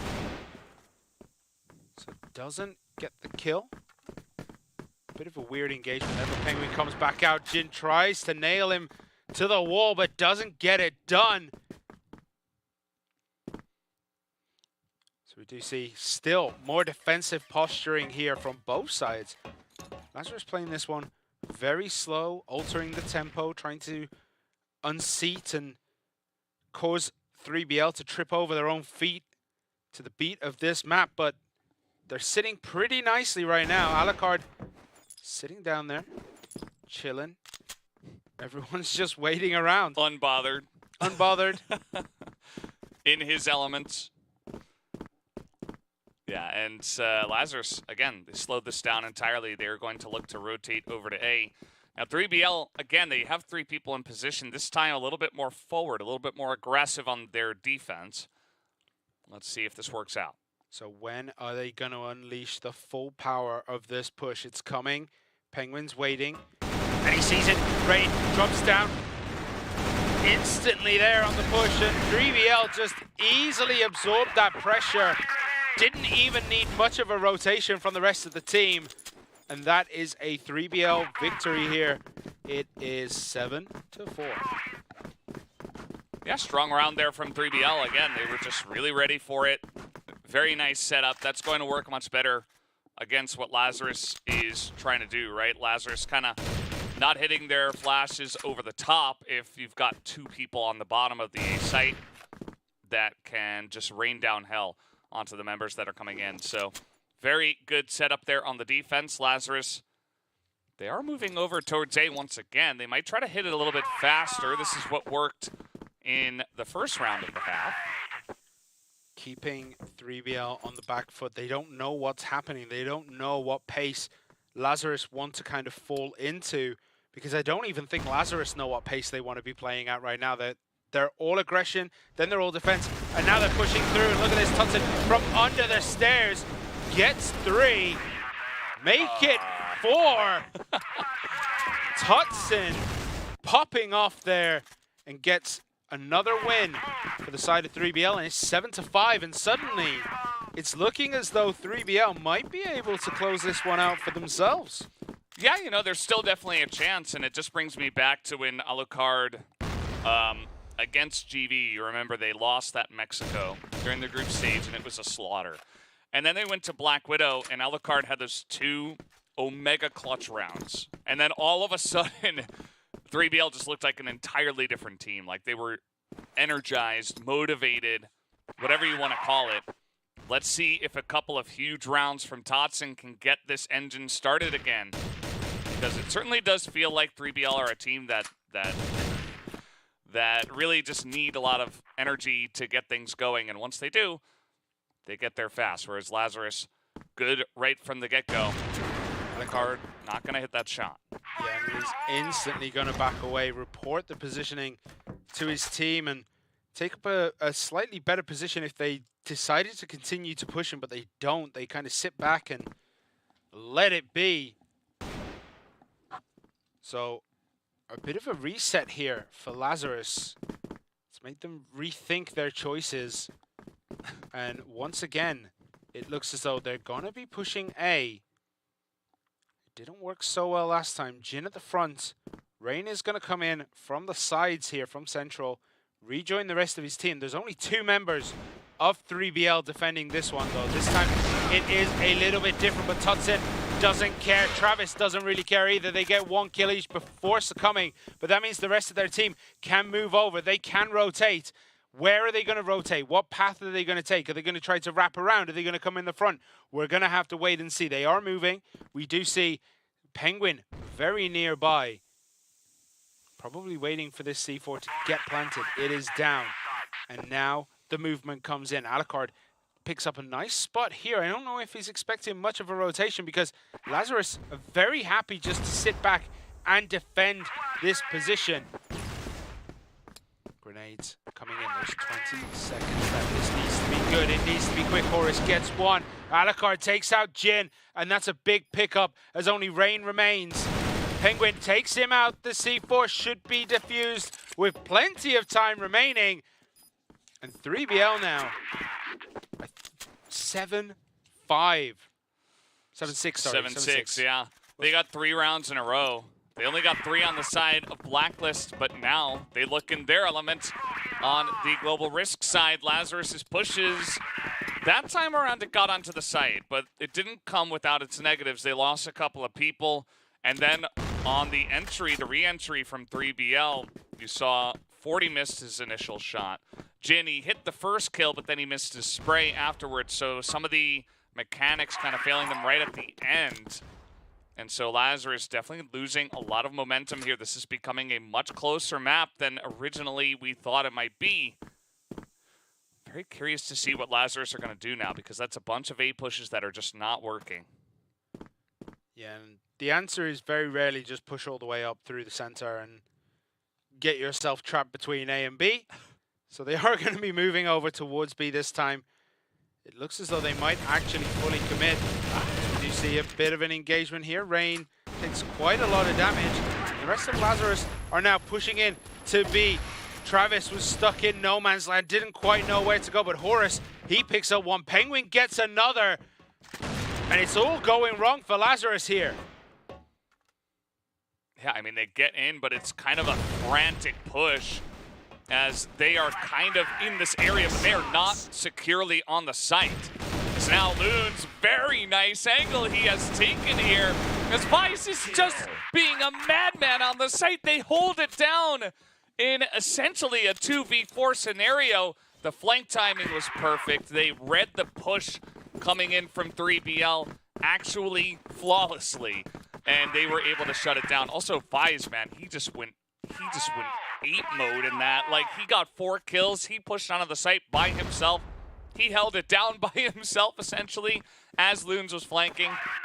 Just crazy play from them. Yeah, he went tall, but Jin is down this time.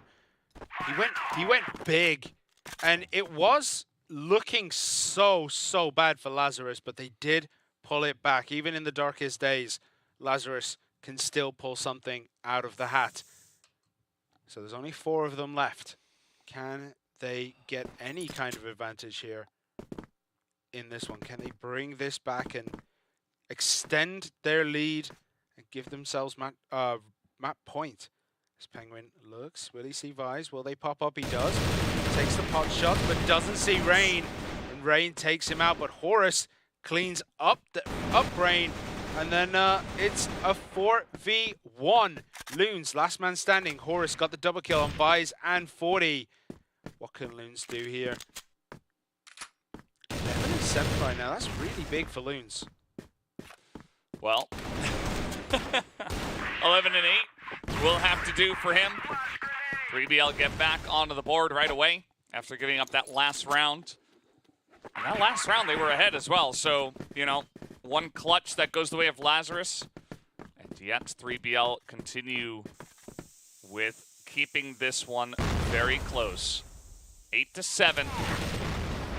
Vise, once again, gonna get that entry kill. He has been huge here at the end. And Horus as well, though, and he's gonna shut down Vise. But Jin popping off. He gets one as well for himself. 40 got Todson. It's 2 versus 3. Horus did take Jin off the board, so it's Loons, Rain, and 40 remain on the side of Lazarus. Horus and Alucard have a lot to do here. It's going to be very hard to cover both spots, especially when Horus is going on a little adventure of his own around the back of the map, and now he has to book it over to A and face down a 1v3 situation. He was going on an adventure and his teammate got caught out. Might be feeling a little bit guilty for that one. Knows where Rain is, but Rain doesn't care. He lands the shot, and Lazarus are 1 away from taking Ankara. It's looking pretty likely they get this last round with some crazy play in office, and then just a great read. This is what you can do on the Blacklist side. You say, okay, we pushed in, but we didn't clear everybody out, but they only have 2 people left, so if we rotate quickly, the most they're going to have is maybe one guy who's running over very fast, and there was nobody there. They get the bomb down. They have the man advantage, and from there, it's relatively easy to close it out. Alucard tries to go for the risky peek. Does not pay off, and it was mostly history in that round from there. So now, just one more round for Lazarus to take first blood in this finals.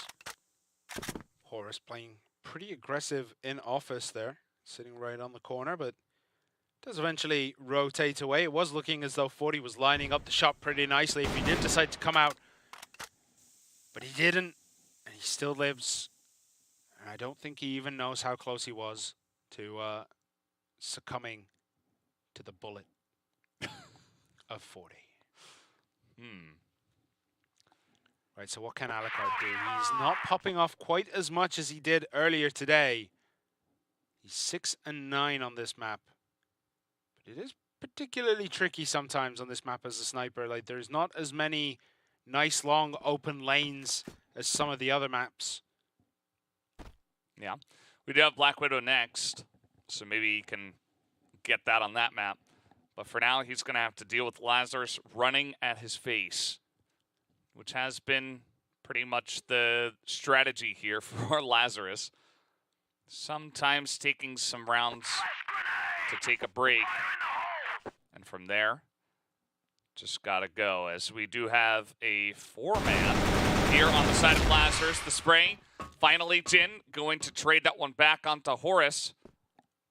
Loon sticking around, waiting, cutting off Alucard, not letting people into the site, as they will be able to get this bomb down. Jin gets the bomb down. So Jin, Loons, and 40 now. They're going to set up in a very tight defensive position, and it's up to 3BL to break it. Can they retake the site? Time is ticking down. There's 4 of them. Todson, Penguin, Travis, Alucard against 3 on Lazarus, but they don't want to get caught out like this. Oh, nice play there by Travis. Gets Jin. Loons takes out Travis. And it's just 40. All out slaughter. 40 and Penguin. Last 2 remaining. Oh, he's just going to buy time. He's going to buy enough time. There's not enough time for the defuse. That's going to do it. As down goes the bomb. And Lazarus do take it 10-7. A crazy finish as they were able to push in with the 4 members and get the job done. An excellent hold on the B site right at the last round. So you got to hand it to Lazarus. They come in, they immediately stop the tempo, stop the momentum of 3VL. They did indeed, and is that enough to take the wind out of the sails of 3VL? Because they came into this almost unchallenged by GV and then UNKNIGHTS, and now they have reached Lazarus, who took this game pretty hard. Like, it was back and forth for quite some time, actually. This was not a sweep. So we'll have to see. This is Lazarus' hometown, as you said. Ankara is their map. They live here. I don't know if they just practice more on this map more than anything else, but they're just so comfortable on this that I love to give them a lot of credit for it. And that's why it was their first choice. I think the second that Eagle Eye was banned away, they're like, well, just go to Ankara then. So we'll have to wait and see what does happen after this. Some of these highlights, as you mentioned, it was very back and forth. There were some great moments for the side of 3VL, but, you know, especially for Totson as well. Like, he was holding down the site by himself a lot of the time. He had some help from Travis. Then eventually, Lazarus, they got in onto the site. Great spree transfer there. And yet they still lost it. And after that happened, they just decided, okay, we're done with A. Like, A is old news. Let's finally attack B. And then from there, they got some really cool stuff going. As Vise was able to clutch here. And then we had 40 at the end, able to clutch in this last round. Yeah, you see him just chilling there, and then when it all goes down, so right here, he's just like, all right, I'm just going to make it hard to be picked off from a distance. Let the clock run out. And yeah, it just wasn't enough. The bomb goes off. Blacklist win. And now we move to Black Widow. Taking a look at that, you can see how close it is. Everyone is down around the 1 KD spread. Jin with 1.2, Loons with 1.3, but that's not as high as we usually see a winning team take, unless it is as back as forth as that one was. Yeah. Jin really held it down on the A site for Lazarus, but Totson really held it down on the A site for 3VL. And then Horus and Jin were on top in terms of KD. And now we go on to map number 2. This is a best of 5, so even if 3VL are feeling a bit down, at least they get to go into their map pick and potentially turn this one around and make it an interesting final. If Lazarus come into this and they come at them fast, I mean, Lazarus are also really good on Black Widow, so this will be an interesting one. If they can get this one going, continue with the momentum, then maybe Lazarus can run away with the series. That would be a shame for these guys on your screen now. 3VL, they've done so well to get this far. They've come through the gauntlet. They've gone from bottom to top. Can they overcome this last hurdle? They're looking a little bit tired, a little bit sleepy. It's been a long day. It's been a long day for them. They've been here for hours now. Whereas Lazarus, they could have woken up an hour ago, yeah, and come in. You know, I know it's getting late over in Europe, but you know, they could have woken up literally minutes ago. And yeah. Look, we're fresh, we're showered, we're ready to go. Unbothered. In their elements. Yeah, just take it easy. They're all good. But we are about to get in. Nope, no we're not. We almost loaded into the map. We were almost about to get in. We were almost in, and then we weren't. So we're just waiting for a couple more members to join the lobby, and then we will be good to go. Yeah. As Horus, he went, that was crazy. I saw like the light from his mic only as I looked up. I'm like, whoa, what is going on there? And Banquet's got like a green screen behind him. There's all sorts of fun stuff. Some Easter eggs. You know, it's really interesting that most players play in darkness. Like, is it? It is, yeah. Like, I think that's pretty. No, this is like standard. This is blackout curtains gaming. Like, I like my room well lit when I'm using computers. Look at 40. There's not a single other source of light in the inner room. Like, right behind him, it's a blackout curtain.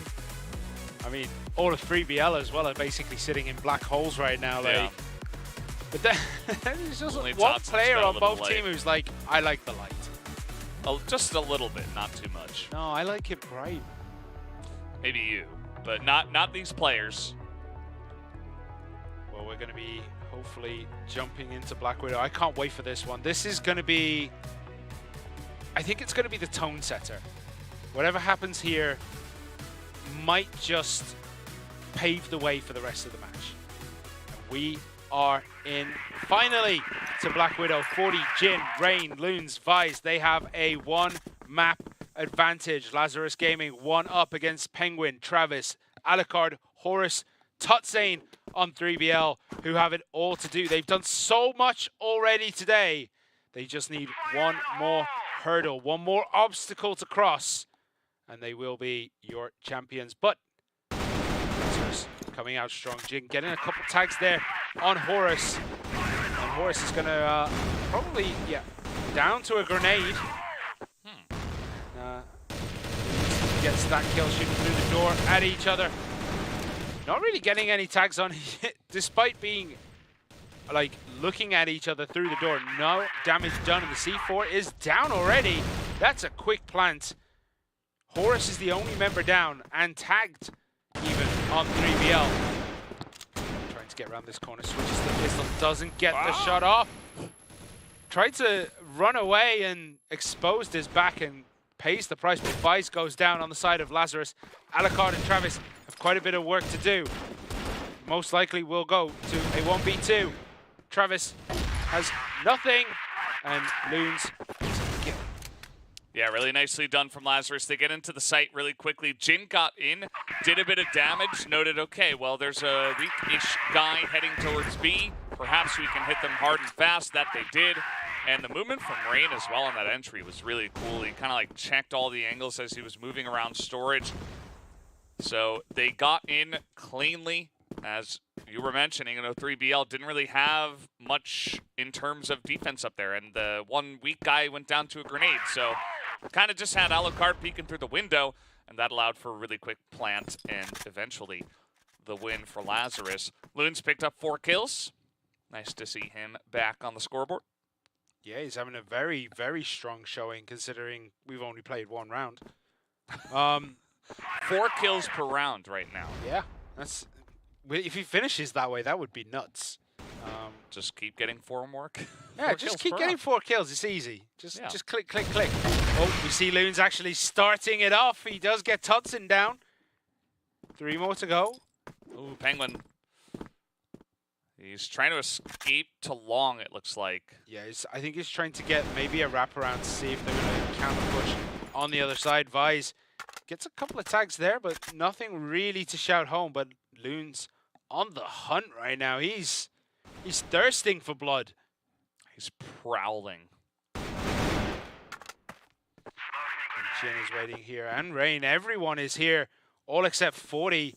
Who's on the opposite side of the map, just keeping an eye on things as we have a big engagement. 3BL, they do get Jin, but Vice gets Travis. Horus takes down Rain, but Vice gets a double. He takes out Horus, and it's 3 against 2 again here. Penguin and Alucard have all the work to do. Travis did go down, so it's not Travis and Alucard this time. Oh, 40's about to get the jump on Alucard. He has no idea. That is a huge kill. And now Penguin is coming in from behind. I'm not sure if Lazarus know 100%, but the fact that they run straight into A makes me believe that they do. Either way, it's a fast rotation, and Penguin, there's not much he can do. He's going to try to come in here very quickly, but that is going to do it for that round. 2 in a row, quick on the Blacklist side for Lazarus. It's definitely looking as though the engine has seized on the side of 3BL a little bit now. They look a little bit more deflated than usual. They're not popping off quite as hard as they did in their previous 2 games, maybe tiredness. But Loons popping out, popping back in. Jack in the box here, but he does go down finally as Rain and Loons succumb to Penguin and Tutson. And now finally 3BL look as though they may have woken up. 40 goes down to Alucard, who gets a wicked snipe. Grenades in. Jin takes out Travis. That's 1. They just need 4 more. Just 4 more. Jin's about to run into Horus here, and a quick headshot, super crispy. Buys now, spotting them a bit, does a little bit of damage, but just gonna go back to the comfort and protection of Jin.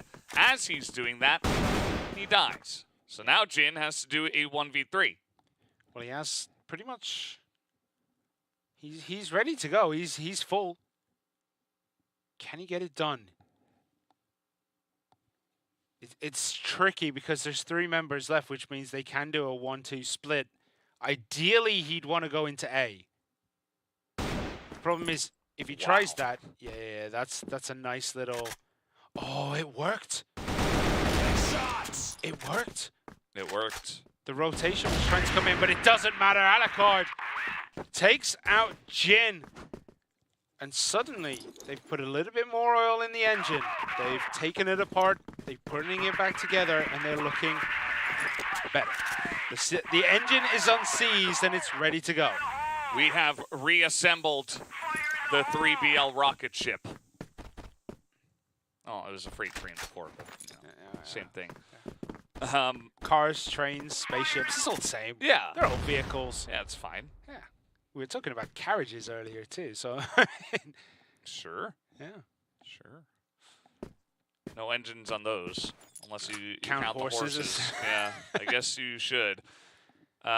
Lazarus, once again, well, they say, pushes on to B, we're working. Let's do it again. But this time, you'll take a look at 3BL's setup. They have 3 members on this site, not just, one guy in the back window. They have a lot of spots where they will be lurking in the corners. They pop out. Horus gets to make it a triple kill for Horus. Eventually does go down to Vise, but that is a big swing in the favor of 3BL. Well held. And B no longer looks like an easy pick. They are going to retreat out. They have lost the C4, and it's going to be very hard to retake that, especially if 3BL spot that blinking light. Which I think they do, because everyone's rotating now onto B. Except for Penguin. Penguin is sitting back in spawn. Is he going to get spotted here? No, not in this position. No. Not yet. Spots Loons and gets Loons. Vise is the last man standing. He has it all to do. It's 1 versus 4. Alucard did it earlier. Can he do it? It's much harder on this map. He's going to pop out against Travis as Tunson pops out. Oh, I thought he had it. I thought he had it, but no. 3BL tie things up 2-2. And now this is a game. Yeah. Now we got a game. It's tied. And very early on at that. Now we have a huge wraparound from 3BL trying to make it onto long. They will secure the spot. And especially because Lazarus, after that play, they're probably not going to have as much confidence running into B. That's definitely something you can do to get more map control. Although they immediately back off of that and then stack Catwalk here, which could work out. Horus was waiting. Didn't get a kill, but Travis pops off. He gets the triple, and that was not what was intended by Lazarus there. Great work, but Travis did pay a price for that. Look at how much health he's got left.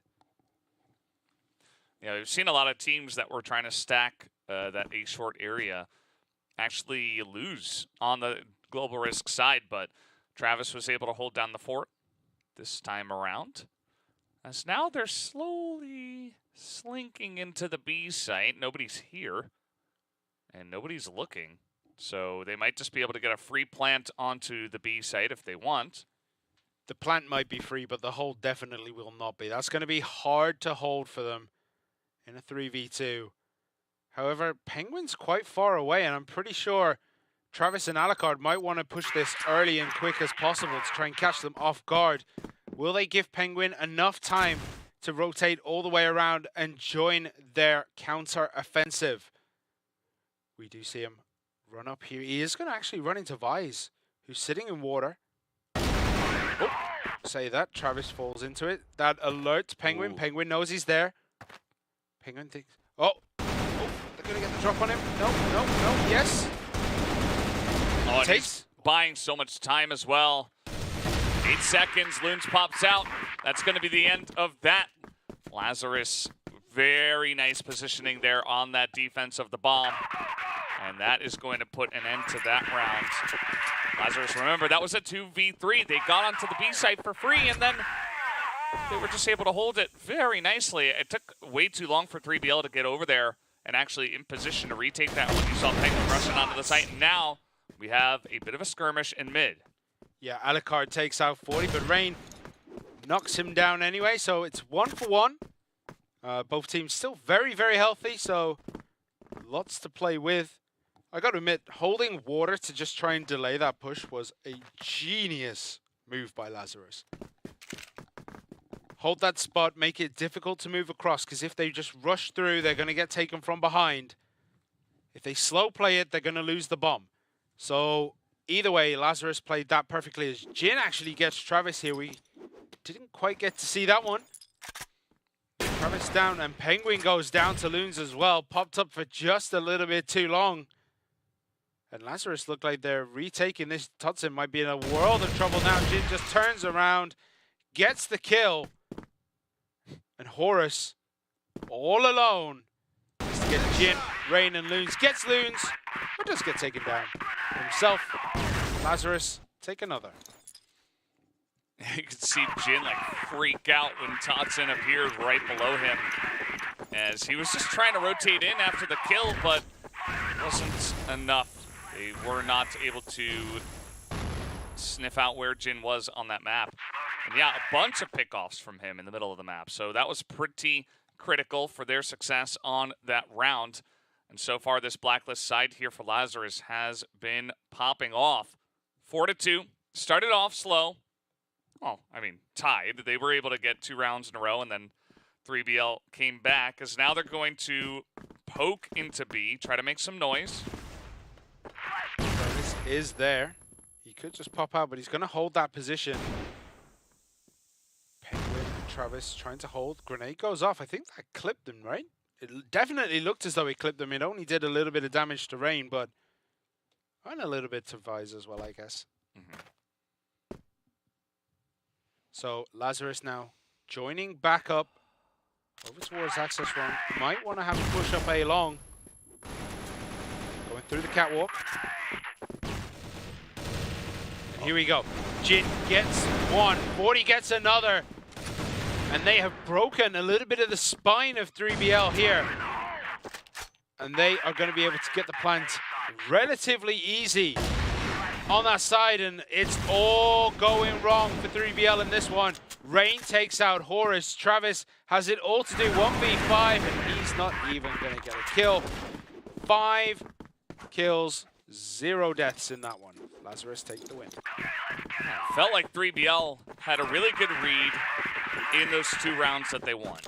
And since then, it's been all Lazarus all the time. That push was a thing of beauty. They started off with some noise in storage, got 3BL a little confused, and even though 3BL were in position and ready to hold it, it still wasn't enough. They rotated over to short, they did a 2-pronged attack, and there was just someone not watching long. It's like they had no idea that they could even come in from long, and that was really the backbreaker there on that push, as they were able to get that flank. As now Lazarus considering a push into B. Yeah, you can see that 40 just decides to go fishing a little bit over on A, seeing if he can get anything, but Vise gets one. Penguin takes down Vise. 1-for-1 trade. And the push breaks. They decide to reorganize themselves, maybe go as a 4 instead of a 3, just to give themselves that little bit of extra firepower as 40 runs over the top of spawn, and he's going to rejoin the rest of his team. But there's only Penguin defending right now, but he's going to get the drop. I don't think they're going to expect him up here. Don't look there first, but it doesn't matter. He goes down anyway, but Jin gets the double kill. He takes Penguin and Tutzane. And now it is 2v3. 40, Jin and Loons. They have the advantage. Horus goes low. Alucard is still pretty healthy, but he only has a pistol and a sniper rifle. It's going to be a little bit difficult in this situation because he needs to be aggressive. He's going to need to push very heavily as Horus goes down through the door. Alucard needs to do something from this position, but it's just so difficult to break. And LAZARUS is set up perfectly. They got each other covered. He gets one, but not the second. And LAZARUS take another win here, and this is looking like a very dominant Blacklist side for LAZARUS. Yeah, they're just totally running away with it. This push they just had into B was so clean as well. They push in, get a trade back off, they follow a push, and Penguin, it seemed like even though he was in position, he was not expecting it. At least he wasn't able to hit the shots. Now finally Thompson gonna come in here, pick up only his third kill so far, but at least he's able to get that. 40 immediately able to snipe one back and makes it even from here, but man, you can't give over 7 to the Blacklist side on Black Widow. Like, regardless of map favoritism on the sides or whatever, you gotta be careful against LAZARUS. They are looking so strong here. They are indeed. Loons is down. Penguin is down. It's one each. Now, where are LAZARUS going to go? Are they going to keep trying to replay the same thing and just continue this push, or... Oh, Tutson. What? Vice was right in front of Tutson. Tutson didn't fire. I think he was waiting to see if there was any more. Vice turns around and just takes him out. Oh, now they're trying to get on into that B, or the A site rather, but this should be a free plant to the side of LAZARUS, as here comes Travis and Horus. Horus especially, he's really getting in there pretty quickly. He's already in that back room. Gonna take a bunch of damage already as this bomb does get planted up. It does, and the 40-second timer starts. Horus and Travis have a lot of work to do to try and break this. Rain, Jin, and 40 sitting on the bomb. What they can. The shot's coming. Travis gets one. Doesn't get two. And LAZARUS take that one. And this is looking like a sweep for LAZARUS as they go into the half 7-2. Yeah, I mean, we were talking about how if LAZARUS show up quickly, then they are going to put an end to this motivation, to this momentum that 3BL have. And that is exactly what happened on the first map, 10-7. It was actually relatively close, and we did see that 3BL are fighting pretty hard on LAZARUS' map pick. But then we come into 3BL's map pick. They fight back hard in the first 4 rounds. They tie it up 2-2, and then they totally lose control. LAZARUS are just steamrolling them now, and the same energy that we saw from 3BL in the previous rounds and in the previous matches, it feels like it's almost been transferred and given over to LAZARUS, who are like, hey, thank you very much. We will take that, and we will now begin to roll over you. And at this point, unless 3BL can turn around this map, I think we might be smelling that 3-0, but perhaps for the other side, LAZARUS. Yeah, it's not looking good, but if anyone can come back and take Mexico Compound and Port, if they lose this map, 3BL can definitely come back. They definitely have the talent there. They have the drive to win this tournament. But LAZARUS is just looking so strong. And you can see, like, when we jumped on board, they were all smiles. Looks like we may have some highlights here in a moment, just to highlight the first half, as it seems like we have run into a slight delay at this moment in time. But we'll keep you guys updated. Thanks for sticking with us. LAZARUS currently in the lead 7-2 in rounds on this second map. They're winning 1-0 currently on this series. So we'll have to wait and see where we can get to from here, as we are going to take a look at some of the highlights now.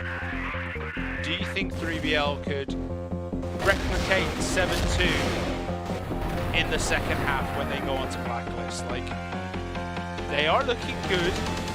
They're not mechanically bad. It's just Lazarus is just playing on such a high level right now that I think any team would struggle against them. Yeah, I mean, we talked about how 3BL's performance in the first couple of matches were better than anything we've seen. Oh boy, that's rough. And I mean, Lazarus are out doing that. It does feel like 3BL also are not really reaching that same level that we saw in the first couple of matches. So perhaps a little bit of fatigue, perhaps just Lazarus came out so strong that they stopped them in their tracks. Yeah. And now 3BL can't really match what they had earlier on today. Either way, it is equaling up. The equation equals that Lazarus are kind of just wrecking them now. So 7-2, my expectation is that we do see a Lazarus win, and then 3BL get to start on GR on Mexico. And maybe they can get something going there. If, you know, either way, if they even go like halvesies and they take like 5 rounds, I think then they'll be in an okay spot. But if Lazarus take over that map, then it's just it's game then it's over. obviously just done. Penguin has a lot to do for his team right now. He has to rally the troops. He has to bring their morale back up. Like, they did it 2 times today. They've won twice already. Lazarus are just another opponent. It's not that they're a special opponent or whatever. They're just another set of dudes that you're playing against. Yeah. Penguin has to steady the nerves. He has to get his team playing as well as we know that they can. Can he do it? Lazarus are looking very dominant on this map, just as they were dominant in the maps they won on Ankara. So we might have a 2-0, but we are on Blacklist with 3BL. So they could turn this around quite quickly, as they are playing slow. Going across center through the side roads, maybe contemplating an A push, contemplating a B push, whichever way they want to go. They will have to make a decision relatively soon.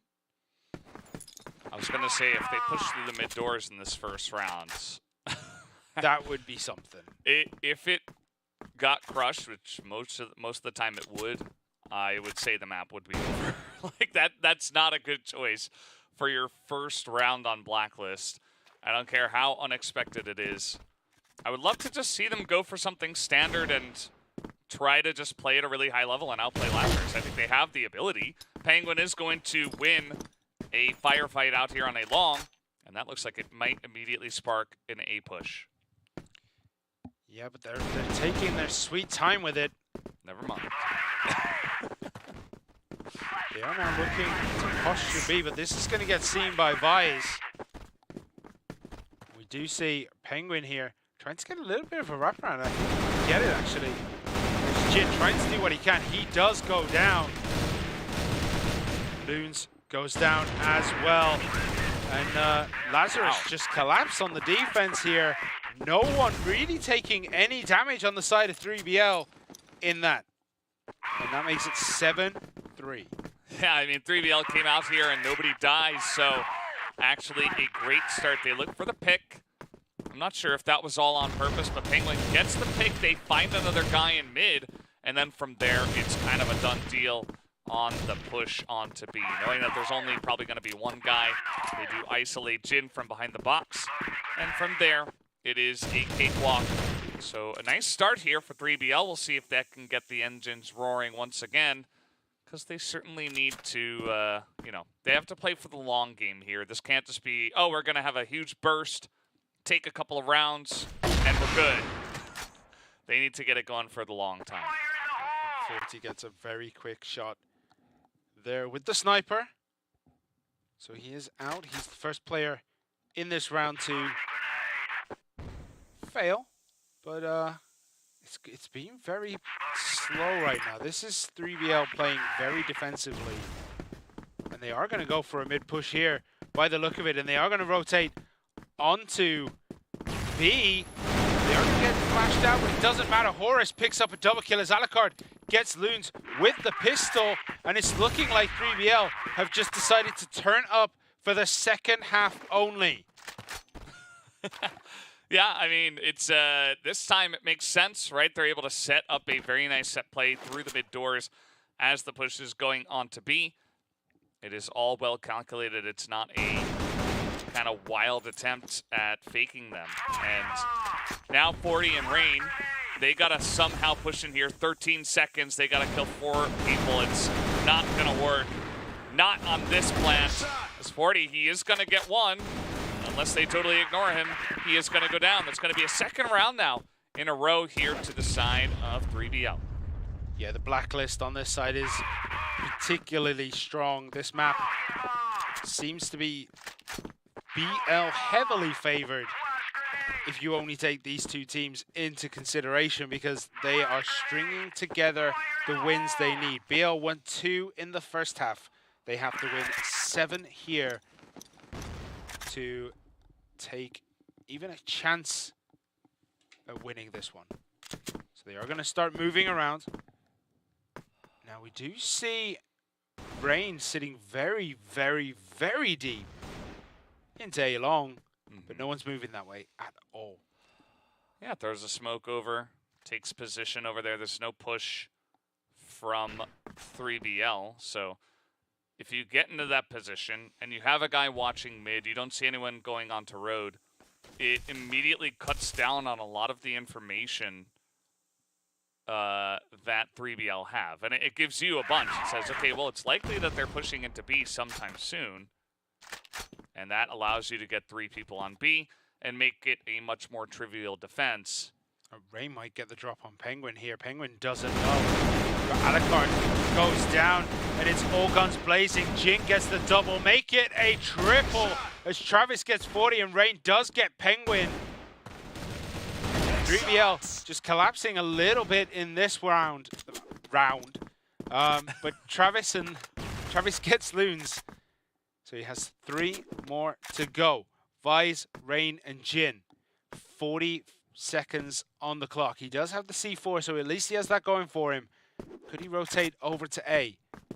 He's going to jump over the wall. He's going to push, maybe take a look at center. Doesn't see anyone or anything.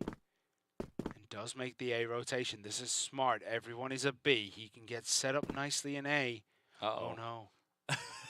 Oh no, he is going to try to push B. Yeah, well. Oh, no. He could still go into A. He's trying to get as much information as possible.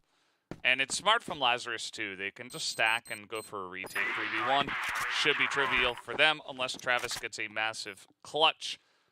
Let's see if Lazarus can be clean on this retake. Oh, he gives a little bit of information with the steps there. And the rest of Lazarus, they're coming down. Can he get them? They're going to try to wrap wide around him. He gets 1. Can he make it 2? He cannot. And he hasn't bought enough time as Lazarus defuse the bomb and take another win. Yeah, nicely done from Lazarus. They shut down the push in storage. Again, like I said, they get information on A long. They get information in mid. They say, okay, they must be hanging around outside of storage. And they choose to poke in there. And it works out for them. They get an advantage, and from there they can close it out. As we do have some aggression on A long. It doesn't look like 3BL will continue to test their luck there, though. They got to be really careful with this one. Like I said, they got to play for the long game. They got 2 rounds in a row, but Lazarus are not going to let it go without a fight, as Lazarus are only 2 rounds away from taking this map. They are indeed. We do see 3BL maybe looking for a center push. Penguin in his usual super hyper aggressive spot does get taken out by Vice. Horse tries to get revenge and does. So 1-for-1 trade just on central doors here. They do recover the bomb, 3BL. The C4 has been recovered, and they might be taking a walk over the catwalk here and pushing into A. Alucard's having a peek. Doesn't see much there yet. As Rain has a little bit of a tickle. Oh, they see it. Horus gets the win, but Alucard makes it a double.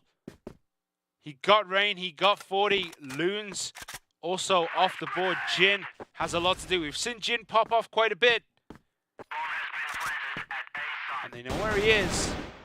Spots Travis. Travis spots him. So now he's got to do something tricky. Oh, he missed the jump. It happens to everyone. 2 seconds gone. Is he going to spot Horus? Does he know Horus is there? He knows where Travis roughly is. And they don't think he's going to move that much, but it doesn't matter. Horus pops out from behind the box, takes down Jin, and puts another win on the board for 3BL. Yeah, good try from Jin, but really comes down to that clean entry onto the A site from 3BL. They attack from long and from short.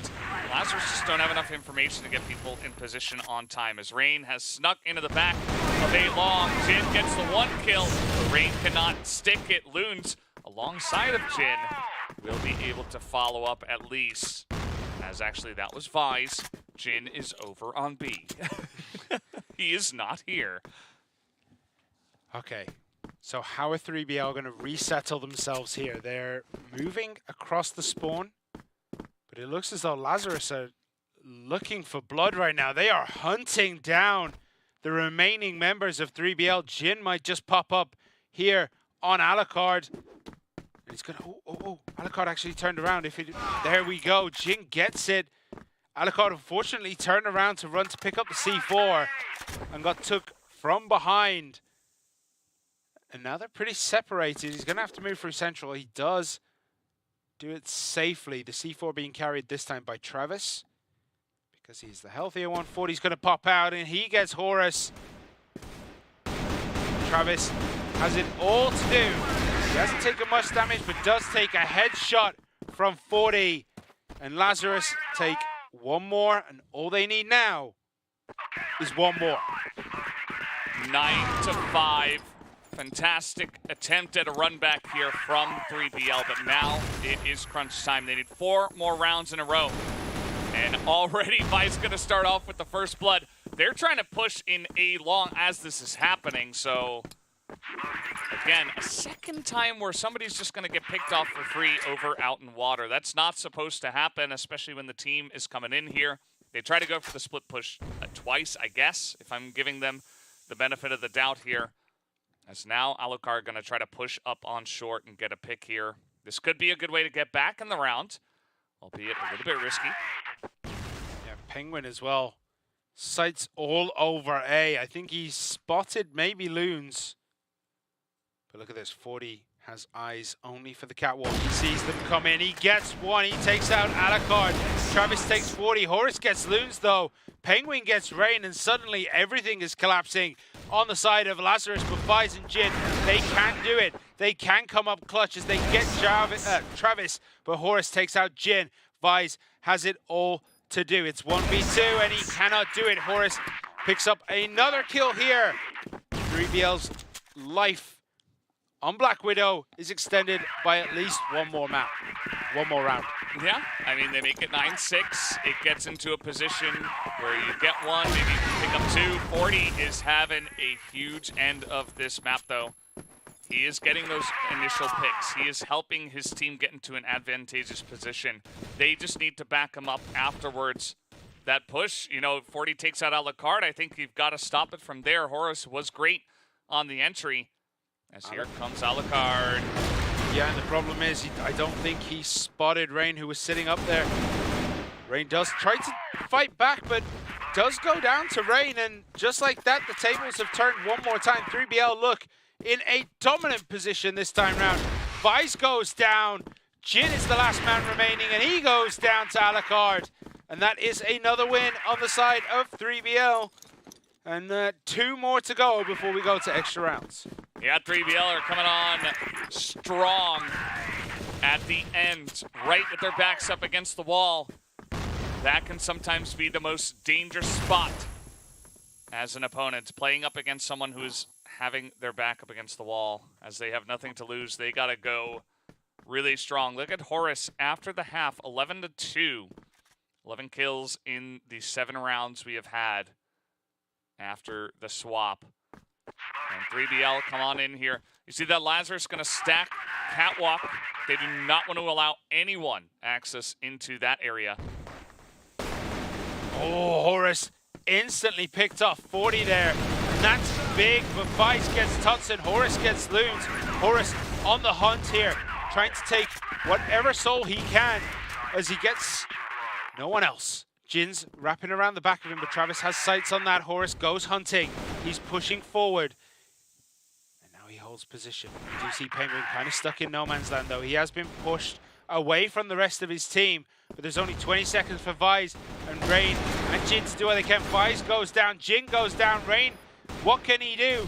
He's going to get wrapped on, and he does fall. Penguin and Alucard close that one out, and we're one away from taking this to extra rounds. 9-8, Lazarus now really being tested. 3BL looking like a scary beast when they get pressured into this spot.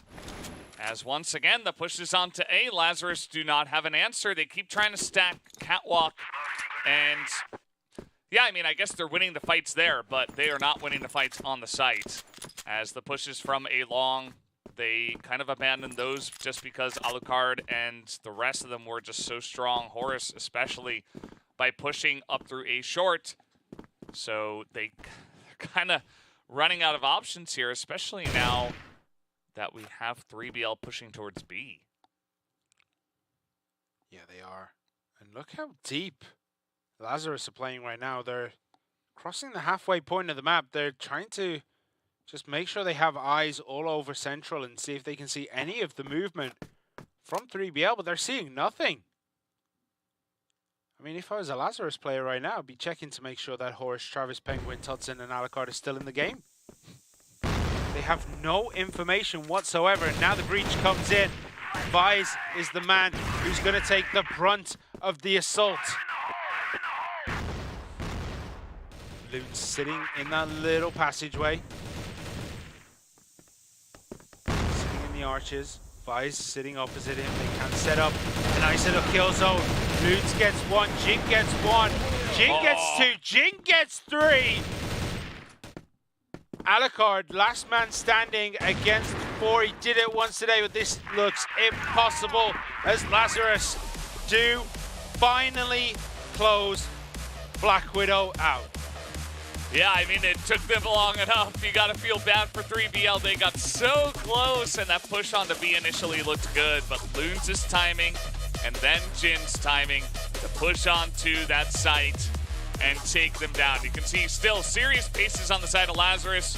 Some eyebrow raises. They're like, man, that was getting close. That was getting scary. And a little bit of relief, perhaps, as Lazarus moved 2-0 in the lead. It's 10-7, 10-8. Couple of maps that are pretty close. I would say that Ankara definitely a lot more one-sided than we saw from Black Widow. But at the same time, remember, this was 3BL's map pick, and they were not able to get the job done. Yeah, I mean, you gotta respect the comeback from 3BL because it was looking awful at one point. They were 7-2 down, then they came 7-4, 8-4, 7-5, 9-5, and then they just swept it. It was, I mean, 3BL, they looked good at times. They couldn't string it all together though. Lazarus did eventually close it out, but 3BL was touching distance of taking that to extra rounds. We had so many crazy moments on this map. A lot of rounds that went down to the wire that were not exactly, you know, straightforward push into victory, especially here towards the end after the half. The teams swapped sides.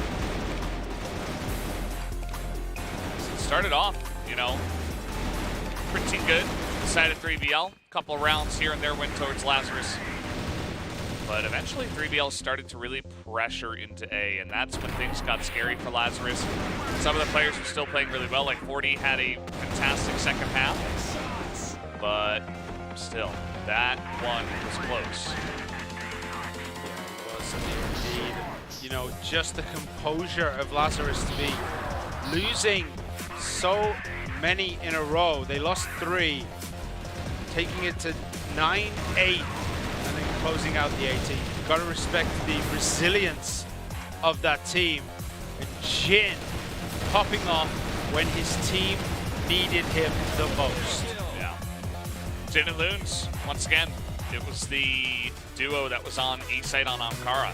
And they're able to get there for a B site, you know, but same side of the map, I guess you could say. Duo defense to come in. So some nice numbers for both sides. I thought that Todson did have a somewhat weaker game. You know, maybe if he can kind of reach the level of some of his teammates, we could see some more extra rounds potential in this case. But, I mean, there was Rain on the other side that kind of matched those stats. So at the same time, perhaps it wasn't all about the individual play. Just a little bit about Lazarus.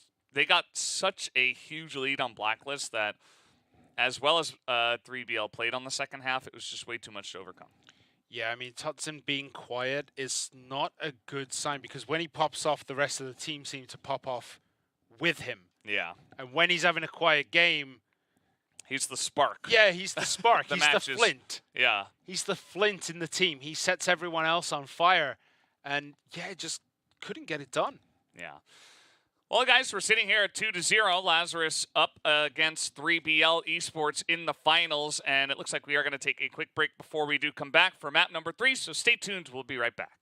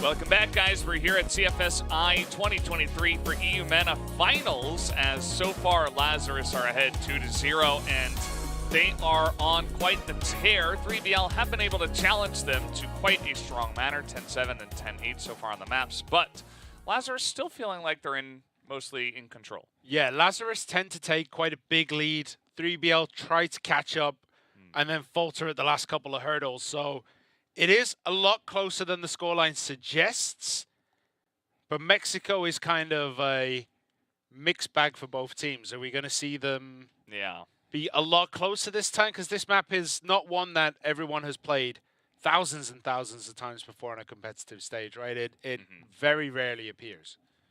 Yeah, it's not like Ankara and Black Widow, the two maps we just had. Yeah. So certainly is going to be kind of a fresh look towards what's going to happen here. Now, the last time we saw 3BL on this map, it didn't go very well, to say the least. I'll have to watch and see if they have learned a bit from that last time.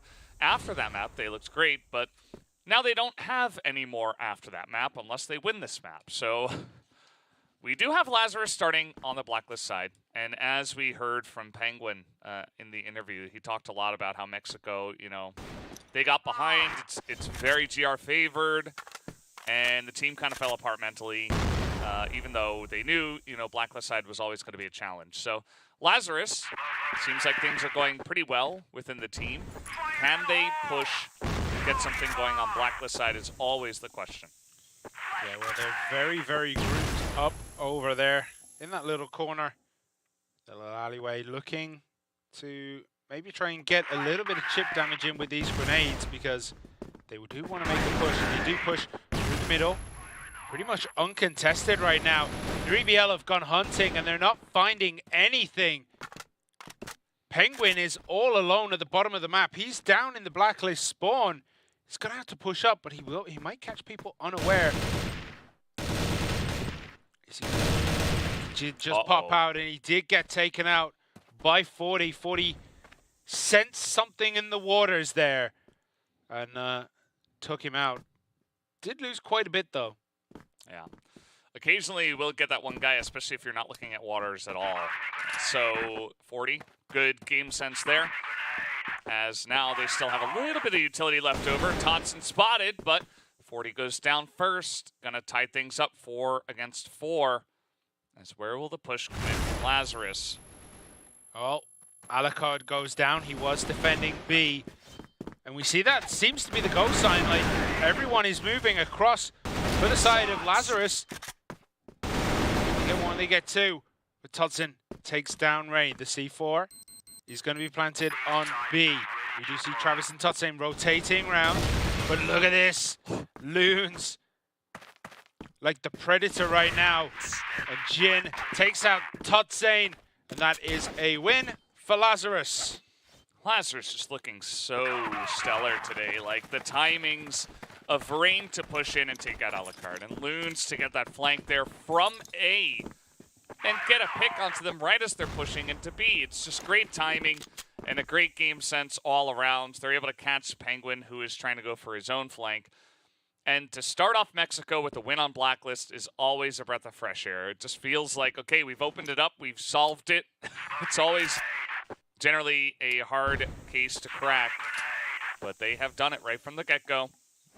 Yeah, and the opposite is also true. 3BL might be a bit disheartened that they've lost the Blacklist on this map as the global risk side this early on. Like, losing this after losing the last 2 maps could just be the straw that breaks the camel's back, if you know what I mean. Like, they're just all at odds. They're all at sorts. They just need to buckle down and get it going, but can they do it? They might actually get it here. Horus sits around the corner. He got Rain, and he is laying down the fire. Horus goes down, but Totson gets Jin. Loons takes Totson, but Alucard snipes Vise, and 40 and Loons, last 2 remaining against Travis, Alucard, and Penguin. Alucard actually goes down. Oh. 40 and Loons. That did not look like a trade that 3BL should have lost, No. to be honest. I mean, there were multiple very low members on the side of Lazarus, and yet in the 2v1. They got the peek onto the 1 first, and then Lazarus came in late to the party and still won 2-0 in that trade. It just doesn't happen before. He isn't going to see that. He even turned to look and just didn't quite catch Travis, who was sitting there, and he does get the 1v2, and 3BL pick up round 2. Well, sometimes that's what it takes. Good read from Travis. He says, well, they're not here. They're probably going to rotate. And he just waits in the most inconspicuous spot, just trying to stay well hidden. And he's able to get a very nice lurk there. But the corner was rotating checked. The box was checked. Yeah. And it just didn't register. Sometimes that happens. It's like, you know, you pick up your keys and then 3 seconds later you're like, where are my keys? Where's my phone? Oh, it's in my pocket. The worst is, where's my phone? Oh yeah, it's in my hand after 5 minutes of looking. Yeah. I think we've all been there. Well, where's my phone? Oh, it's dark. Let me turn the flashlight on. Oh, no. Well, that's very good. I think it breathes some fresh air into now the lives of 3BL. Although they might also get down because they're like, well, we only won because Travis kind of went hero mode. Although that is kind of the way that they have started getting back on their feet in the past. You know, one guy does something excellent and all of a sudden the team looks revitalized. Yeah, so we do see Lazarus just biding their time, waiting for the right time to push. They are going to get boxed in here. I think Tutson has great positioning here. Can they get it done? No one is down at the moment. And A is being held by 3, and they do rotate 2 over to B just in case of a sneaky rotation. But remember, A is usually the target in this map. It's just how it be. Or how it A. Because it's the A side. Because it's the A side. That's how it A. That would never have occurred to me. Okay, so Travis goes down. Horus goes down. It's a 2-for-1 trade. Make that a 1-for-3. Horus, Tutsane, and Travis not having the best of times right now. Vice, Rain, Loons, and Jin. Can they close this one out? Alucard and Penguin need to go on the hunt here. They need to do something quickly. The bomb has been planted. There's 25 seconds remaining. Grenades coming out. Alucard trying to get the angles, trying to get a peek. He sees Loons but misses Loons and gets taken out himself. At the same time, Penguin gets taken down. And Lazarus take another. Lazarus are showing some really strong stuff. I mean, it's classic, it's standard, but it's so solid, right? That push, it's just by the book, right? They take over mid, they flush 3BL out, and then they go for a very standard A push. Vise is really strong on that entry. They're able to hit their shots and get it in as triple grenade into Vise. That's definitely the target that they would like to hit at this point, but let's see where it goes as everybody on Lazarus is rotating over to water. This is going to be a very strong push underneath that they will not expect. Yeah, no one is keeping tracks on water, but Alucard above might just get a little bit of information. We do see Rain poking around. Can they get something? And here it comes, Lazarus. Poke out, Penguin gets a double kill. Tutsane actually picked up Rain as well.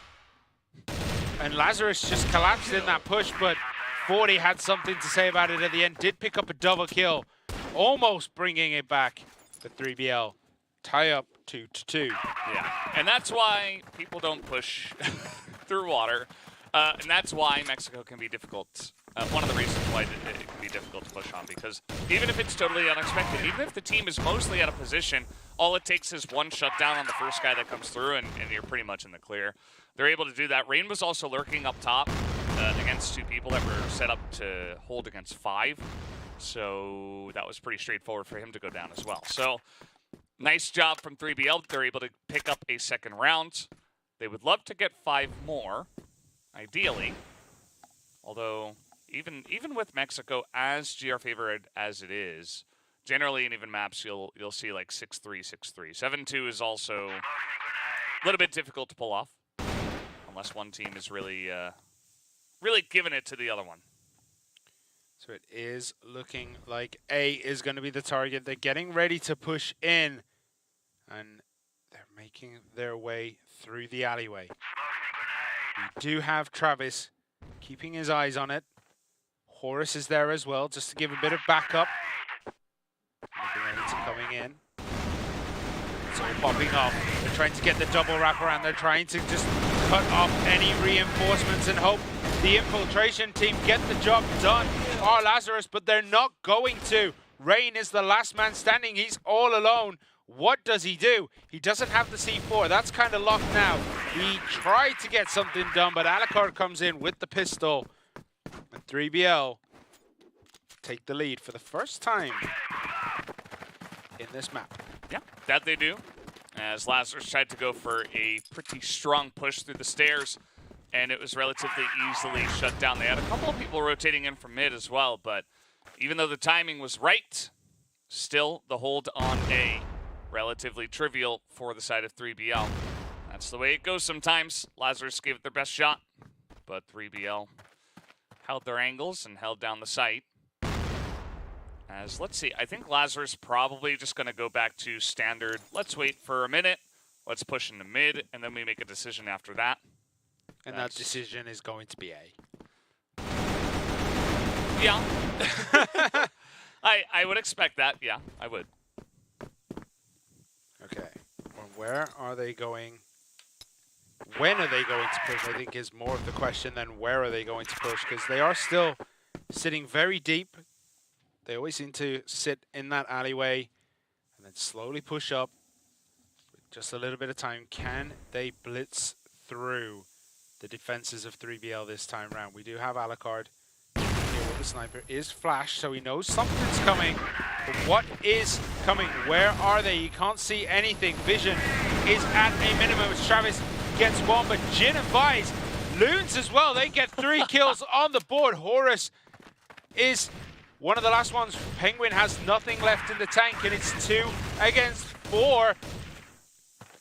3BL really had the back broken in that engagement.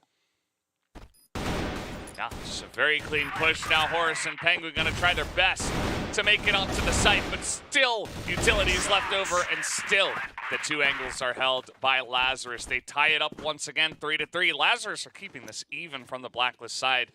That push onto A, it's kind of like, it's like when you make pasta and you have to like push it through the strainer, you know? Oh, when you're making like homemade pasta. Okay. I was getting really confused. I was like, you just throw it in the pan. Strainer's not the right word. It's kind of like that with pushes onto A, but you just got to force your way through sometimes, and that's exactly what they did. Very nicely. Rain, good spray from him to get that headshot onto Penguin, who is getting very aggressive.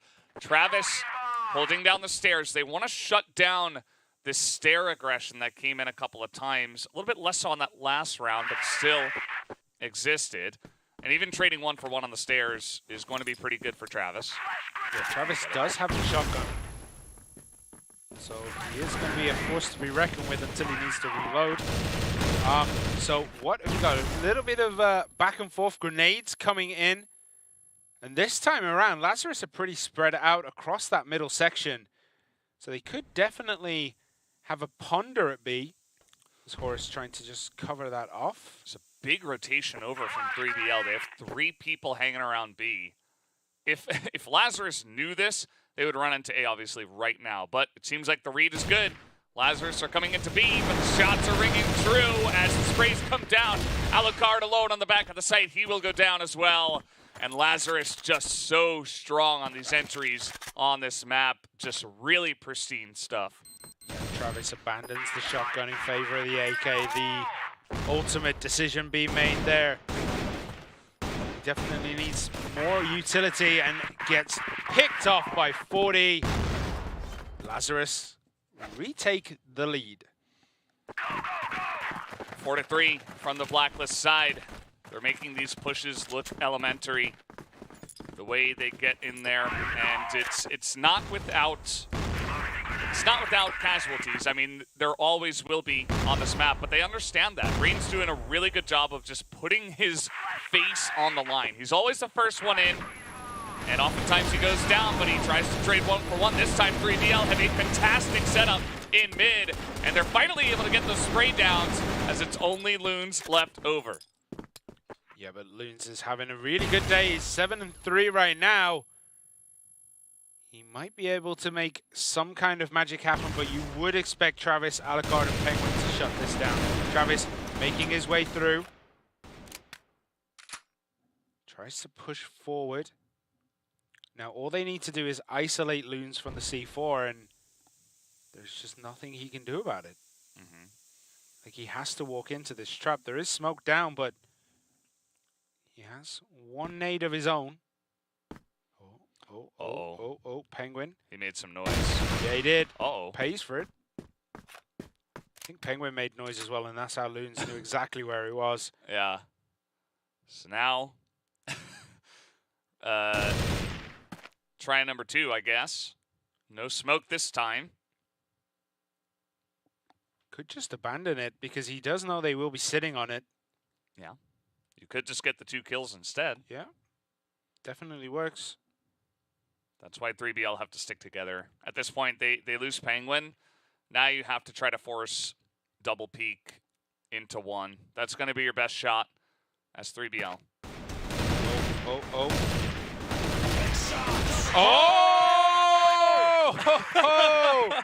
Oh! Loons take a bounce on that. Was impressive. How did he manage that? Well, it all comes down to just excellent gunplay. He is just lining up these heads, even through the bots there at the end. And if there's going to be a round that breaks the mental of 3BL, I think that would be it. I think we have found it. Yeah.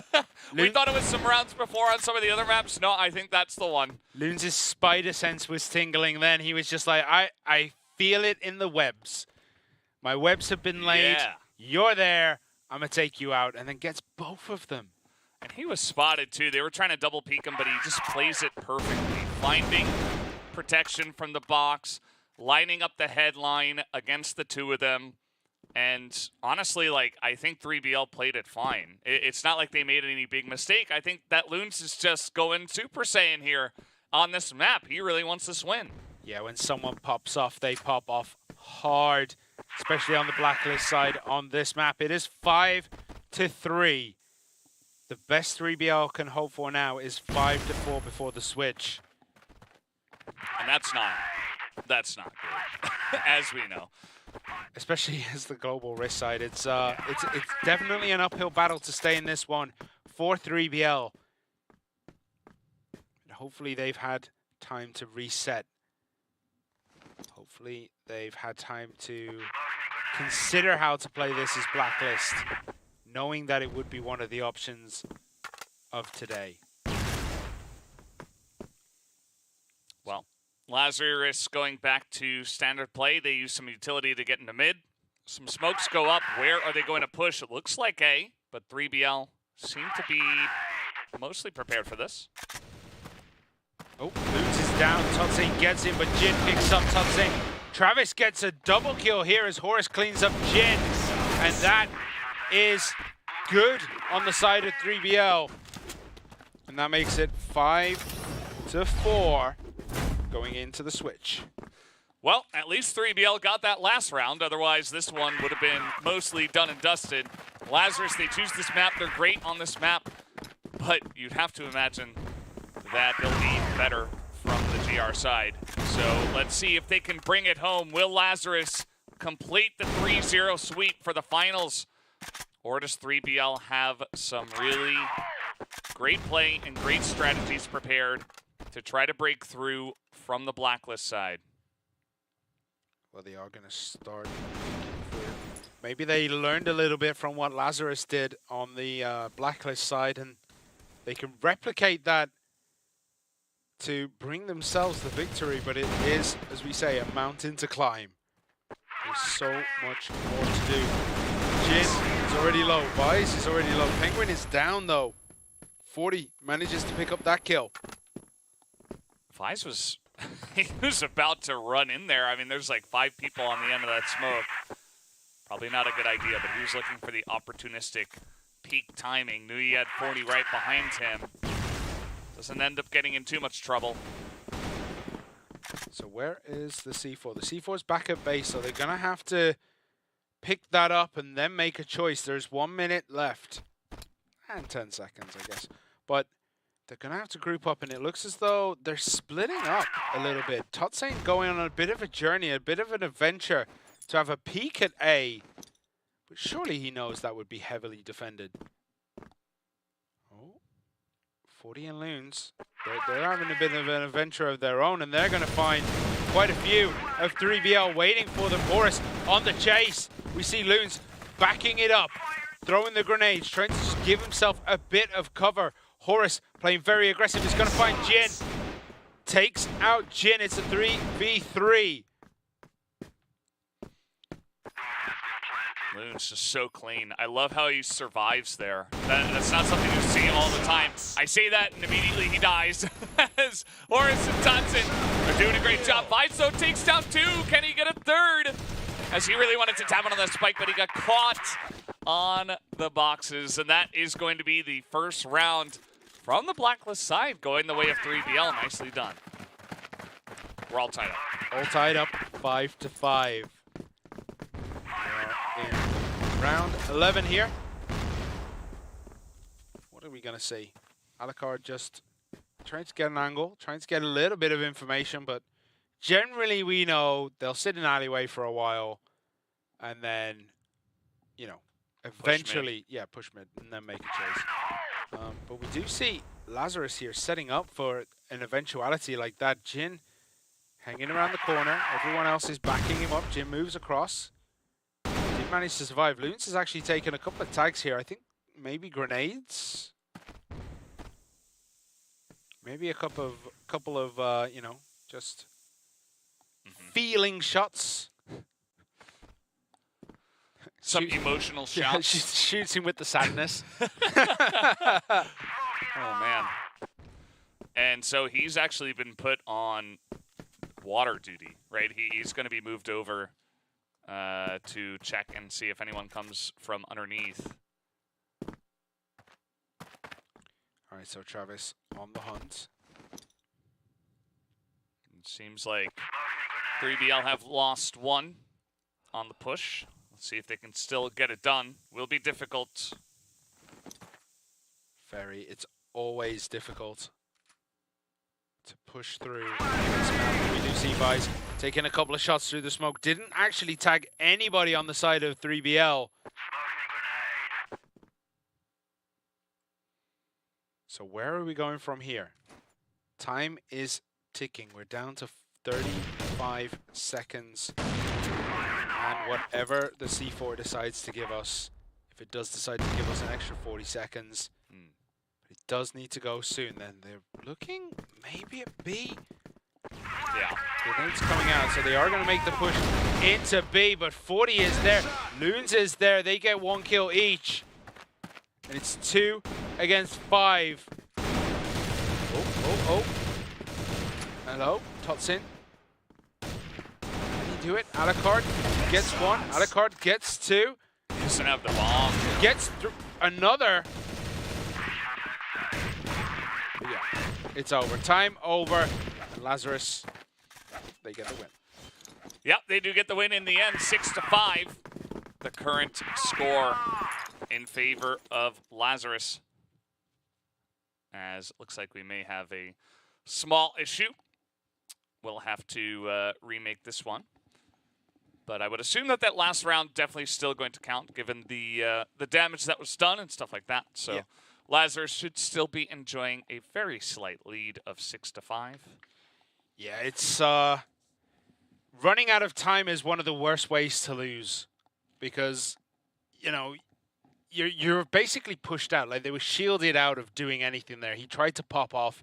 He was popping off, and then just couldn't get it done in time. Yeah, absolutely. It's a rough one, and it's something that happens pretty often. You can see that Alucard is not very happy at the moment. Horus is always kind of laughing, having a good time. And yeah, we should be back into this in just a moment, guys. And perhaps they can use this emotion to pull themselves over the edge and make the miracle happen. They need 5 rounds on Blacklist from here. Well, yeah, to get the win outright. Yeah, 4 rounds to get the tie and extra rounds, which would definitely be a pretty good spot. But it's not going to be easy. As, we are getting into this one again, I think, or... Yep, back into it. So grenades being thrown. No real big... Oh, that was a pretty big grenade. Travis and Horus just took a ton of damage between the two of them. So they are going to have to maybe play a little bit more defensive in these opening exchanges. 40 looking for something here. He almost gets it. We have Jin on the shotty. Just hugging the corners. They're stacking the stairs right now. Just want to make sure that they don't come through there. Meanwhile, they've totally given up the middle of the map, which is sometimes what you can do. I mean, inevitably, if you're not going to challenge them in mid, generally you can just give it up anyway, because if you're not going to challenge, you end up backing out when they push in anyway, which can give you some information of, you know, exactly which angle of attack they might take. But if you've got a nice setup on the sites instead, it's definitely something you can do. From the GR side, Blacklist most of the time will still have to use a bunch of utility, will potentially have to pre-fire some angles. They don't like to do that here, but still going to be a nice setup. So where are they moving to? They do take 3BL, they do take the center. Setting themselves up a little bit better now. Where are they going to choose? It's really hard to say where they're going to choose. They are in underwater as well, so... Travis. That's Al. They're looking, debating. Couple of pot shots there by Alucard. I don't think he caught anybody. But just announcing his presence like, guys, I'm here. Look at me. 40 gets one on the breach, but Alucard instantly takes him down in return. And it is a push onto B again. Loons trying to do what he can. Penguin actually popping off, getting a double kill. But Jin gets one. Totsane takes out Loons. 3BL have 2 against the 1 on Lazarus. Jin is the last man remaining. Alucard trying to plant the bomb. He does get it down, but that means Jin knows exactly where he is. Totsane pops out. Has a little bit of a peek. Alucard as well. Being shot, trying to get through the boxes, through any kind of gap that's there. Alucard jumping around. Jin playing it slow. He does see it. That is a huge shot, but it's Totsane at the end who clicks on his head and makes quick work of Jin, who has been so insanely clutch. But he can't take the 1v2 on the B site. Not this time. So we do have 3BL able to tie things up, make it 6-6 on Mexico, as this is getting very interesting. 3BL actually doing a pretty good job here on the Blacklist side, looking much better in this one compared to their match against GV, of course, where they got kind of slaughtered on this map. Yeah, I mean, they're making it look a lot more BL favored than it actually is, right? They're making it look very, very tight. Both teams outperforming themselves on Blacklist. But Lazarus having more to do on the global risk side. They do have a little bit of an advantage, as you see. Quite a lot of damage, but Penguin actually takes down Vice. 40 gets one. Jin gets one, but Alucard takes one in return. And it's 3 against 3, but 3BL, they have nothing left. Alucard is low. Travis is low. Rain, only man surviving on the side of Lazarus, but Alucard and Travis are very, very low. That they are. Lazarus got in there quick. They wanted to challenge in mid this time. They left it open in the last round. So great mix-up of strategies, but it might come back to bite them. Rain is not looking the right way. Alucard just going to snipe him down. And that is going to be another round here on the Blacklist side for 3BL. They are running away with this one now. Lazarus getting a little bit nervous, as, you know, this was looking good for them. They started off with 5 rounds on Blacklist. We thought that was enough, but not so sure anymore. Yeah, 7-6 to 3BL. Now they have a lot to do. They have a lot of work to do ahead of them, 3BL, but they've put themselves in the position where they can take us to map 4, which will be Compound. But I'm sure Lazarus have quite a bit to say about going that far in this game. I think they want to 3-0 it. I think they want to just close it out as soon as possible. Just minimize the risk of letting it slip away. Penguin takes massive damage there in that burst of exchange. Has to find some way to help his team as Travis eats a grenade. So smokes, flashes, everything coming out, all the utility. There is a push up alley here by Tutzin and Horus. And they have lost center this time, 3BL. They don't have it. But they haven't really challenged anywhere near it either, so we do see Penguin sitting very deep. Hopefully waiting to spring his trap because he is very low. He would go down to a stiff breeze. So he's going to try to find some way to help support his team where he doesn't just unnecessarily risk his life as Alucard, Tutzin, and Horus will burst through this corner. Travis goes down, Tutzin goes down, Horus goes down. Penguin and Alucard, last two remaining. Jin picks up a double kill as Alucard did actually get Jin. Loot takes out Penguin. It's looking like it's Lazarus, and Lazarus do pick it up. Yeah, Lazarus able to get across the line, just barely there, as they do defend that push onto the A site and tie it up at 7-7. So all tied up, still feeling pretty good for Lazarus. They're able to take that round. As you know, the push into A stairs was pretty interesting. It's something you can go for if you're not going to go for A control. If you try to push through water and it fails, it can be sort of a last resort. Nearly works out. Like, Horus almost got in there behind whoever was on the back of the site and kind of surprised him, but wasn't meant to be. It's a very difficult push, so I don't blame them. But 3BL, I think, you know, taking mid has been working for them. Just trying to go for standard plays could be the better pick. Yeah, this map has been a lot closer than I think anyone was thinking. We weren't expecting Blacklist to be winning as much as they have, but this is looking Black Widow levels of balanced right now, where any one team can pop off and take it, but you have to work double hard on the Blacklist to be able to take a victory here, because everything is just so tight. You don't want to lose any positioning, and everyone here looking calm, looking ready. Are they gonna... Yeah, everyone's looking super relaxed and super calm. Yeah, well, it's time to get into the game, so surely they got to be focused at this point in time. Lazarus just 3 rounds away from winning the finals, by the way. Feels like, you know, we got a whole map on our hands, but we are nearing the end of it.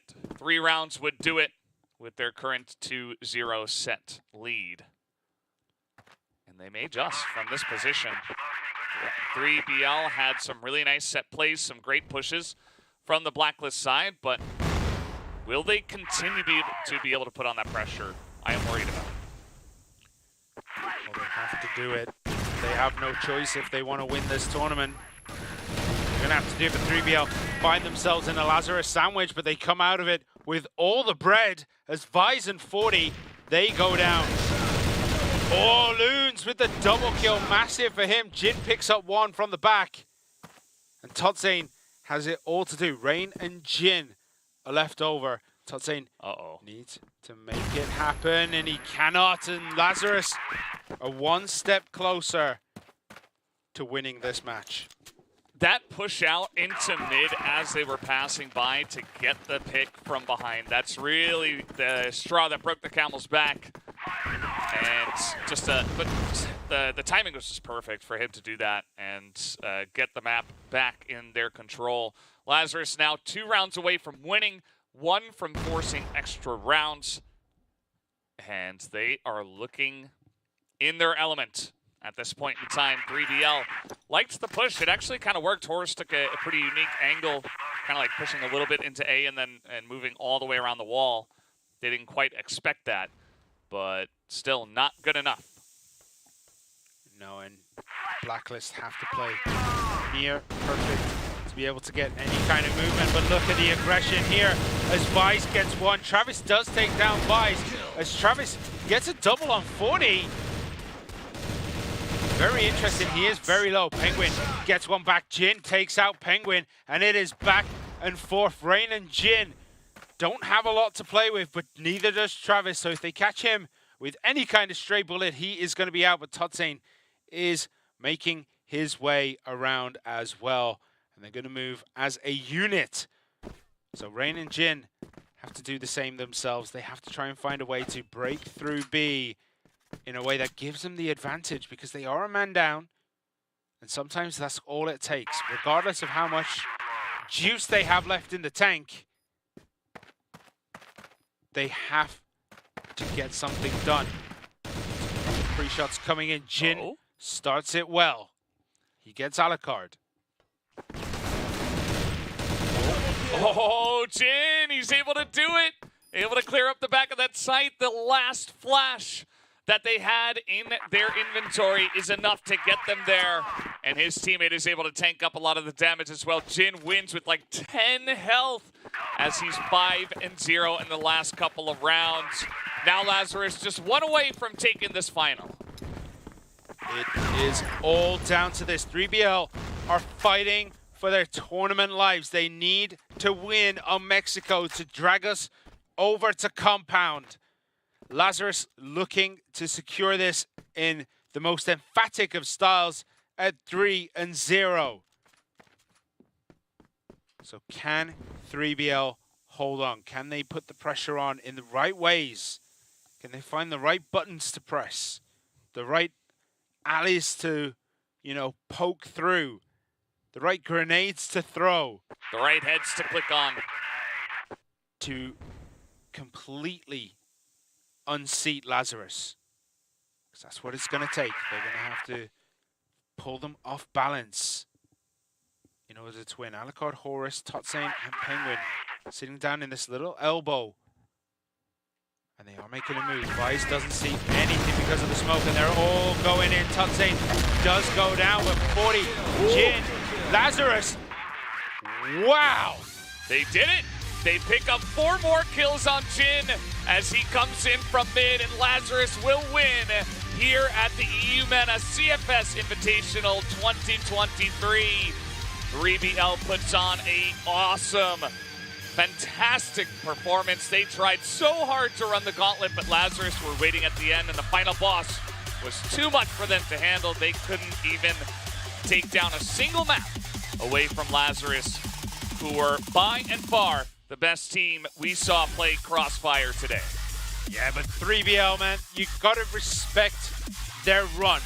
They ran through the gauntlet, they get to the final, but Lazarus was just too strong. The exhaustion, the fatigue from the other games may be playing an effect on 3BL, but Lazarus just looked sharper than we've seen them all weekend.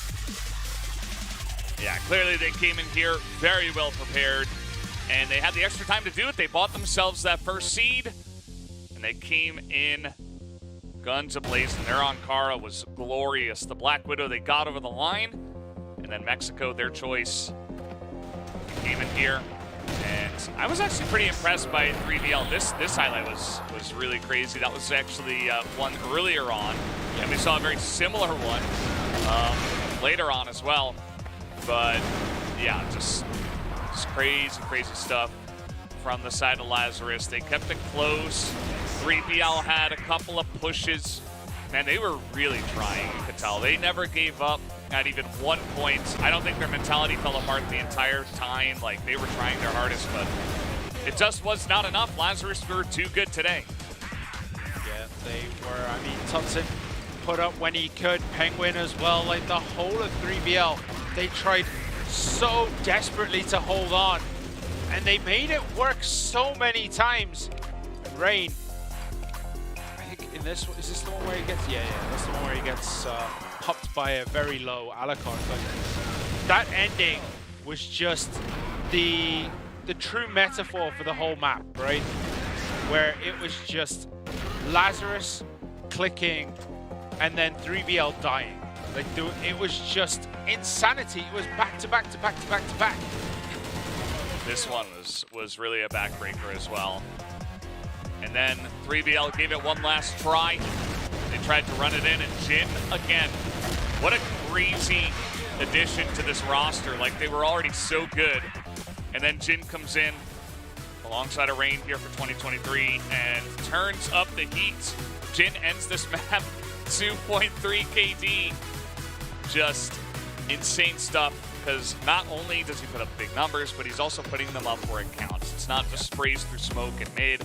It's, you know, 1v2s, 2v3s, clutch moments, pushes, defends. The guy can do it all. And yeah, once again, shout out to 3BL. Really nice try, but Lazarus, the champions tonight. And they played like champions, man. 3-0 is not easy, especially when you're going up against a team that had that much momentum coming into you. And I mean, Jin flexing quite a bit there with a quad kill to finish everything off. I mean, you don't get much. That's what you call a poster moment, right? That's the one that he's going to take a video of, he's going to get a digital photo frame, stick it up on the mantelpiece, and have that going on loop. That was the big money play, and it closed it all out for Lazarus. Congratulations once again to our winners, Lazarus. They just played phenomenally in the one game that they had to play today. Yeah, they got pressured by 3BL, but not even extra rounds. Not a single map goes their way. And so Jin on top of the podium here with, of course, the best stats for Lazarus. Just an excellent performance today under all of that pressure. Unfazed, in his element, unbothered.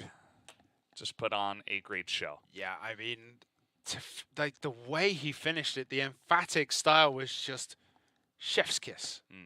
You want to watch that again, and he has to be told, go watch it again, because you were in the moment there. You won't appreciate it as much as you probably will tomorrow morning when you wake up.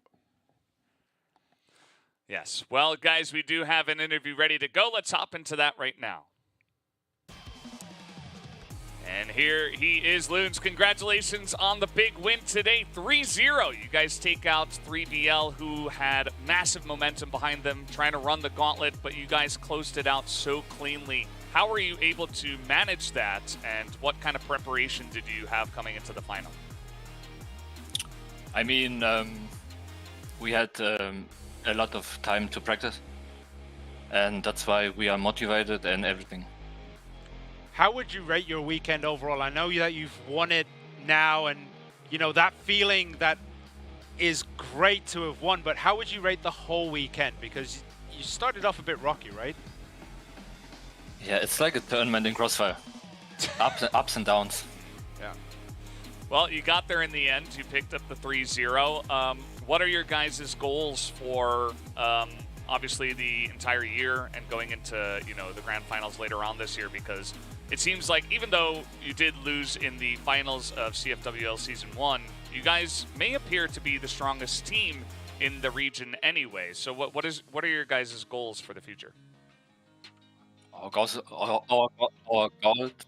of course, to win the CFW. And after that, the CFS qualifier. Yeah, I mean, I don't know if I have anything else to say. You guys played phenomenally today. Do you have any shout-outs that you want to give to other people and to thank anyone for the performance today? Of course. I have to shout out to Finn. Yeah, well, simple enough. He had a great day, and so did you, Lutz. You played fantastically, as well as all the guys on Lazarus. So congratulations once again. You absolutely deserve this 3-0 victory. Now go ahead and celebrate and enjoy your win. Thank you for the interview, Loons. Thank you. Yeah, good stuff. As you can tell, he's feeling very happy after that win. Yep. They're all going to go out and celebrate now. They have done it. The CFSI is theirs. They did it in emphatic style. They finished in the most picturesque way possible with a stellar performance on the GL side of Mexico. I mean, whew. Yeah. Really good stuff from them. And, you know, even Alucard said in his interview, it seems like Lazarus seemed to be the strongest team from EUMENA, and they did prove it here at the CFSI in 2023. So congratulations to Lazarus, and that just about does it for us for this tournament. Thank you guys so much for watching, and we'll see you in the future for more Crossfire. Have a great day.